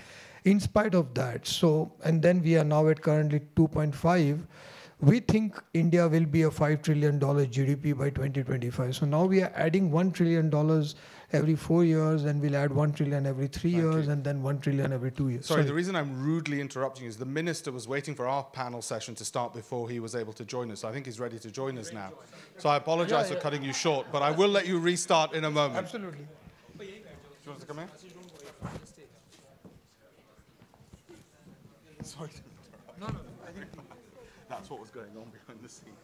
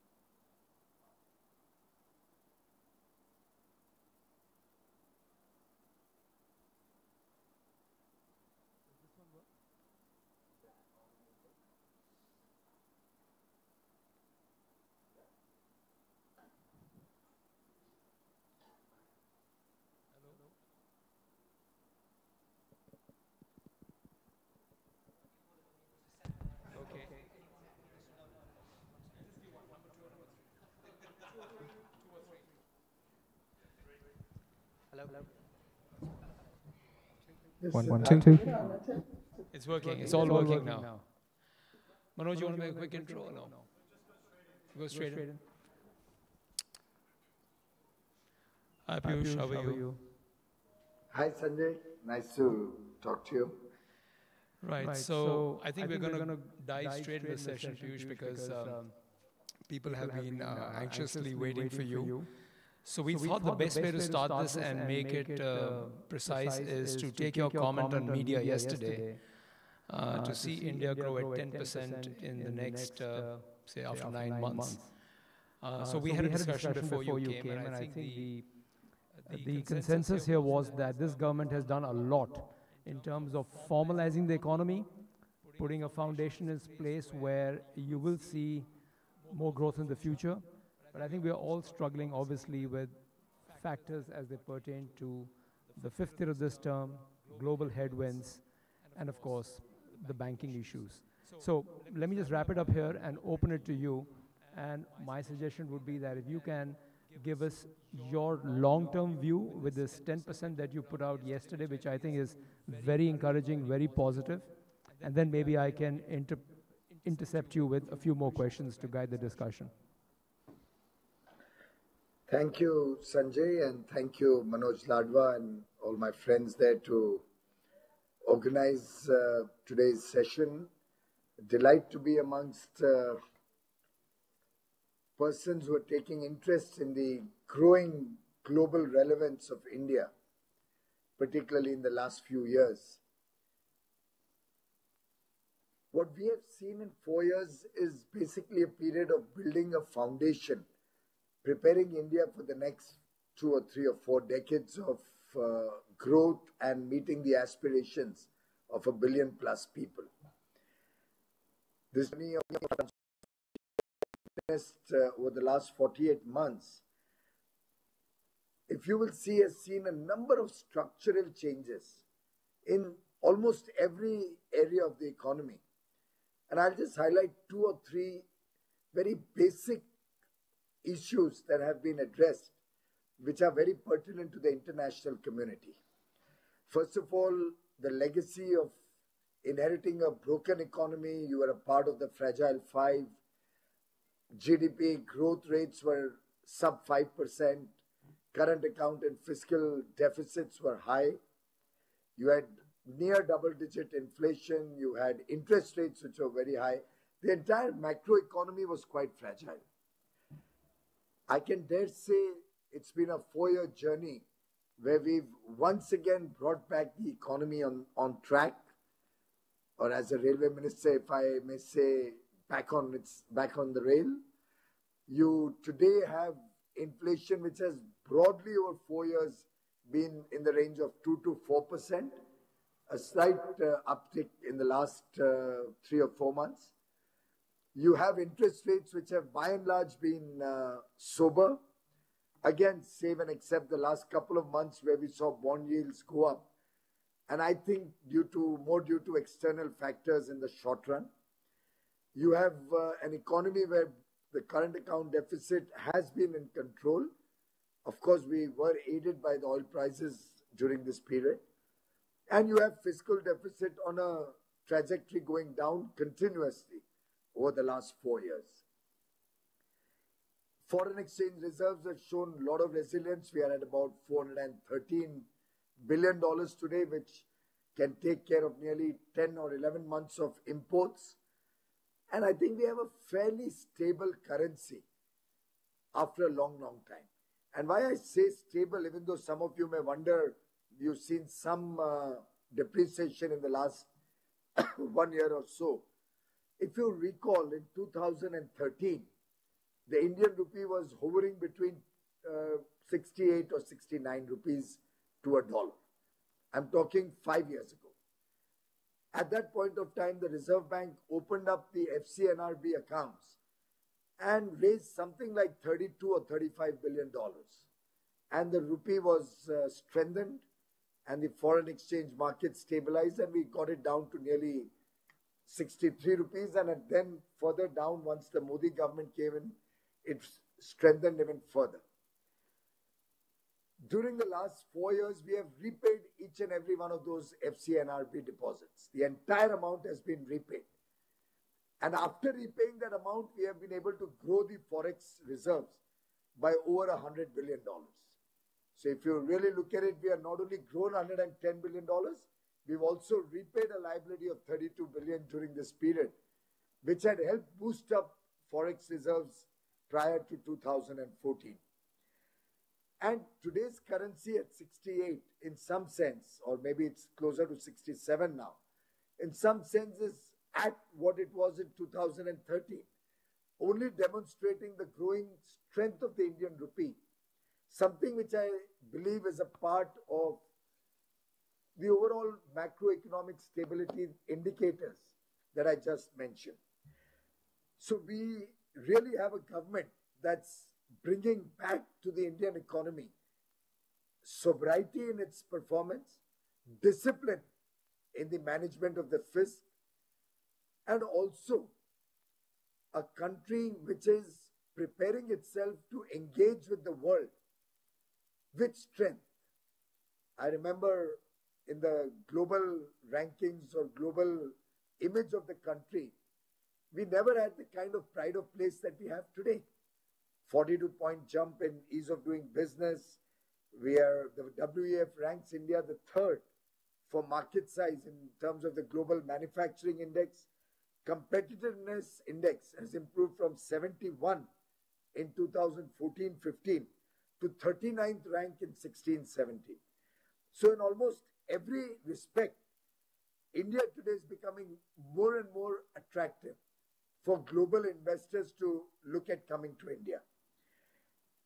One other thing that I think attracts the international investor community is this big effort to make India an honest economy, to move the needle when it comes to demonstrating that you can do business in India honestly, you don't have to worry about corruption at high places, and your investments can be safe, insulated from sudden vagaries of political decisions or legal decisions, because all government decisions are now policy driven, not for individual cases or individual benefits to corporates or to companies in business, but are policy driven.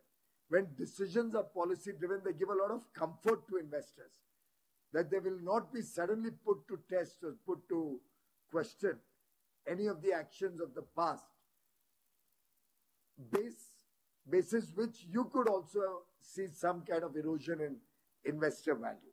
So this kind of stable, predictive, and I dare say we are making an effort to simplify the entire regulatory framework, the policy framework, the tax framework, to my mind will help us change the Indian story, the Indian narrative in the years to come.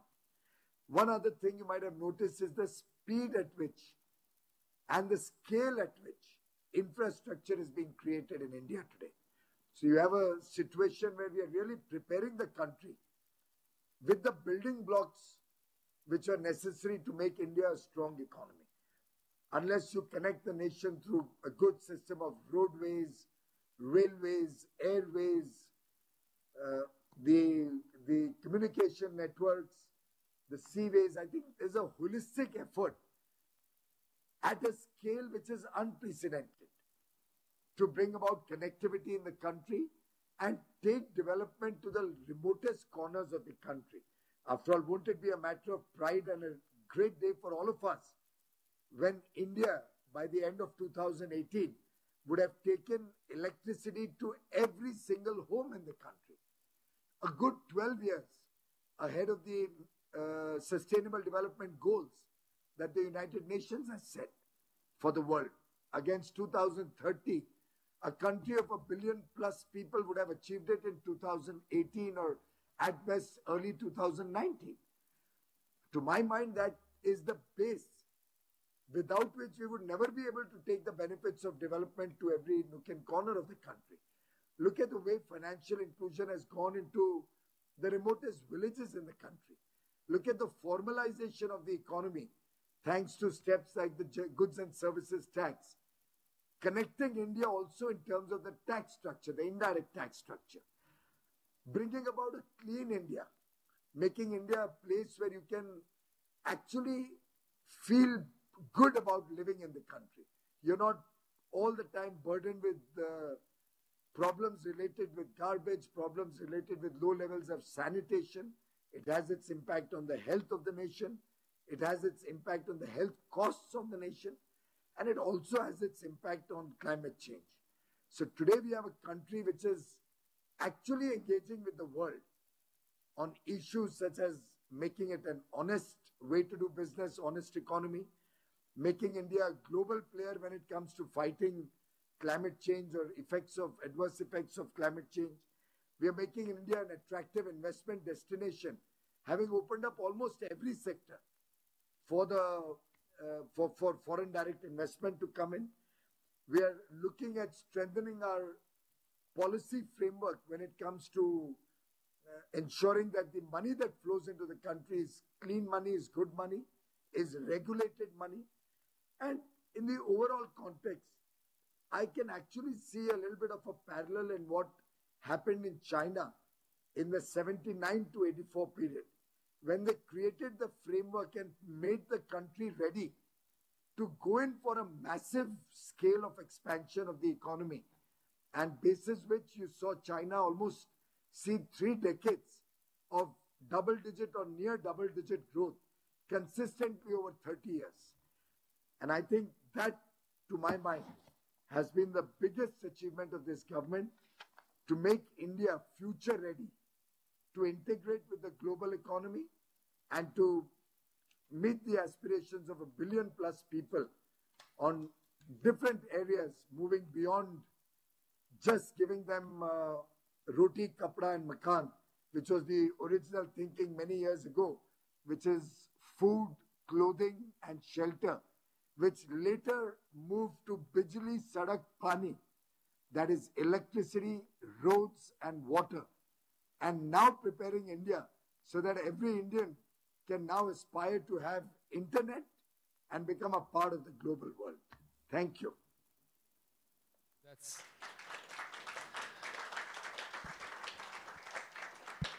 I think that's really very, very well put, Piyush. I think this is clearly music to the investors' ears. There's no doubt about it. But maybe it's time for me to raise a few questions. I think the big thing that investors would like to see in India is growth. And the vectors for growth obviously are investments and savings. So maybe a comment first on government as you see, or you would want to see, the role of government investment versus private investment. I mean, we all know anecdotally and also factually that today government is the one that is driving the spending, and the private sector is actually quite subdued, maybe because it's a very different environment, which, as I said, is music to our ears, but you know, the private enterprise is getting used to it. So a comment on that, and then maybe I'll come to the savings question after that. Sanjay, any change is bound to have its short-term repercussions. We are actually changing the whole mindset of the nation, the way businesses were done in this nation. Both you and I know what was the story prior to 2014. What was the background to the huge lending that we saw in the 2008 to 14 period. We all know the way, in some sense, we tried to prime the economy in the 2007-8 to 2011-12 period, and the impact that has had on the entire nation in the long term in terms of actually weakening the economic structure and framework of the country. So what we usually had in the past was short-term gain without bothering about the long-term pain. We were looking at band-aid solutions whenever it came to preparing the country for the future. I think the big difference today is that this government has, irrespective of the short-term pain, focused on long-term gain, so that we are really actually preparing the country not just for an immediate 2-year, 5-year period, but preparing the country to think differently, changing the entire mindset of a nation, and recognizing that this is going to cause some stress, some delays in the private investment to flow in. We have ensured that the government comes up to speed. Government ensures that there's significant investment in the economy, and that investment has not been used in the form of subsidies or goodies or freebies, but has actually focused itself on creating infrastructure, has actually focused itself on creating a good deal of roads and railways and airports, better ports for the country, preparing logistics framework so that exports can get a leg up going forward. We haven't used any money on short-term political consideration, but rather focused revenues of the government to invest in the capex cycle of the economy. And to my mind, this is just preparing India to see a wave of private capital, both domestic and international, coming into the economy in the years going forward. So I recognize what you're saying about private investments having taken a little bit of a backseat in the last 2 or 3 years. But the good news is that the last quarter, you actually saw the gross capital formation once again start showing an upward trajectory. I think that's a. I just want to compliment, again, I'm just recapping what we discussed before you joined us. I think everybody believes that your government has not given away freebies. You have to obviously live with the past. Unfortunately, in a market like ours, you can't get rid of the past. But you haven't done anything bad to exacerbate the fiscal situation. You've actually been quite prudent in terms of subsidies and welfare schemes. So I think that's much appreciated. But the question really becomes, what do you do in this final year? And that's important. Someone tells me in America, every year we talk about monsoon and politics in India. Why can't India get away from politics and monsoon? So I must ask you the political question. What about the final year? We're already hearing yourself saying, rightly so, that you're not going to cut taxes on fuel, which is, again, music to our ears. So tell us a bit about how you're going to balance the political implications versus your desire to have macro stability in this year. Well, let me at the outset say that we are committed to maintaining fiscal discipline, and you will see this year closing at the targeted fiscal deficit target of 3.3%. Let me make it absolutely clear that we are confident of 3.3%. We keep recalibrating our numbers to ensure that if there is any slippage anywhere, what would make up for it? What are the options to make up for it? And I'm not even saying that I'm making any commitment that we won't cut taxes on anything. There are good opportunities to cut taxes on several items, which may actually give a leg up to the economy. I mean, for example, if I support and encourage a particular sector which can give a lot of economic growth into the system, I think there's no harm in cutting taxes over there. So it's not, I heard you say that I've given a commitment that I won't cut taxes on oil or anything. I think one will have to look at a very holistic picture. The bigger important issue is that the growth momentum should not fall. The important issue is that the overall tax collection should not fall. But should I see sufficient headroom collecting more taxes than what we had budgeted, I will make it opportunities going forward to support certain sectors, support certain industries. So look at the GST number of April, for example. Typically, and we did a 5-year study, indirect taxes in April are 7.1% of the annual collection. Now, if we see the number of 94,000 crores for the month of April, then really we can extrapolate that to a collection which far exceeds the budgeted target of collection of GST. So we are quite confident that going forward, you may actually have some headroom there in terms of what could be available to the government to support growth. Similarly, when it comes to disinvestment, we've kept a very modest target of 80,000 crores. Last year itself, we did over 100,000 crores. So there could be headroom there. And I'm finding a lot of opportunities when I sit and actually look at different ways where revenue could come in and could help support our efforts to ensure that growth improves in this year. And on a personal note, I feel the country today is seeing its capacities getting filled up, used up.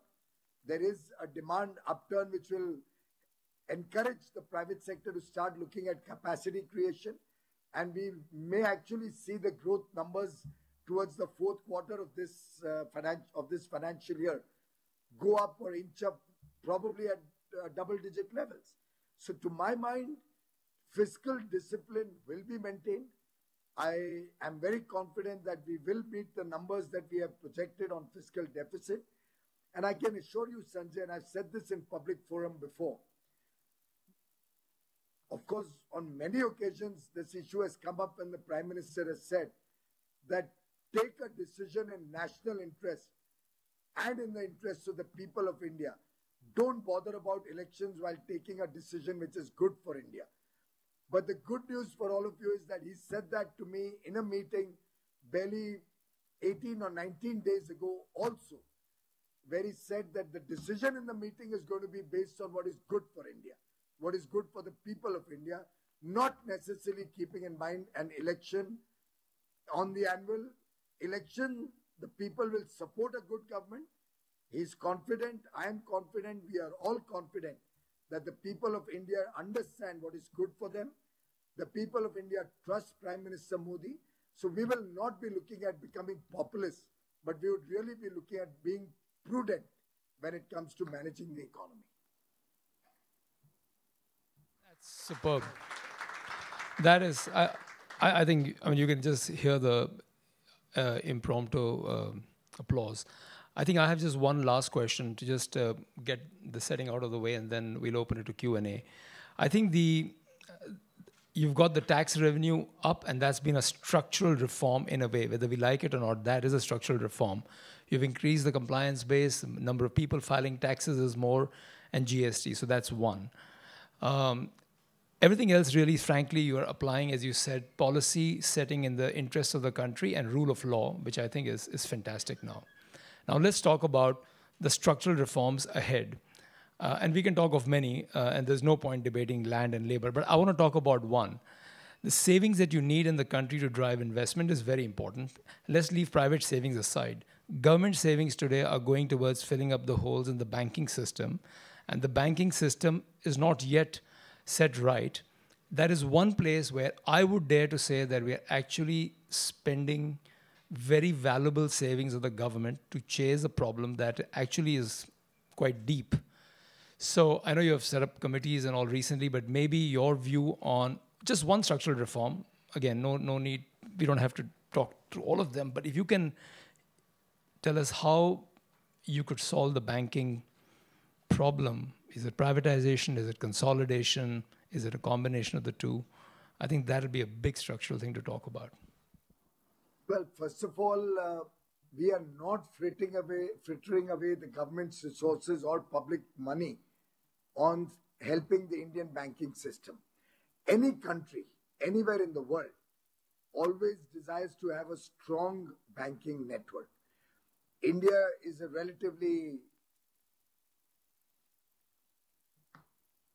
a country which is relatively still living in the villages, is still having a lot of people below the poverty line, still has a number of people who have not yet got connected with the rest of the world.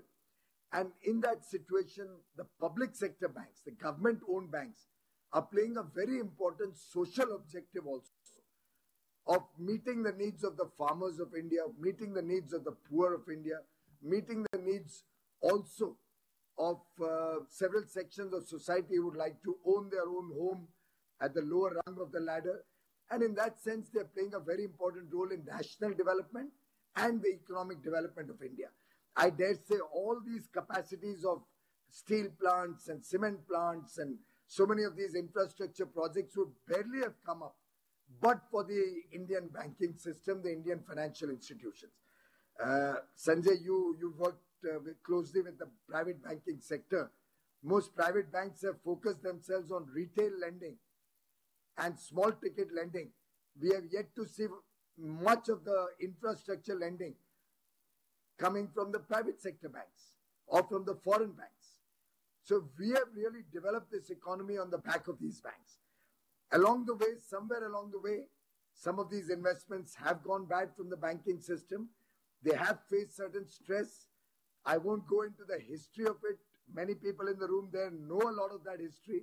You, I know that history, which you can discuss probably better than me, knowing how loans were sanctioned, what government's interference levels were in the banking system in earlier regimes. This is the government which has actually given true autonomy to the banking system and ensured that they recognize the true picture. They don't shove down stress under the carpet in the garb of restructuring, knowing full well that the money is never going to come back, but just have bloated balance sheets which are unreal, untrue, not representing the true and fair value of that institution. I think it was important that the Indian banking system gets the strength back once again to become a driver or an engine of growth. And all over the world, be it Europe, be it America, governments have supported their banks. If I may, as finance minister currently, I cannot possibly officially say this, but I think we should have done much more to support our Indian banking system. We should have gone a little 2 steps further more than what we have done to ensure stability in the banking system and to ensure their continued presence and credit delivery to encourage growth and support growth in the economy. So to my mind, this is good money. It's a prudent decision. And every rupee that we are investing in these banks will come back to the government with a huge return on that once these banks strengthen. Because after all, they basically have strong roots with 100,000 branches all over the country, collecting current account and savings bank deposits, dispersing credit to the needy. We have a scheme called Mudra, in which nearly 120 million loans have been dispersed, ranging anywhere up to $15,000. So it could be as low as $200 or up to $15,000. And these have helped nearly 90 million people almost become entrepreneurs, stand on their own feet, start small businesses, become self-sufficient, self-reliant. So these banks are playing a real important role for the Indian economy. We will continue to strengthen them, and they will do all that it takes to make sure that the Indian banking system remains organized, viable, and also continues to support national objectives and national development. Of course, going forward, we may have to consider some of the requests that have been put before us, even by the banks, to see if we should have larger banks. There are different points of view. We hear some banks say that niche banks, the smaller banks, can play a very important role or can do their job better. There's another viewpoint which says the country should have 4 or 5 strong big banks. There could be a third model where there are niche banks as well as 3 or 4 strong banks. So I think these are issues which will evolve from amongst the bankers. As I said earlier, the government has stopped micromanaging the banking system. We want them to work in a manner which is good for the banks themselves and for the system as a whole. So we've left it to the banks. I've had meetings with all the bankers over the last 10 days. And this issue has cropped up when they exchange notes amongst themselves about the future of the public sector banks. But my view has been that the government will support whatever decisions the banks take amongst themselves, which is good and prudent for their institution and for the banking system as a whole. But I don't see privatization of these banks as a good idea at all. And I do not see at least the public sector banks, the traditional public sector banks, getting privatized at any point of time in the near future. And I think that kind of a shock wouldn't be easy to handle anyway. And so I think that's a fair point. Look, I think your energy, your government's work ethics, the conviction with which, Prime Minister Modi's team goes about doing things, I think it's clearly a cut above whatever we have seen in the last few decades. So I think, thank you for that. I'd like to open it up to Q&A. I was going to talk a bit more about private savings, but I think let's not go that way because I think it's better to open up some questions. Piyush, if that's okay with you?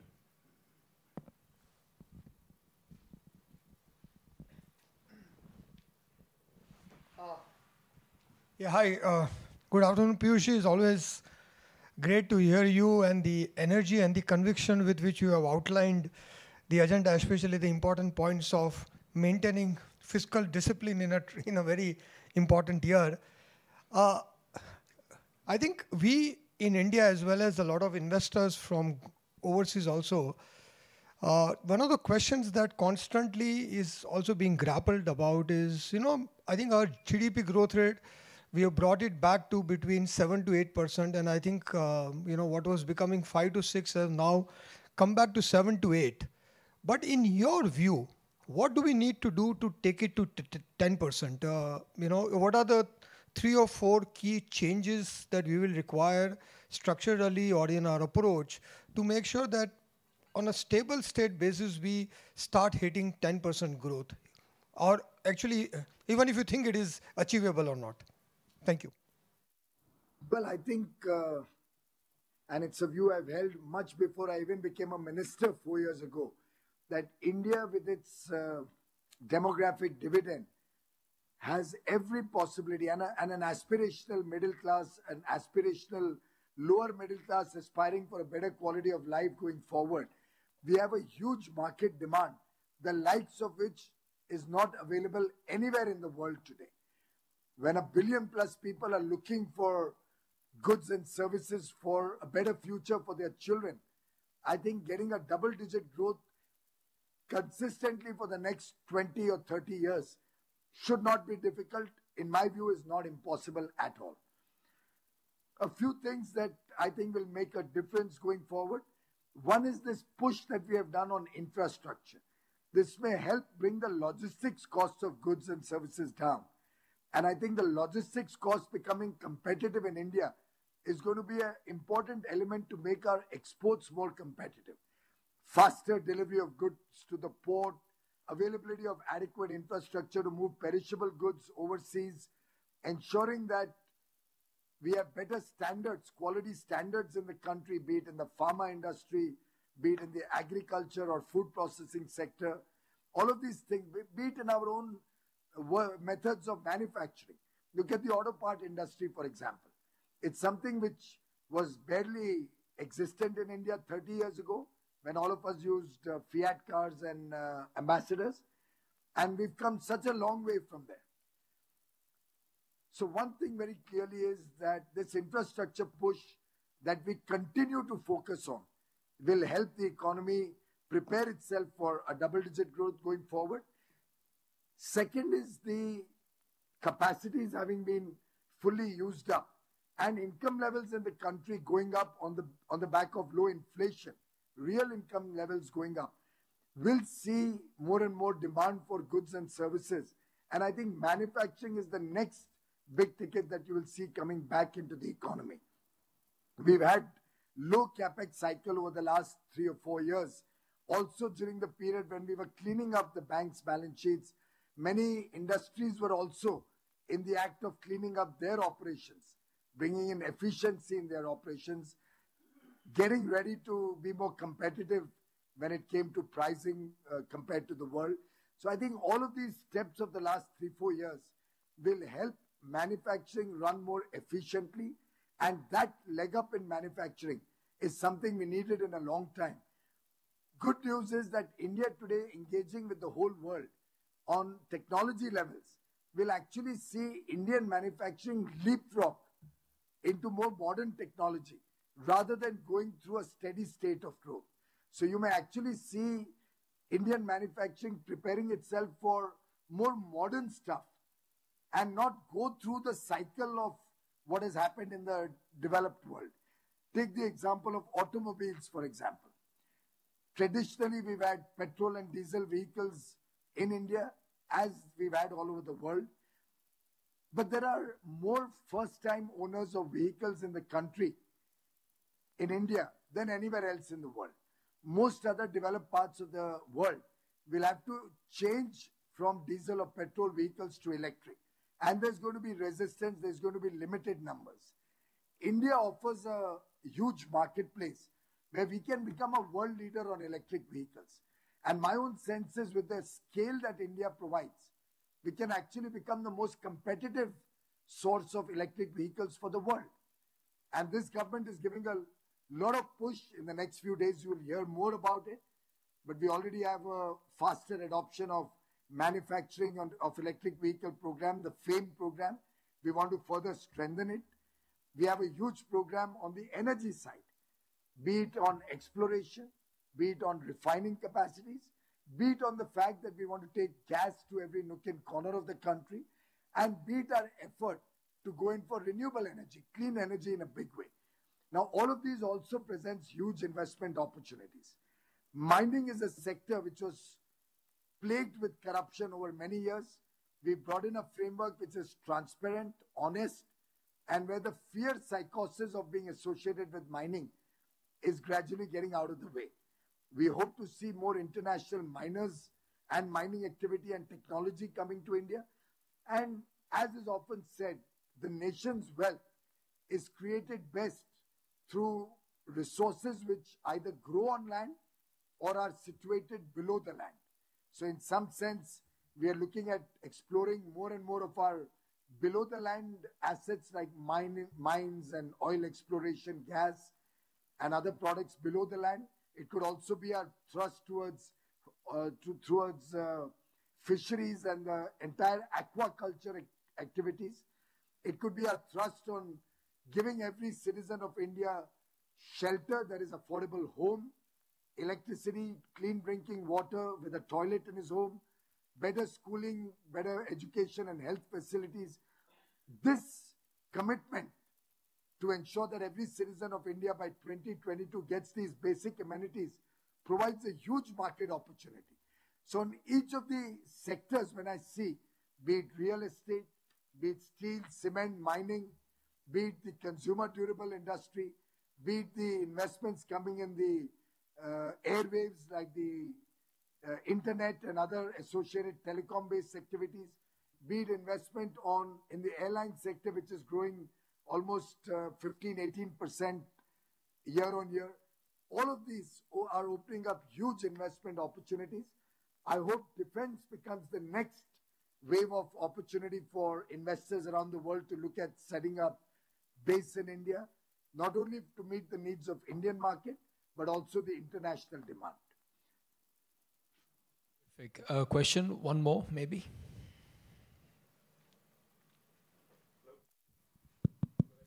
Piyushi, always refreshing to Dikshit Joshi, Deutsche Bank. Piyushi, always refreshing to hear your pragmatic, your positive, and of course your patriotic view on the Indian outlook. I mean, we've talked much about the physical infrastructure, below ground, above ground, but increasingly one of the big drivers in the next few decades as you reprogram India, the way I think a lot about what you and Prime Minister Modi have been doing is really reprogramming the software of India that will enable growth for the next 2 or 3 decades. But increasingly, the one big factor in driving growth is becoming the new oil, which is really data. And data with the service economy tied to technology. I'd be keen to hear what your thoughts are and the government's thoughts are about how you lay the foundation for a growing data and tech economy in India. The amount that India has grown in this field is truly amazing. I don't think any of us would have imagined that voice call would almost become free in the country in such a short span of time. The costs for engaging with data have come down nearly to 15 or 20% of what they were 4 years ago. So in some sense, India is becoming ready to see much more of this data reaching the last man, even at the bottom of the pyramid. So you today have people in remote villages engaging with the internet or engaging with data. And I don't know, I read some study that today India consumes more airwaves for data than the United States of America. So in some sense, you can already see that India is engaging with the high-tech or the modern world through use of technologies, through use of the big data, and gradually this is going to come into almost every sector. We in the railways have been having interactions and engaging amongst ourselves to see how data analytics can help us do our job better. I was out, I was trying to do the public issue of the company which does the rail bookings in India, the IRCTC. But I stopped that because I realized we are not capturing the value of the database that this company has and the potential value we can create using this database going forward when we were going to market. People were not really expecting this company to be able to use this database to good value. Similarly, when it comes to better practices in manufacturing, better practices in delivering public services, better practices on how education and healthcare reach the last man in the remotest villages of India. In all of these spheres, each of us ministers is seeing what we can do to bring in high tech and then use that data to actually ensure that the right beneficiary gets the right support or affirmative action and money is not lost in the system. So recently we've launched the eNAM, the Electronic Marketplace for Agriculture. Now that can have game-changing impact on the farmers and the income of farmers. Digitization drive that this government has focused on can actually prepare India in some sense to lead the world when it comes to electronic movement of money. I don't know if you've seen the BHIM app or the India Stack, where we've created a framework which can actually move money and do billions of transactions in the most cost-effective manner. I mean, I jokingly often talk to friends from Visa and MasterCard that you guys watch out, India is going to come up with our alternative solutions and hopefully drive Visa and MasterCard out of business. That'd be good if that happens. Right. I think unless people have any other question, Piyush, are you open to political questions or this is only a pure finance and economy discussion? Question, Sanjay. All right, I think we got a hand going up, but I was just going to ask you that, look, for us, continuity is very critical. Given the amount of work you've done, I think, as Dikshit said, putting the software together, I think continuity is critical. Hopefully it all works out well, but I was going to ask you to handicap the chances. You don't have to answer the question, but I thought I'll just leave you with that. It may sound arrogant, so it may not be appropriate for me to make any kind of guesses on what will happen in 2019. It can be misunderstood as being presumptuous or jumping the gun. But I have immense faith in the people of India. I have immense faith in the intellect of the people of India when it comes to voting wisely. And it doesn't take, it's not difficult at all to look at the history of how this country has voted. I mean, we can possibly leave the 1984 election out, where sentiment overtook prudent voting patterns or sensible thinking about who to vote for or what to vote for. But if you look back, you had a vote in 1971 when an incumbent government said, we will drive out poverty from the country, Garibi Hatao. And it caught the imagination of the people of India. But then post-75, when that government actually attacked freedom of the press, freedom of the individual, put in more than 100,000 people in jail, and changed the democratic structure of India, they were voted out of government in 1977. But the motley crowd that came in, got together and came into power was not able to maintain good government, good stable government. And the people of India were willing to throw them out and get back Mrs. Gandhi in 1980. On a slogan, if I remember correctly, it was a government that works, possibly. That was the slogan in 1980. Post that, 84, as I said, was an aberration. But you saw the government elected in 84 quickly get mired in controversies and corruption, and the Bhopal scandal broke out. There was dissipation in their ranks. And you saw 89, another government coming in. But since 89, the people of India have seen coalition politics at its worst.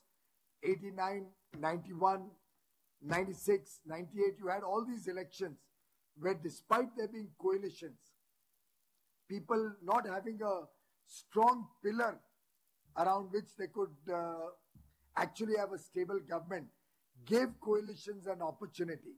And save and accept the 91 to 96 period and the 99 to 2004 period, these two periods where you saw governments completing the term because you had Mr. P.V. Narasimha Rao and then Mr. Atal Bihari Vajpayee as the central pillar around which the coalition ran its full term. You saw the Congress pulling down coalitions, two coalitions in the 96 to 98 period. You saw the Congress pulling down coalitions in the 89 to 91 period. And during that period, you didn't have a strong leader or a strong party at the center of the coalition. And you saw the unstable effects on the economy and on government. I think you finally have a government which is an alternate to the Congress, which is today, in fact, the central pillar around which governments in India are being run. We have 19 state governments run by the BJP and its NDA partners out of 29. You have a strong leader at the helm of affairs in Delhi. Mr. Narendra Modi is a leader the people of India trust, and I am confident the BJP will come back in 2019 with an even larger majority than what we got in 2014 on the back of our performance, where we have reached development to the nook and corner of the country. Every single Indian in the country has, in some form or the other, benefited from development, from growth. And I believe that BJP will get more than 300 seats in the 2019 election. And as a coalition with our NDA partners, a clear two-third majority. Piyush, thank you. Thank you very much. Knowing you, it's only 8:30, so you probably have 4 more hours to work, so we let you go. I think in UK, whether Indian diaspora or not, I think we'll have to go back now. But look, I really want to appreciate from a busy day, obviously that got you a bit delayed, but just knowing you, you've another couple of hours to go. But thank you very much. As I said, your energy is very infectious. I think people have gone away with a sense of feeling very motivated. I hope this all continues, and please keep up with all the good work. Thank you. Thank you. Thank you very much, Sanjay. And nice talking to all of you.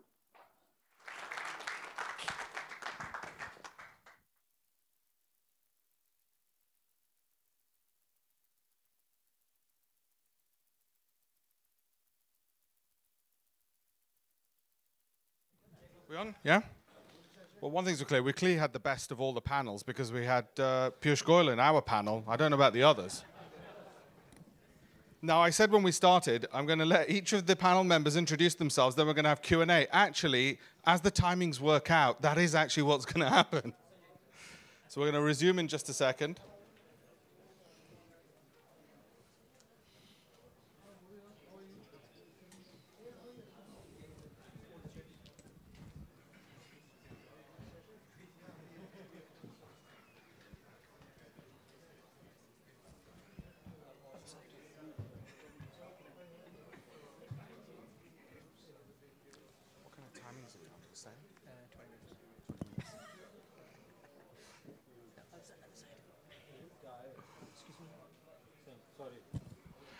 All right, if I can ask my panel members to rejoin.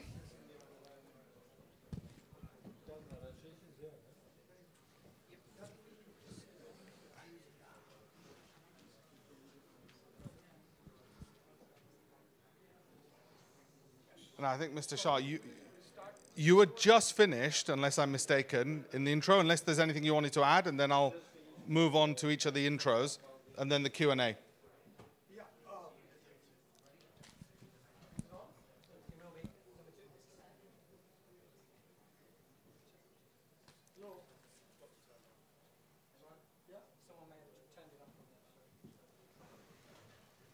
Yeah.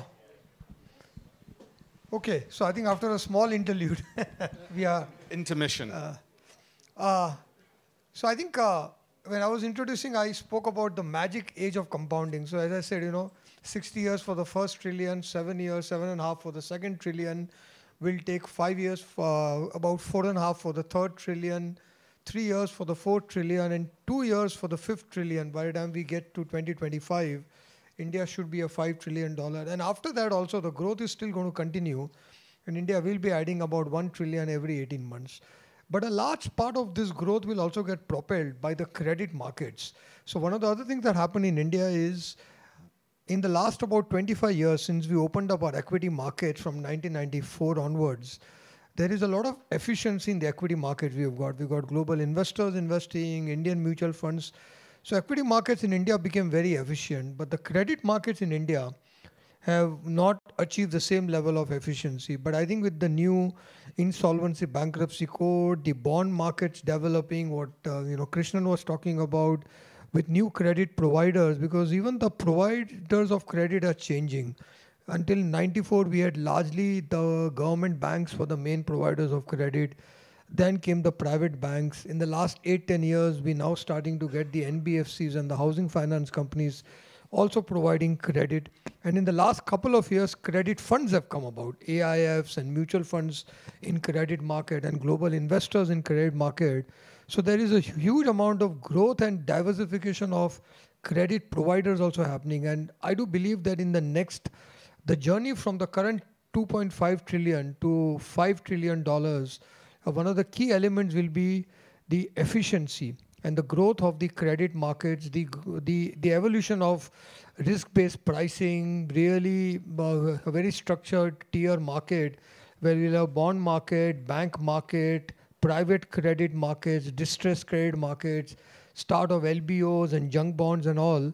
And the only thing I would like to compare is India today at $2.5 trillion is actually the same size in absolute terms, not in purchasing power parity, as what the US economy was in 1980. So USA in 1980, only about 48 years ago, it's now a $20 trillion economy. But US was about around $2.5 trillion in 1980. Coincidentally, the US also introduced their bankruptcy code in 1978, which was just around that time, which is what happened to India also. They were $2.4 trillion when they introduced. India was $2.4 trillion when we introduced the bankruptcy code. And the 1978 bankruptcy code in USA changed the LBOs and the hostile takeovers and the junk bond markets and all of that. And the real credit market growth in the US started from the 80 onwards. We think we're seeing something very similar to that in India. And in the next 8-10 years, the credit growth efficiency coupled with the already very efficient equity markets are going to propel India's growth. And the last thing is, while we all know India structurally is great story, I think everything will double every 4 to 5 years. India is also a very execution challenged market. I mean, while we have this great opportunity out there, the day-to-day execution in India, because the rules keep on changing, there are a constant evolution, and the quote for India is always the road to progress. The road to progress is always under construction. So actually, that is what is going on in India. So if you drive around in Bombay, in Mumbai, you have to constantly navigate. There is construction going on, new buildings are coming about, metro is out there, and that is actually a metaphor for India as a whole. So India has this great growth story, but hugely complex and challenge execution, and firms and companies who can manage the both, keep the faith in the long term, but really navigate the short-term challenges, will be able to get the rewards of this. Okay. Thank you. Thank you very much. Given the current president in the US, they might return back to their 1980 size economy at current rates. They've started taxing Americans for using Indian goods as of last week, as you know. They call it a tariff, but they're taxing Americans for using Indian goods. So we'll see what happens with their economy. Might not be the role model we think it is. Over to you, Mr. Vakil. Thanks a lot. So with, in the interest of time, I'll go quickly, and then of course if there are questions, I'm very happy to answer. So the two things I wanted to point out, Rashesh has led me into it very nicely, is that two big bang reforms. One was GST, which we've all spoken about, and the other is the bankruptcy code, what we call IBC. And the first thing I can say about that is that it took us 13 months to do it start to finish. And I think that's a world record. Forget about India, but Singapore took 3 years. Not often we move faster than Singapore. Spain took 4 years, and several other countries all took longer. So it just shows that when everybody is united in intent, all the regulators, all the ministries, things can move very fast. It's not on the US model for two very critical reasons. One is that the US model leans heavily towards courts, and not surprisingly, we were not keen on that because the idea was the need for speed. And the second was that there they have debtor in possession, and here clearly the idea was creditor in possession. So it's very much based on the UK model, the administration model. Norm is 6 months. Either you get a deal done, you have it restructured, or you go into efficient liquidation. And in the large cases, billion-dollar plus complex cases, 9 months. That again, I think is one of the quickest that there has been around. And just to give you the happy end, of course, it's the beginning of the journey. It's been 18 months. And in those 18 months, we have, Rashesh will have a much better idea, and all of you will, but something over $20 billion has been restructured. And just to put that into context, prior to that, the Reserve Bank of India had many restructuring schemes. And all those schemes together, over, I don't know, 5 or 10 years, did 300 million. So for 300 million in a decade, it's been 20 billion in 18 months. So that's my happy story. Fantastic, thank you. Thank you, and we'll return to that subject, I'm sure, in the Q&A. David. Okay, good afternoon, everyone. My name is David Cordell. I'm the Chief Investment Officer of Ocean Dial, which is a UK-based asset management company investing European and international wealth into listed equities in the Indian market.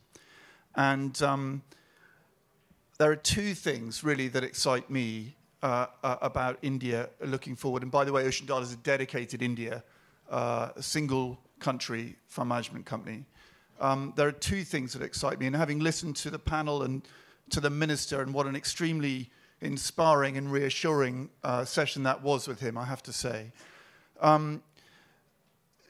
When we think about India looking forward, all the benefits of tax harmonization, of IBC, of demonetization, of Real Estate Regulation Act, all the benefits of that, we haven't really even begun to witness yet.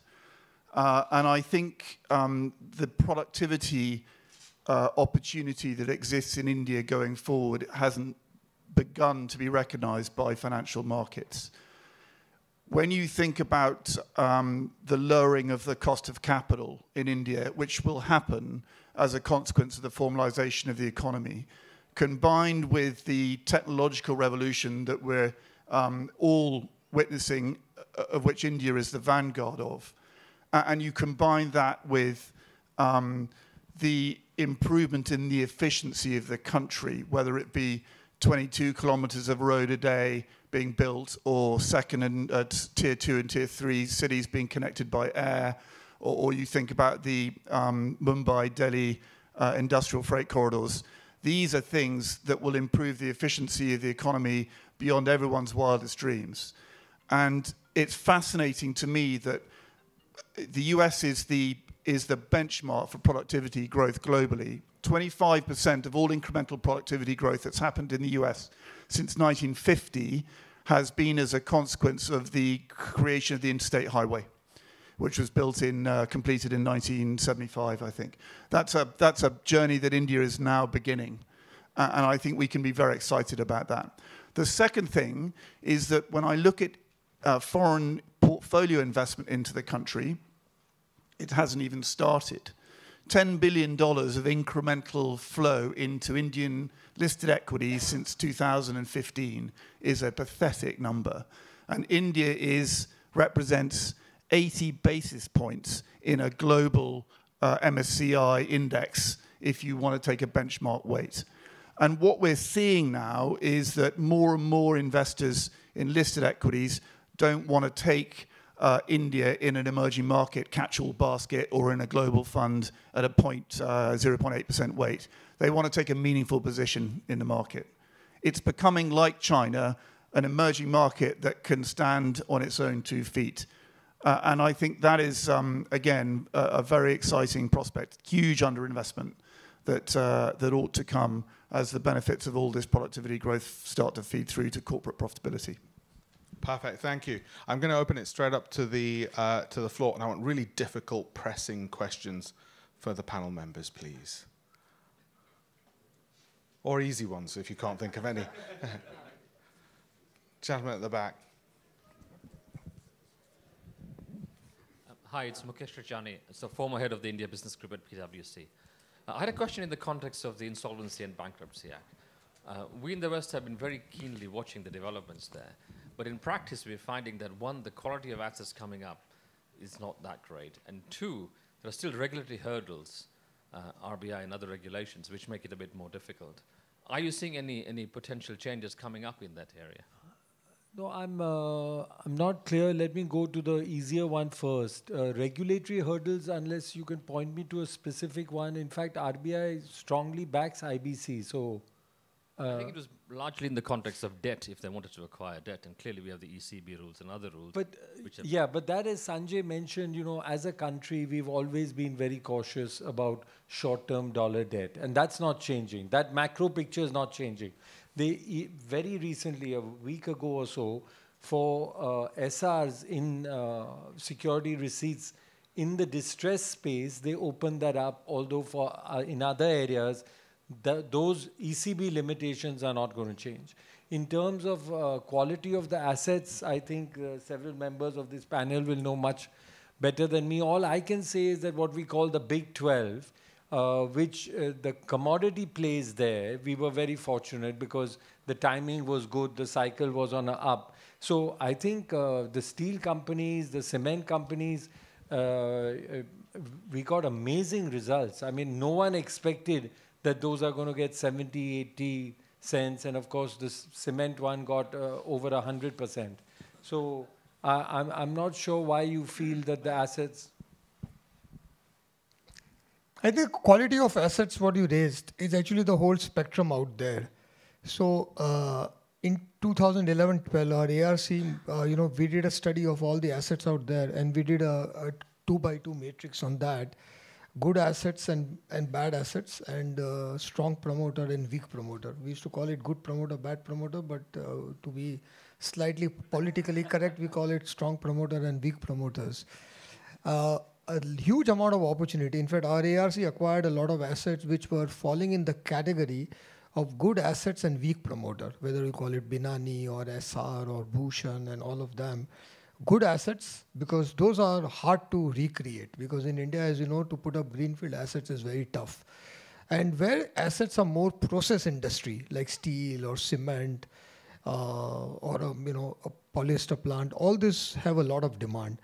Where assets are more, have a huge amount of the management intensity, like a textile mill or a EPC company. Those assets are much harder to acquire or have a change in management and go out. And if you look at the total stressed asset, which is about $220 billion, our estimate is about 75 to 80 billion out of that fall in this good asset and weak promoter category. Another about 50, 60 were in what is called good asset, good promoter, strong promoter. And we have had those cases also, cases like, Jindal Steel and Power, Jindal Stainless, all those actually got restructured, between the promoters and the bank, because they were good quality assets and the promoter group had the wherewithal to handle that. The ones that are now, a lot of them are in play, are increasingly the bad assets, either with good promoter or bad asset with bad promoter. And those are the ones where all of us, you, us, all of us are struggling to arrive at the right pricing for that, because though those assets will also ultimately have a price, finding the price for that is much harder than the ones which are, good asset, bad promoter, because you could agree on a price with the banks. So this, I understand the struggle you are saying, but a lot of this is because the banks have to take a much larger haircut in these assets. Okay. Do any of the others want to come in on that one? Or I'll go to another question.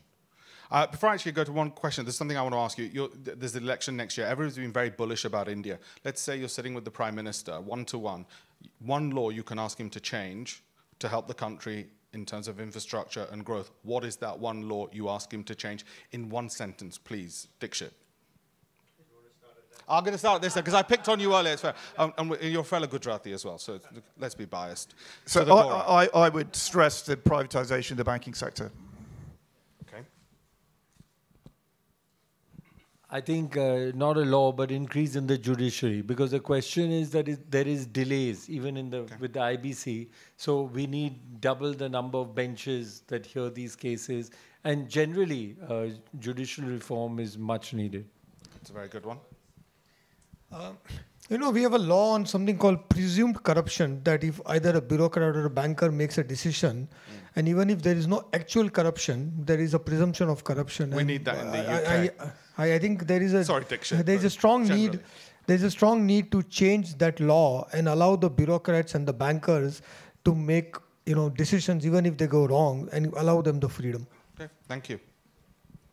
I'd say changing the insurance and pension sector investment profiles. So today they can invest only predominantly in government bonds, a little bit in corporate bonds, to make it wider. So you can pool local savings to create local assets. That's a very good one. So I'm not sure I can answer that directly through a law change, but I would say, to get credit growth back in the economy, just given the scale of savings that are required, and what Piyush was talking about, I think the one underwriting theme to some of the moves that they've made, like demonetization and so on, is really about the financialization of savings in India. And that gets credit growth going through the economy, which gets you to the 5 trillion GDP in 2025. But to do that, I think one of the elements that you need to get right is really assets with PSU banks. And so whether that's governance at PSU banks or a mechanism to start clearing those to get them lending again, I think that's going to be a big driver. Fantastic. Well, where's Manoj? Are you writing that down for the PM? Those are 5 changes we expect in 2019, please. We've got a question over here.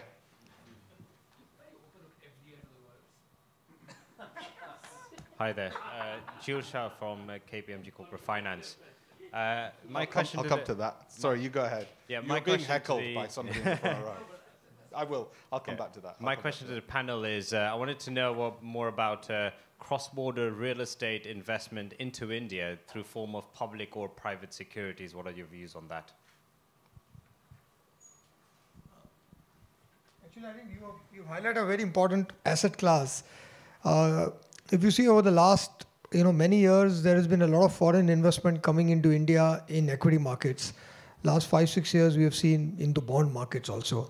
I think the third asset class that needs to open up is real estate market, and we believe that there are a lot of global insurance companies and pension funds which want to buy real estate assets in India, which has a view of 20 especially IT parks and commercial buildings and all.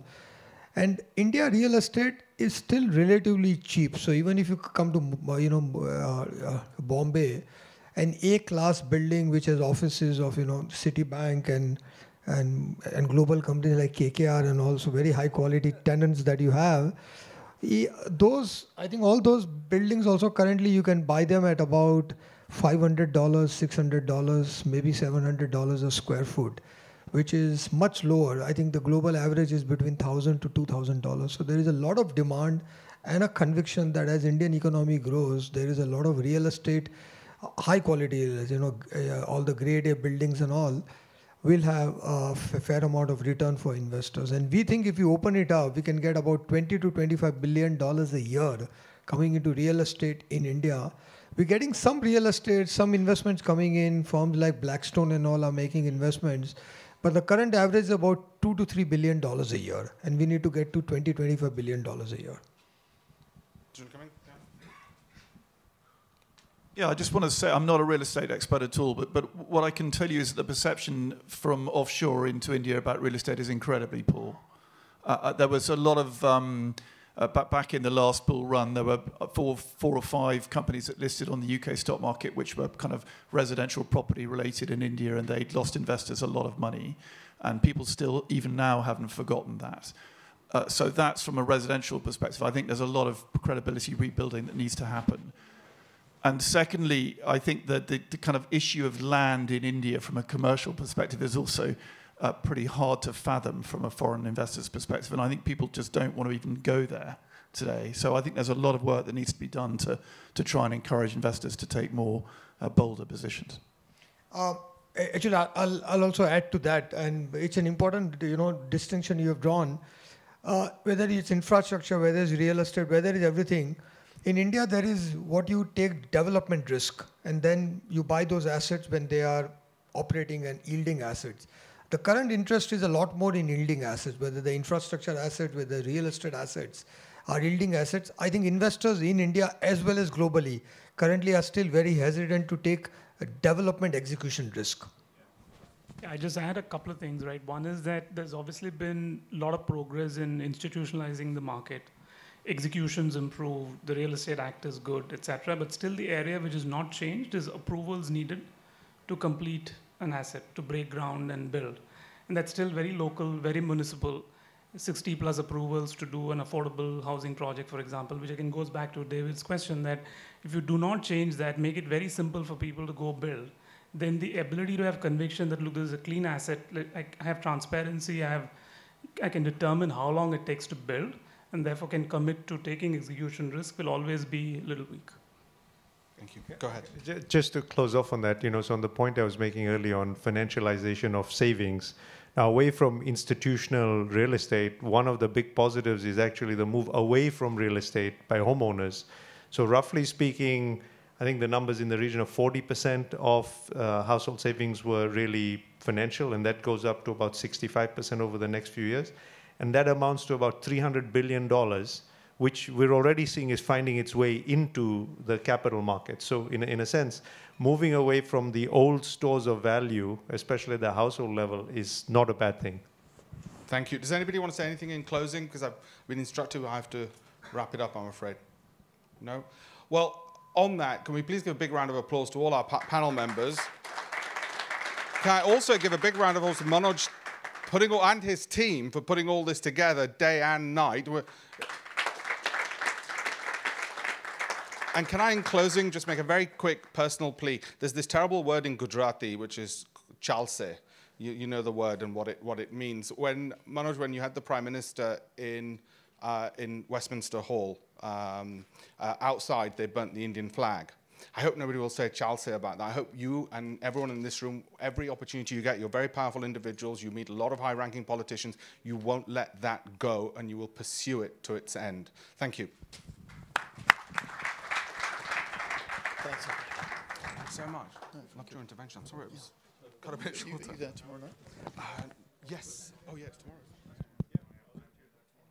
Ladies and gentlemen, we'll commence our final session in 10 minutes. Do have a leg stretch, and we'll have a session from 4:45 till about 5:15, 5:20. That will be the final session, and then we'll draw to a close. Yeah.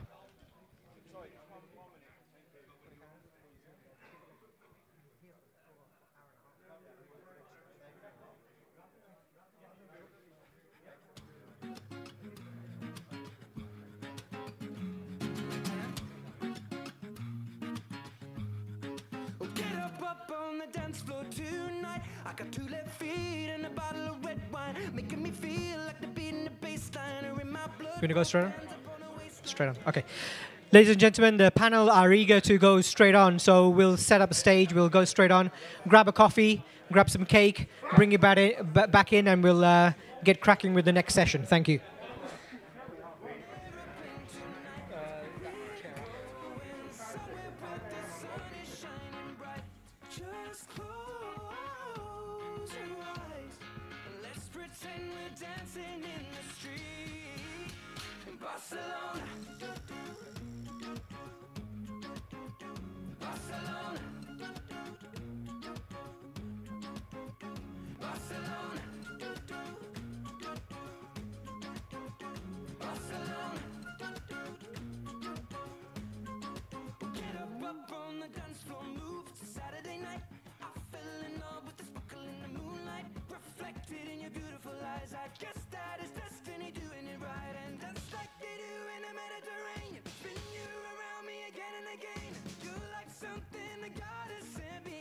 want you, baby, solamente.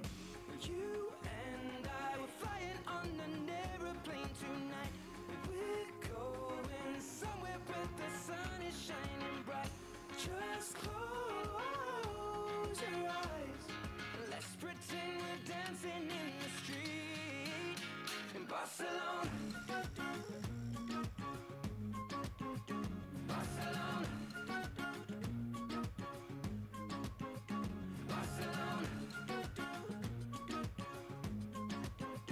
Barcelona. Barcelona. Barcelona. Oh, Barcelona.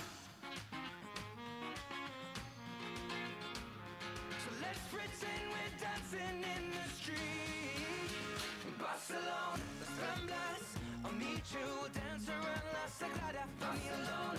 Drinking sangria, mi niña, te amo, Macarena. Mamacita, rica, sí, te adoro, señorita. Nosotros, vive la vida, come on, let's be free in Barcelona. Las Ramblas, I'll meet you, come on and dance with me in Barcelona. Drinking sangria, I just want to be in Barcelona. Mamacita, rica, feel that summer breeze in Barcelona. Nosotros, vive la vida, siempre viva Barcelona.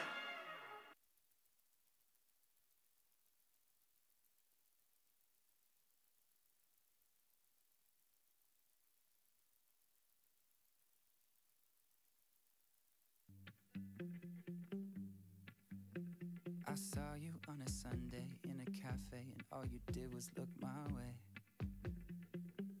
And my heart started to race. Then my hands started to shake. Yeah. I heard you asked about me through a friend, and my adrenaline kicked in. 'Cause I've been asking about you too. And now we're right here in this room. I get a little bit nervous around you. Get a little bit stressed out when I think about you. Get a little excited, baby, when I think about you. Yeah.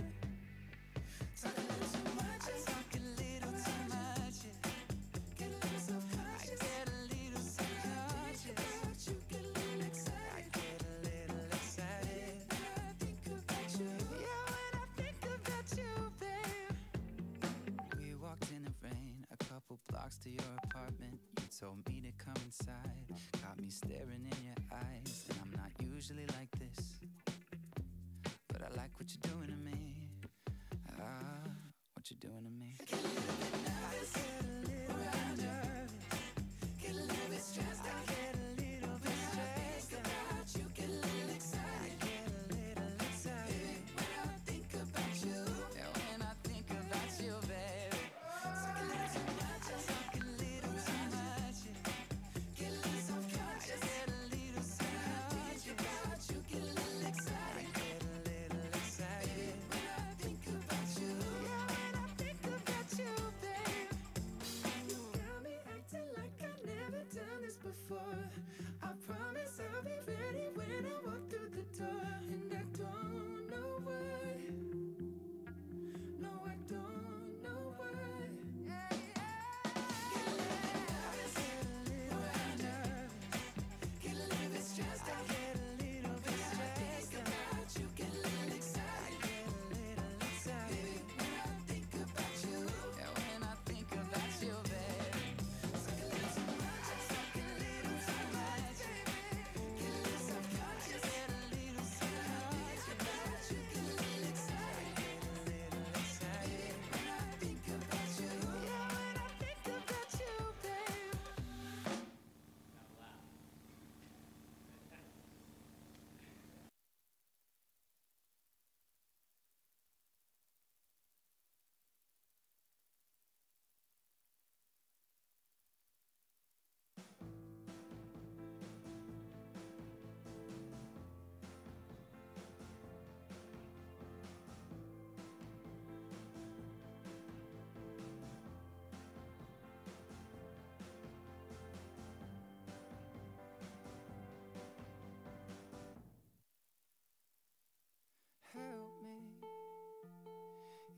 like the walls are caving in.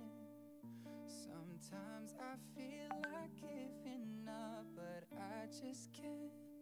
It isn't in my blood. Laying on the bathroom floor, feeling nothing. I'm overwhelmed and insecure. Give me something I could take to ease my mind slowly. Just have a drink and you'll feel better.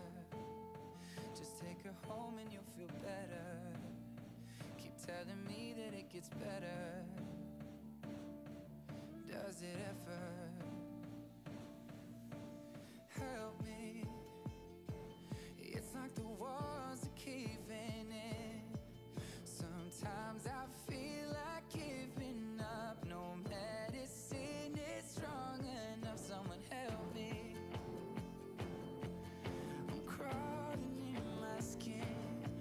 Sometimes I feel like giving up, but I just can't. It isn't in my blood.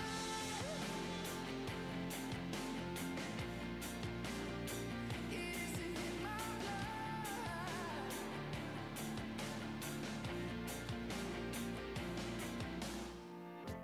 I'm looking through my phone again, feeling anxious, afraid to be alone again. I hate this. I'm trying to find a way to chill. Can't breathe. Oh, is there somebody who could help me? It's like the walls are caving in. Sometimes I feel like giving up. No medicine is strong enough. Someone help me. I'm crawling in my skin. Sometimes I feel like giving up, but I just can't. It isn't in my blood.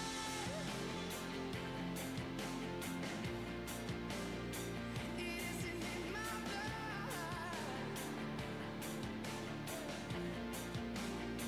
I need somebody now. I need somebody now. Someone to help me out.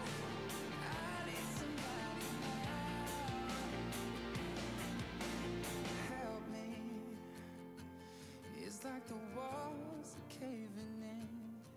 Sometimes I feel like giving up, but I just can't. It isn't in my blood.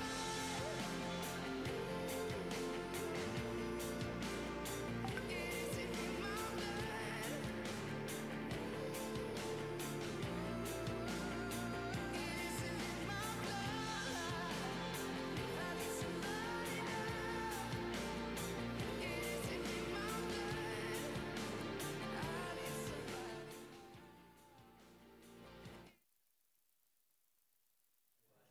So welcome to the final panel on infrastructure. The word has come up so many times this afternoon, so it's kind of fitting. It's the last panel, and many of the subjects that have been discussed sort of converged towards this subject. I think starting with when Sanjay talked about pooling local capital, I think that's an important part of the infrastructure story. Just to put things in perspective. There's a huge demand for infrastructure, as we all know. The expected, at least the projected demand for capital is something in the range of 6 trillion between 2016 and 2030. Government expenditure is projected or estimated to be about a sixth of that. So the question is, where does all the rest of the capital come from? And we should not lose sight of the fact that there have been success stories in India in this area. I think, well, obviously there are some impaired assets, and we all know that. There are success stories. We can see the change around us. We can see metro transit. We can see the renewable energy sector, which is particularly in the last few years, been a good example of what can be achieved. We've seen the airports grow up around us, but obviously the demand is so high that this is a subject that we should be talking about with some intensity. taking my cue from the earlier panel, I will start by asking my the co-panelists to introduce themselves and give us their thoughts to start with. I thought that will be a good way to get the juices flowing fast, given that we're in the last panel discussion. We don't want to hold any of you back unnecessarily. So with that said, let me go ahead. Thank you, Harsh. I'm Sudhir Dole. I'm the CEO of ICICI Bank UK PLC out here in the UK. Let me start with two areas. The one which is that how can we do project finance better in India? I think we have seen clearly a lot of project finance deals getting stuck on the ground, overrun. So what can we do differently and better? And I think the biggest learning out here is that we need to allocate risk to the one organizations or the organizations who can manage it the best. What I mean by that is that if there is a land acquisition, that needs to be closed by the government before the project is awarded. So I think we've already seen progress on that. So in the road side, we have seen about 80% of that being completed before the allocation takes place. So similarly, in other areas, that needs to be done. Or the fuel purchase agreements have to be all tied up before the projects are awarded. Similarly, environmental clearances have to be given before the project is awarded.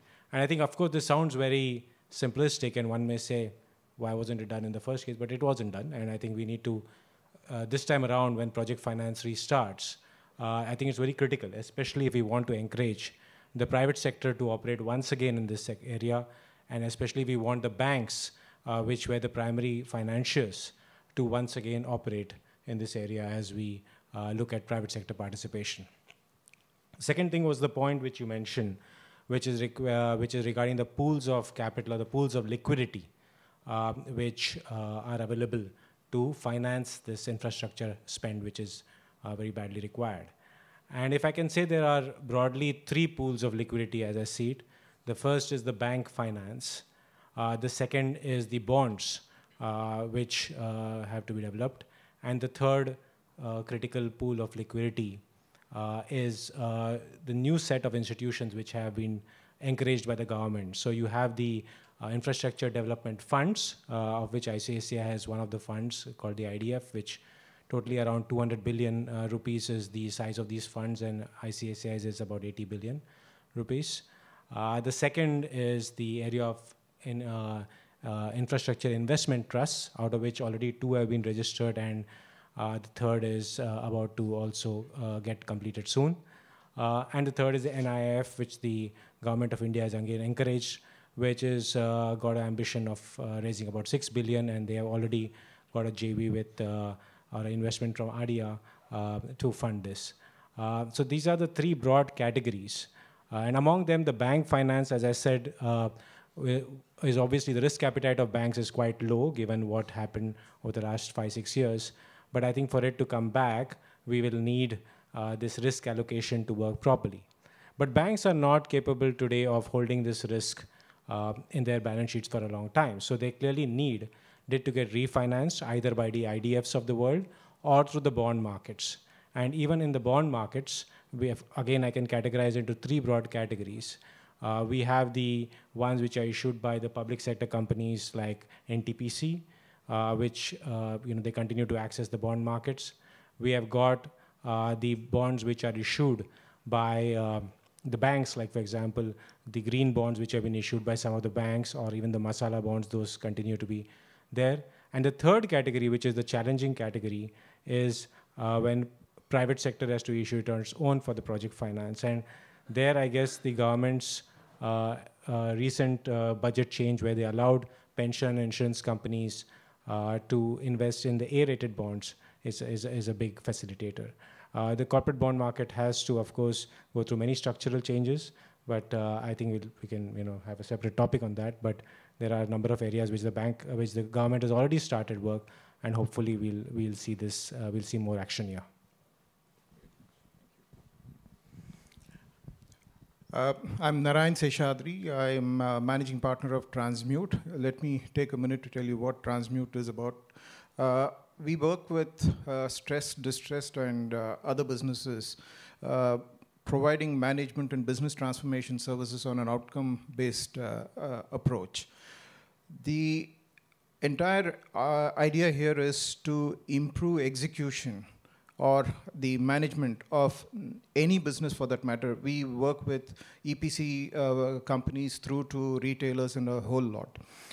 One of the key things about the infrastructure financing, as has been time and again spoken about, is the execution risk. What we have seen when we looked at some of the troubled businesses which we have worked with, and the 2x2 matrix which Rashesh put out, where there is good asset, bad asset, weak promoter and strong promoter.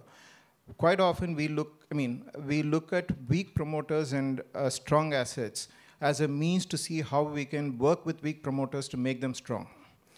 And in the context of infrastructure financing, if I look at it, the country is going to need between 2018 and 22 close to 50 lakh crores of investments.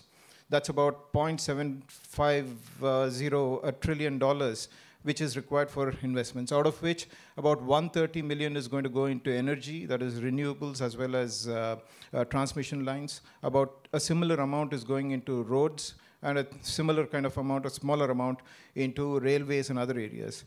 In all these situations, one of the key requirements is going to be the ability to make sure that the execution risk is effectively managed. If I look at the terrain insofar as the means to achieve this, in terms of ability to manage the projects, kind of people we need, there is definitely paucity of such management talent. We need to see how we can acquire that talent and make it happen. But more importantly, if I then look at the ability to get these financing or organized, the government has effectively enabled all kinds of possibilities insofar as this sector is concerned, including the IDFs where income tax is exempt. So there is a lot of enablement insofar as the government is concerned, has made it possible. But the one thing which needs to be really focused upon is the ability to manage and execute the projects as effectively as possible. And in those companies which we have worked with, we have seen that by bringing in the disciplines and putting things straight, we have effectively quadrupled the multiple insofar as the company's values are concerned. In the sense, the returns are, huge if things get sorted out. And that, I believe, is the most important equation which we need to solve. And the rest, insofar as financing is concerned, there are enough and more ways in which the financing can be raised. And the last thing which I keep telling promoters or sponsors I work with, I say that get your act together and the money will reach you, rather than look for money and not get your act together. Hi, my name is Ram Kumar, and I work in KKR's London office. I was one of the founding members of our global infrastructure team, which was created about 10 years ago. And we currently manage about $15 billion of capital dedicated to the global infrastructure sector. Now, given the topic of this panel about local pools of capital, I'm taking maybe a slightly contrarian view, which is that absolutely, local pools of capital are important, essential. At the same time, I think facilitating the flow of more international capital into the infrastructure sector in India is also going to be essential. And a few numbers over here, just to add it up, which I think somebody had mentioned this before. Over the last 15 years, as per industry consensus estimates, approximately the spend in infrastructure in India has been approximately about $3 trillion. Over the next 15 years, using the same estimates, just to fill the gap or the shortfall and to keep pace with the projected growth of the country, the spend needs to be about $6 trillion, which is approximately 400 trillion rupees. You take that on one side. And the other side, if you look at the exposure of the bank credit to infrastructure in India at the end of 2001, that was about 95 billion rupees. By the end of 2016, it was almost 9,900 billion rupees, which is a compound annual growth rate of almost 40%, which I think it's going to be difficult to sustain as we go into the next phase, which is, like as I talked about, 400 trillion rupees to be spent. Now, on this topic, the reason I jump into this is, through our infrastructure platform, we have exposure to the infrastructure sectors in a number of countries across pretty much every continent on Earth, except Antarctica so far. And I would say across all the sizable and major economies we have seen, it's never been just local capital. It's also been international capital playing a role in that. Probably the one exception is China, but again, with all due respect, China's 11+ trillion economy, and India is still, about 2.5 trillion. And obviously, I hope and believe in the long term that India will overtake China in terms of that. But as John Keynes said, in the long term, we're all going to be dead. So let's focus on the short and medium term.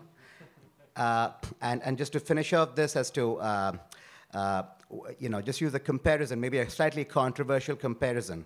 If I compare India to Eastern Europe, and why am I doing that? Because if you remember, the Soviet Union dissolved in 1991, which is the same year when the Indian markets opened up. So in a way, there is a, let's say, at least a similar time span in which you can take how the two regions evolved economically, and both have done well. India definitely better, but Eastern Europe hasn't done too bad. And there's been more international capital invested in infrastructure in Eastern Europe than India in that same time period, which intuitively doesn't make sense. Because at a high level, in a lot of ways, India is definitely a better destination than Eastern Europe. And maybe we can continue that going on, right? Good evening, I'm Sanjeev Chadha. I work for State Bank of India here in London. As Sudhir mentioned, there's been a paradox in the India story in terms of financing infrastructure. Commercial banks who don't really have any business of being in infrastructure financing have been in the forefront.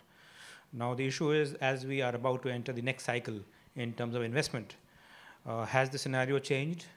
Are there other pools of capital which are viable and large enough to support infrastructure funding? I think we are still not there. A lot of changes have happened. New funds are in place, REITs are in place, investment trusts are in place, but I don't believe there's critical mass for that to happen. On the other hand, from the viewpoint of banks also, if you're looking at the size of lending opportunities which are there in India, there's no way that banks can really ignore the infrastructure sector. So I believe there's a coincidence of interest which is there between banks in terms of lending opportunities and also in terms of the debt capital which needs to be available, where I think banks would remain a central part of the lending landscape.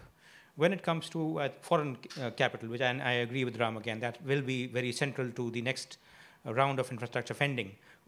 The key again is where should the return expectations be? I think that's where really the challenge is.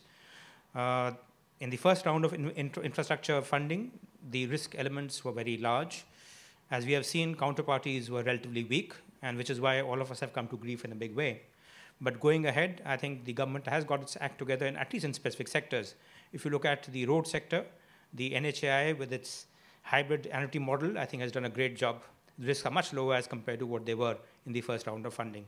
Similarly, again, if you look at the solar energy sector, the Solar Energy Corporation of India is again a strong counterparty which has brought risk down. Now, with those risks down, I think the moot point is have return expectations also come down correspondingly. That's again, I think, where we'll have to recalibrate our return expectations if foreign capital has to come in and also again to contribute in a significant manner. That's all for now. We'll take it in the question and answer session.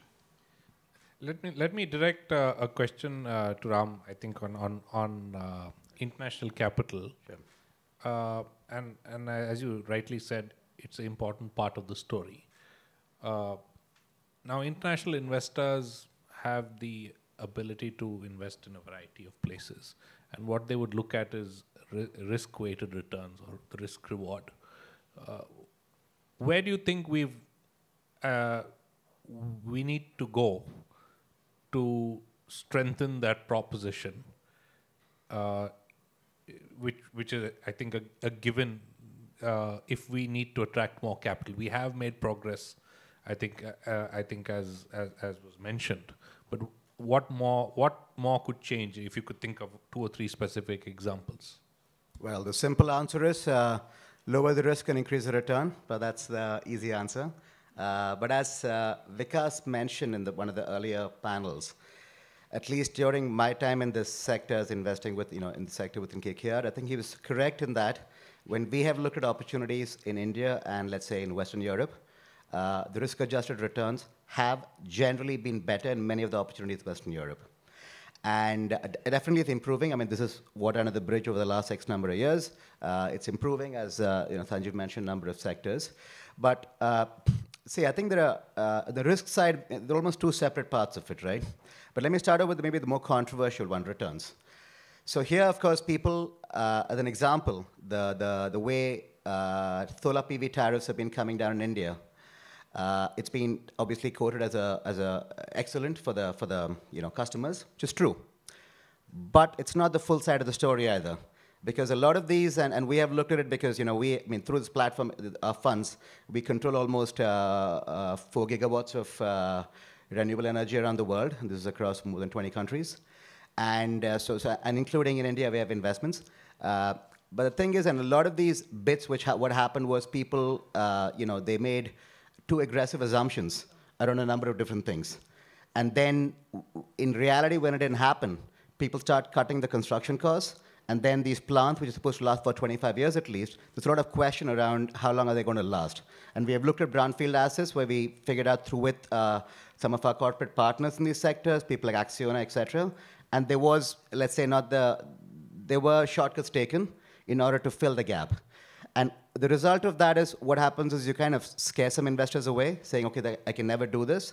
I mean, and the renewable sector is one example, but it's true in others as well. If you look at coal plants in India, out of thermal power plants which have been commissioned since 2009, about 1/3 of the coal plants and 40% of the gas plants in India are considered commercially unviable now, approximately, since post-09. And frankly, the same thing is happening in the UK. In the CCGT sector, UK has a big problem. And they're running the same bid process where it's coming down. And that's okay when you go asset by asset on a smaller scale. But what it prevents you from doing is just scaring away investors with enough capital, who obviously want slightly higher returns, but they can come and scale. So you can get these short-term wins, which, I mean, obviously is good for the public, but you kind of lose out on the ability to scale it up. For that, I think, so that's the flip side of the returns, where I think there has to be maybe some level of regulation. I think, obviously, a free market in these things is good, but if it's about expanding it aggressively, I think some kind of a regulated return concept, which is being used successfully in Europe, and or a concession model, which is being used in the US, I think some of that need to be brought in. And obviously, the tip of that, I mean, the renewables is obviously everybody's news, but I'm talking about even other sectors like water and sewage, which I think in the long term, it's probably one of the most, needs probably more capital than any other sector. So I think that's on the return side, which goes back to that regulation, some way of monitoring it to make sure that people are getting paid. On the risk side, of course, there are a lot of things. I mean, some of it, I mean, I don't know how to tackle it. Obviously, there's a currency side, and Sanjay knows this. Every time we have looked at something in India, which is, let's say, out of a dollar fund, which is, let's say, 5 years or more, you lose, what, 300, 350 basis points just in terms of the FX hedging or assumptions. And this obviously makes international capital sometimes non-competitive versus local pools, even though in the long run, I think they need to be brought in. And then there are other aspects of, for example, inflation. I think, for example, offering inflation linkage across a number of infrastructure sectors, I think is a really good thing. Because if you look at most of the end investors, these are pension funds, insurance companies, whose liabilities are inflation linked typically. So the reason they put money in infrastructure is to make sure that their assets should also have inflation exposure. In India, still in many of the sectors, when your revenues either there's a flat top line or a fixed tariff without inflation linkage, or some other mechanism where you can't go up and your costs go up, anything like project overruns, anything, you're going short inflation, which is kind of counterintuitive to the reason people started getting into infrastructure. And then you have aspects like ease of dividend extraction. So the reason that people price infrastructure, let's say, at a lower return than private equity or real estate, it's not just about the risk side, it's also that they can take out a lot of the cash to the yield, so you're relying less on the exit. So that obviously affects it. And some of these aspects can obviously be tweaked and adjusted. In addition to things like bond markets, et cetera, will have to happen, but these are things which can be done more quickly to get more flow into it. So I think you've touched on a point of tension, which I leave on the table, and I think for the questions from others in the room, which is how do we balance giving a good return with the obvious logic of competitive bidding? And I don't think it's a simple balance to make. And I think that's the point you made, which is while competitive bidding has its logic, ultimately needs to lead to the right risk-reward outcome to attract capital. Yeah, just one thing, and it's a relevant question. I'm sure that one of the others can answer it better than me. But it's true not just in India, but also, for example, in the UK. If you look at it, the water sector. So we own a water company in the UK. I mean, to be fair, we owned it for a few years, and now we are selling it. And hopefully, next week it should get sold. That's a sector. If you look at UK, there's been a lot of investment which went into the water sector. I would argue it's probably as the best water sector in terms of quality of water in the world. Most people don't know this, but right now, under the UK water quality regulations which applies to the companies, the tap water is cleaner than bottled water in the UK as of now. I mean, unless your tap has bunch of bad stuff in it. The water is actually cleaner. But the flip side is, in the last few years, you see a lot of political noise around utility bills. And that's a trade-off always, right? I mean, nobody's going to do it for free, after a point at least. And that's a political, social question which every government needs to tackle. What is that point? Tarain, you wanted to comment on this? Yeah.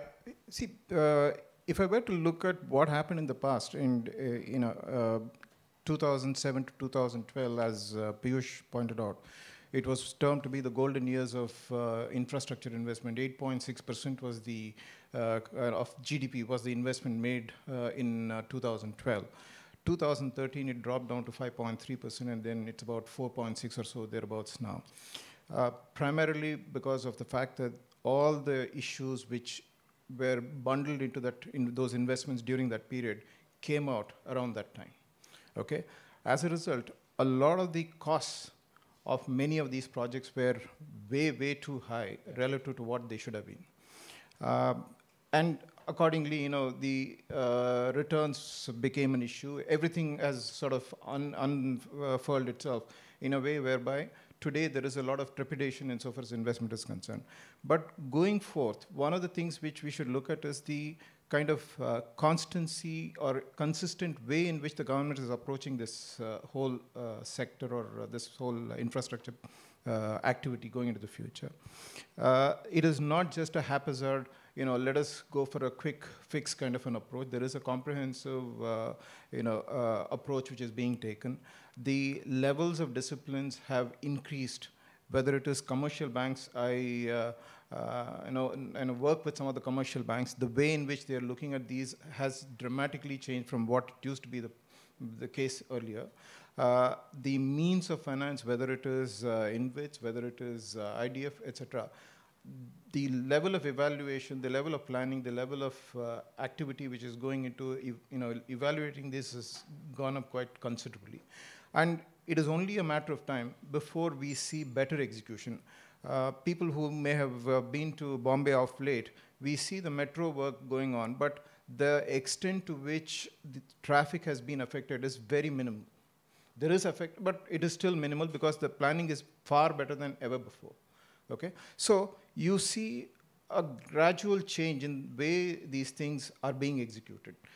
Obviously, the risk is not totally eliminated, the developmental issues. There is going to be still some more time, but over a period of time, I see that changing quite significantly, and as a result, the expectations from a reward standpoint is, has got to come down.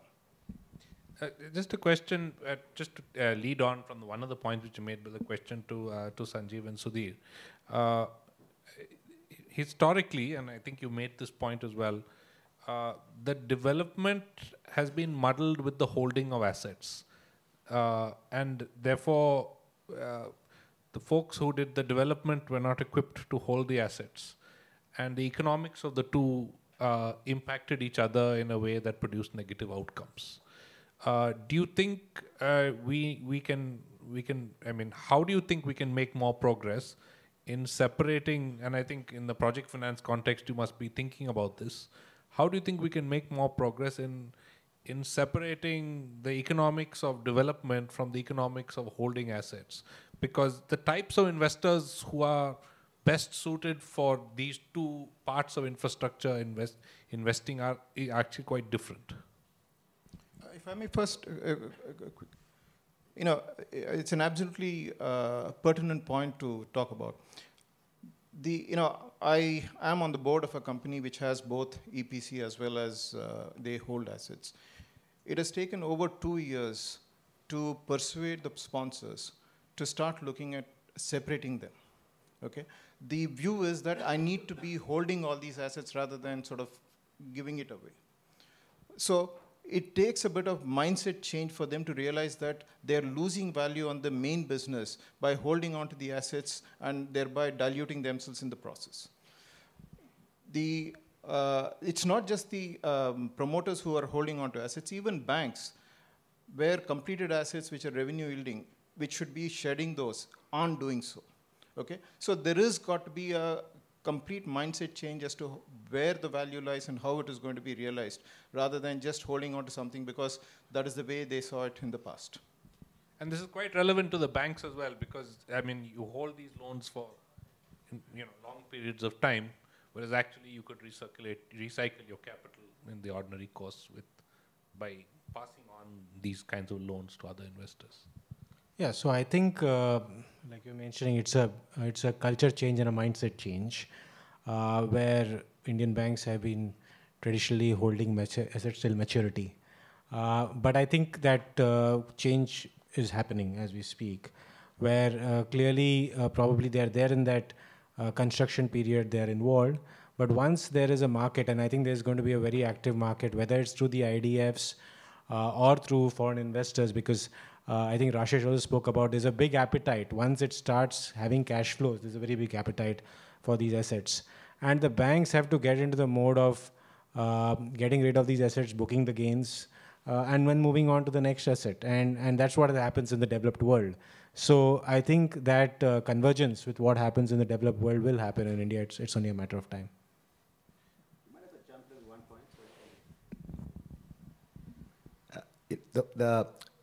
I would partly disagree in one point, which is it's not always necessary that from an equity perspective that it has to be two different holders.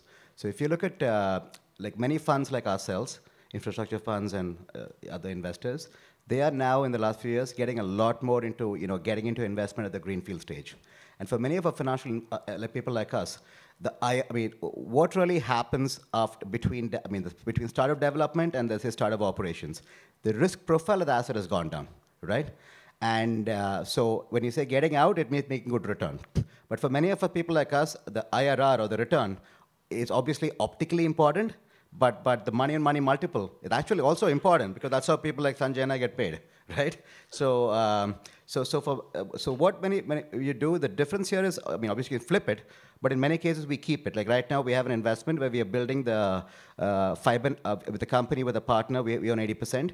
We are building the fiber optics network in rural Germany, which is 20% of households, which surprisingly for many people here still use copper cables, at least until we set up this thing. It's a greenfield project. But after it's done, it's about monetizing that risk, which you can obviously do it through selling the company, obviously. The other option is just refinance the debt. Through, obviously, debt at the start is going to be more expensive, understandably, but it doesn't need to be kept all the way till the end. And I think that's where the delta has come in. I would say between India and many other markets, people just stay on with the same loan till the end of the concession or whatever, unless they're forced to refinance. But in many cases here, you can just wait for the first 2 years, fully done as operational, some track record, then refinance it at much cheaper rates. And that's that. And then you don't need to sell the asset straight away then, or change the ownership. So I think, again, in some ways, it's a question of the market being sophisticated enough for institutions which are specialized to hold the assets in that particular period. In fact, you can argue that even at the initial stage, when the risks are the highest, the banks may not necessarily be the best people to finance that loan. But unfortunately, and particularly in the first investment cycle, the pricing of risk was awry. So it simply did not work out for the institutions. And in part, again, why specialized institutions like IDFC chose to become commercial banks is that you don't really get the risk premium you deserve at the construction stage. The second part, of course, is that where are the pools of capital which are cheaper than what the funds that the banks hold. Now, if banks hold funds which are the cheapest in the market, then there is an economic rationale to hold those assets also. Indeed. So let me take a break to see. This is a subject that has gotten a lot of discussion going this afternoon. So maybe we could turn to the audience. Hi, I just wanted to add a few things to what Ram said. Effectively, the problem in India, what I see, is that the government is creating barriers for foreign investors to come in. Let the market dictate the pricing. Why are they dictating the pricing? They have put barriers as to what is the maximum amount can be paid out by companies with these ECB guidelines, et cetera, et cetera. We raise a lot of money through masala bonds, et cetera. Foreign investors are willing to take rupee risk. Why do we not allow the markets to price the risk rather than dictating what can be done and effectively shutting out a lot of good projects, a lot of good borrowers from the market? And that is really part of the core issue and why bond markets are not able to develop. Because he's very right. In Germany, we could do that because the markets here are mature, developed enough, and there's a pricing in the secondary market which we can discover. In India, it's extremely difficult. Let me turn that over to the other members of the panel.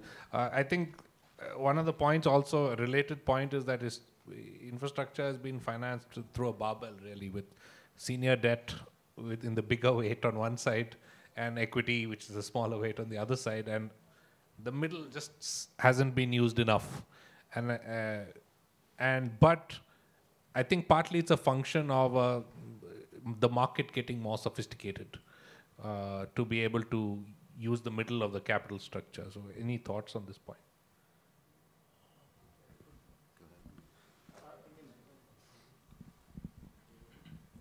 If you actually look at the numbers, it is slowly but clearly increasing, improving.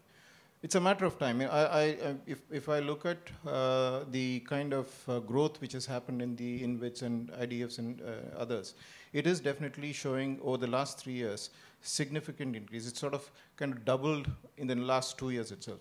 So it's a matter of time where people get to understand the nuances of some of these things, be able to actually implement it.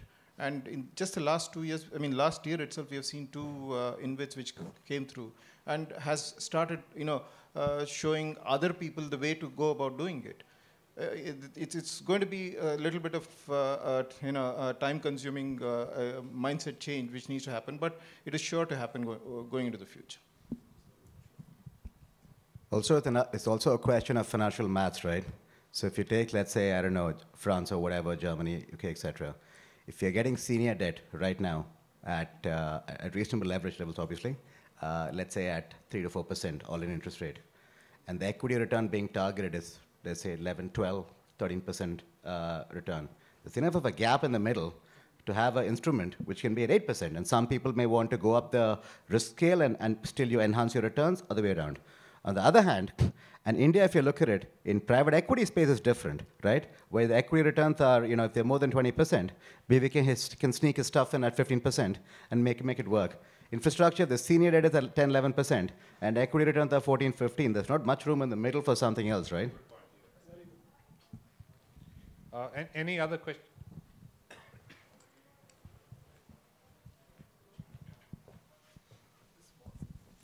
I'm Michael Joseph. Going back to one or two points the panelists mentioned earlier in terms of some of the basic human well-being focused infrastructure, water or sewage systems, I studied public health in Indian universities, so I'm always grateful to our education systems. Whose responsibility is that? Because we say we are the 6th largest economy, but do we have at least the 7th largest economy's basic human well-being infrastructure? Because we know from a human productivity point of view, in the UK alone, cholera was controlled when the sewage system was improved. The water quality with John Snow's analysis, we all know that. But for us, we are an aspiring global economy. If there is severe rain or we have the dengue epidemics, no tourist wants to go to that part of India. It has huge impact on our productivity in our companies, so our economic outputs. So, I'm not an investor science or invest management. I'm not an expert in that field. But from a public health and overall economic productivity, so whose responsibility that should be, and how we investors from the private sector could influence the government and other policymakers. We are doing smart cities. I mean, we have Clean India which has made some incredible outcomes for Incredible India. So the Clean India campaign. So for the large smart cities. So what are the plans for us, and how we could strengthen the government efforts for this? You are from Kerala, you said, if I'm not mistaken earlier. If you must have read about the Nipah virus recently and how effectively it was controlled by that in the local area. It was an effort by everybody involved in that region, in that state, and thanks to a lot of what I would call literacy, which is prevalent, which is the case there, it gets managed. What Piyush spoke about in terms of bringing about a complete change at the ground level is one of the key ways in which we can bring about this change. It cannot be a government or some external force of whoever it is who can make this change happen overnight. It is going to take a little, again, I come back to the point about taking a little more time, a lot more time possibly, before we get to a stage where all of this gets fixed. I think to extrapolate that question a little,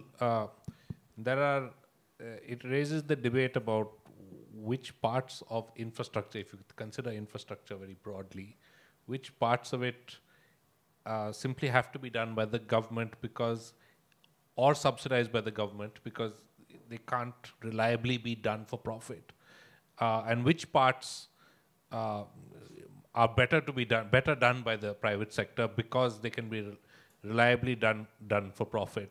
And any comments on that subject? I mean, maybe the lines are not that quite blurred between the two. One of the points which Ashwin, who is part of the government, made earlier this morning was the 4 C's. I think it was come. What were the 4 C's?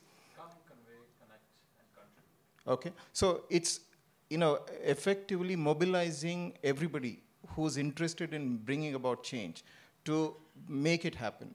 The pathways are being provided through the smart city and various other means, but it's up to the citizenry to actually be able to make it happen.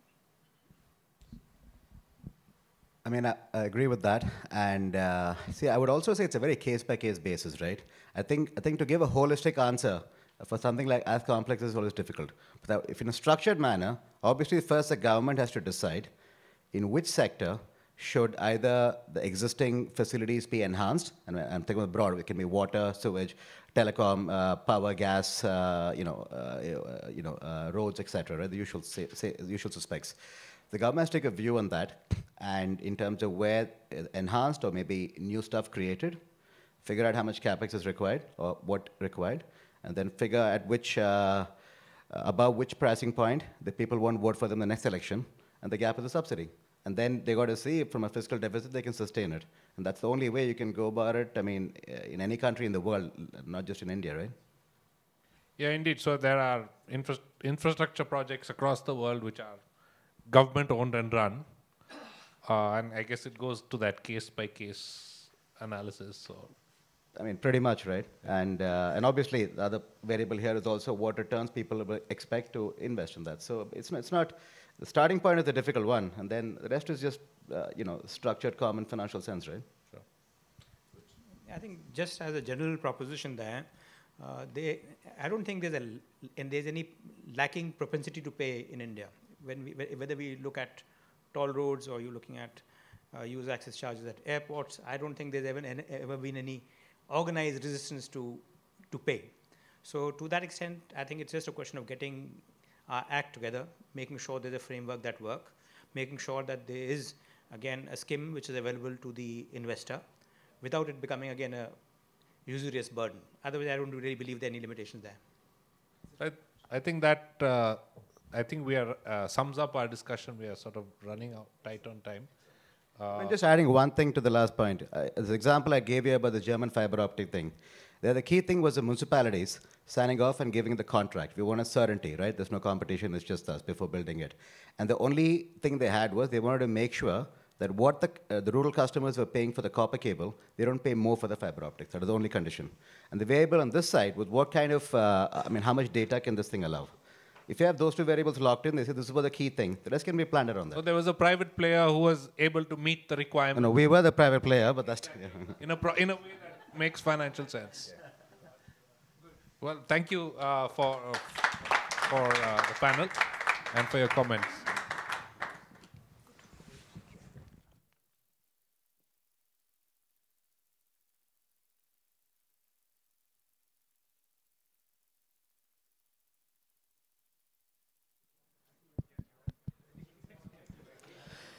Thank you, ladies and gentlemen. Please have a safe trip home. Hope you've enjoyed the UK-India Conclave 2018 and hope to see you all next year. Thank you.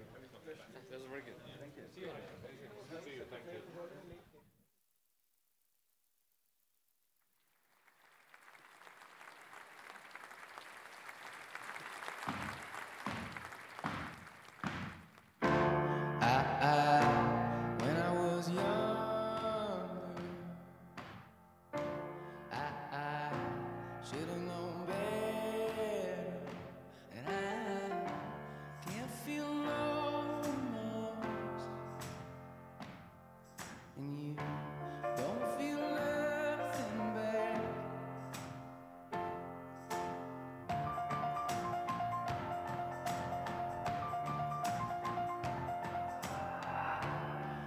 I got a new girlfriend. He feels like he's on top, and I don't feel no remorse.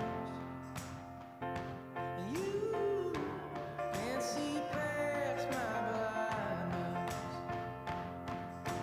Oh, Ophelia, you've been on my mind, girl, since the flood.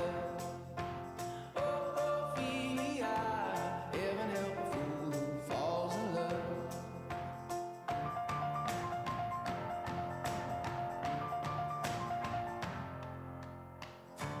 I got a little paycheck, you got big plans, and you gotta move, and I don't feel nothing at all. And you can't feel nothing small. Honey, I love you. That's all she wrote. Oh, Ophelia, you've been on my mind, girl, like a drug. Oh, Ophelia, heaven help a fool who falls in love. Ophelia, you've been on my mind, girl, since the flood. Ophelia, heaven help a fool who falls in love.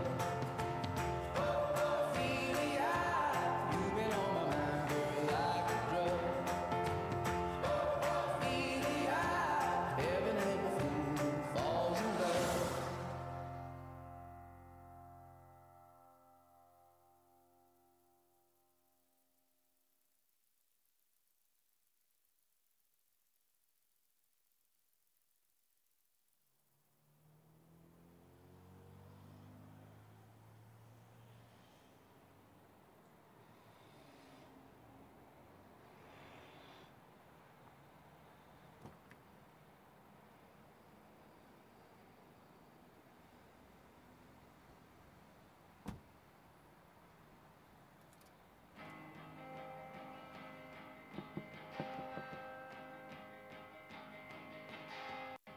My hand,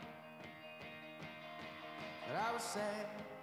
You asked it as I laid in a black dress with my father in a casket. I had no plans. Yeah.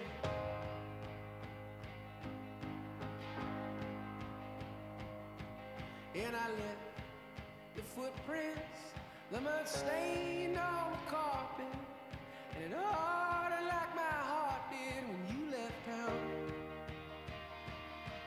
But I must admit it, that I would marry you in an instant. Damn your wife, I'd be your mistress just to have you around. But I was late for this, late for that, late for the love of my life. And when I die alone, when I die alone, die I'll be on time.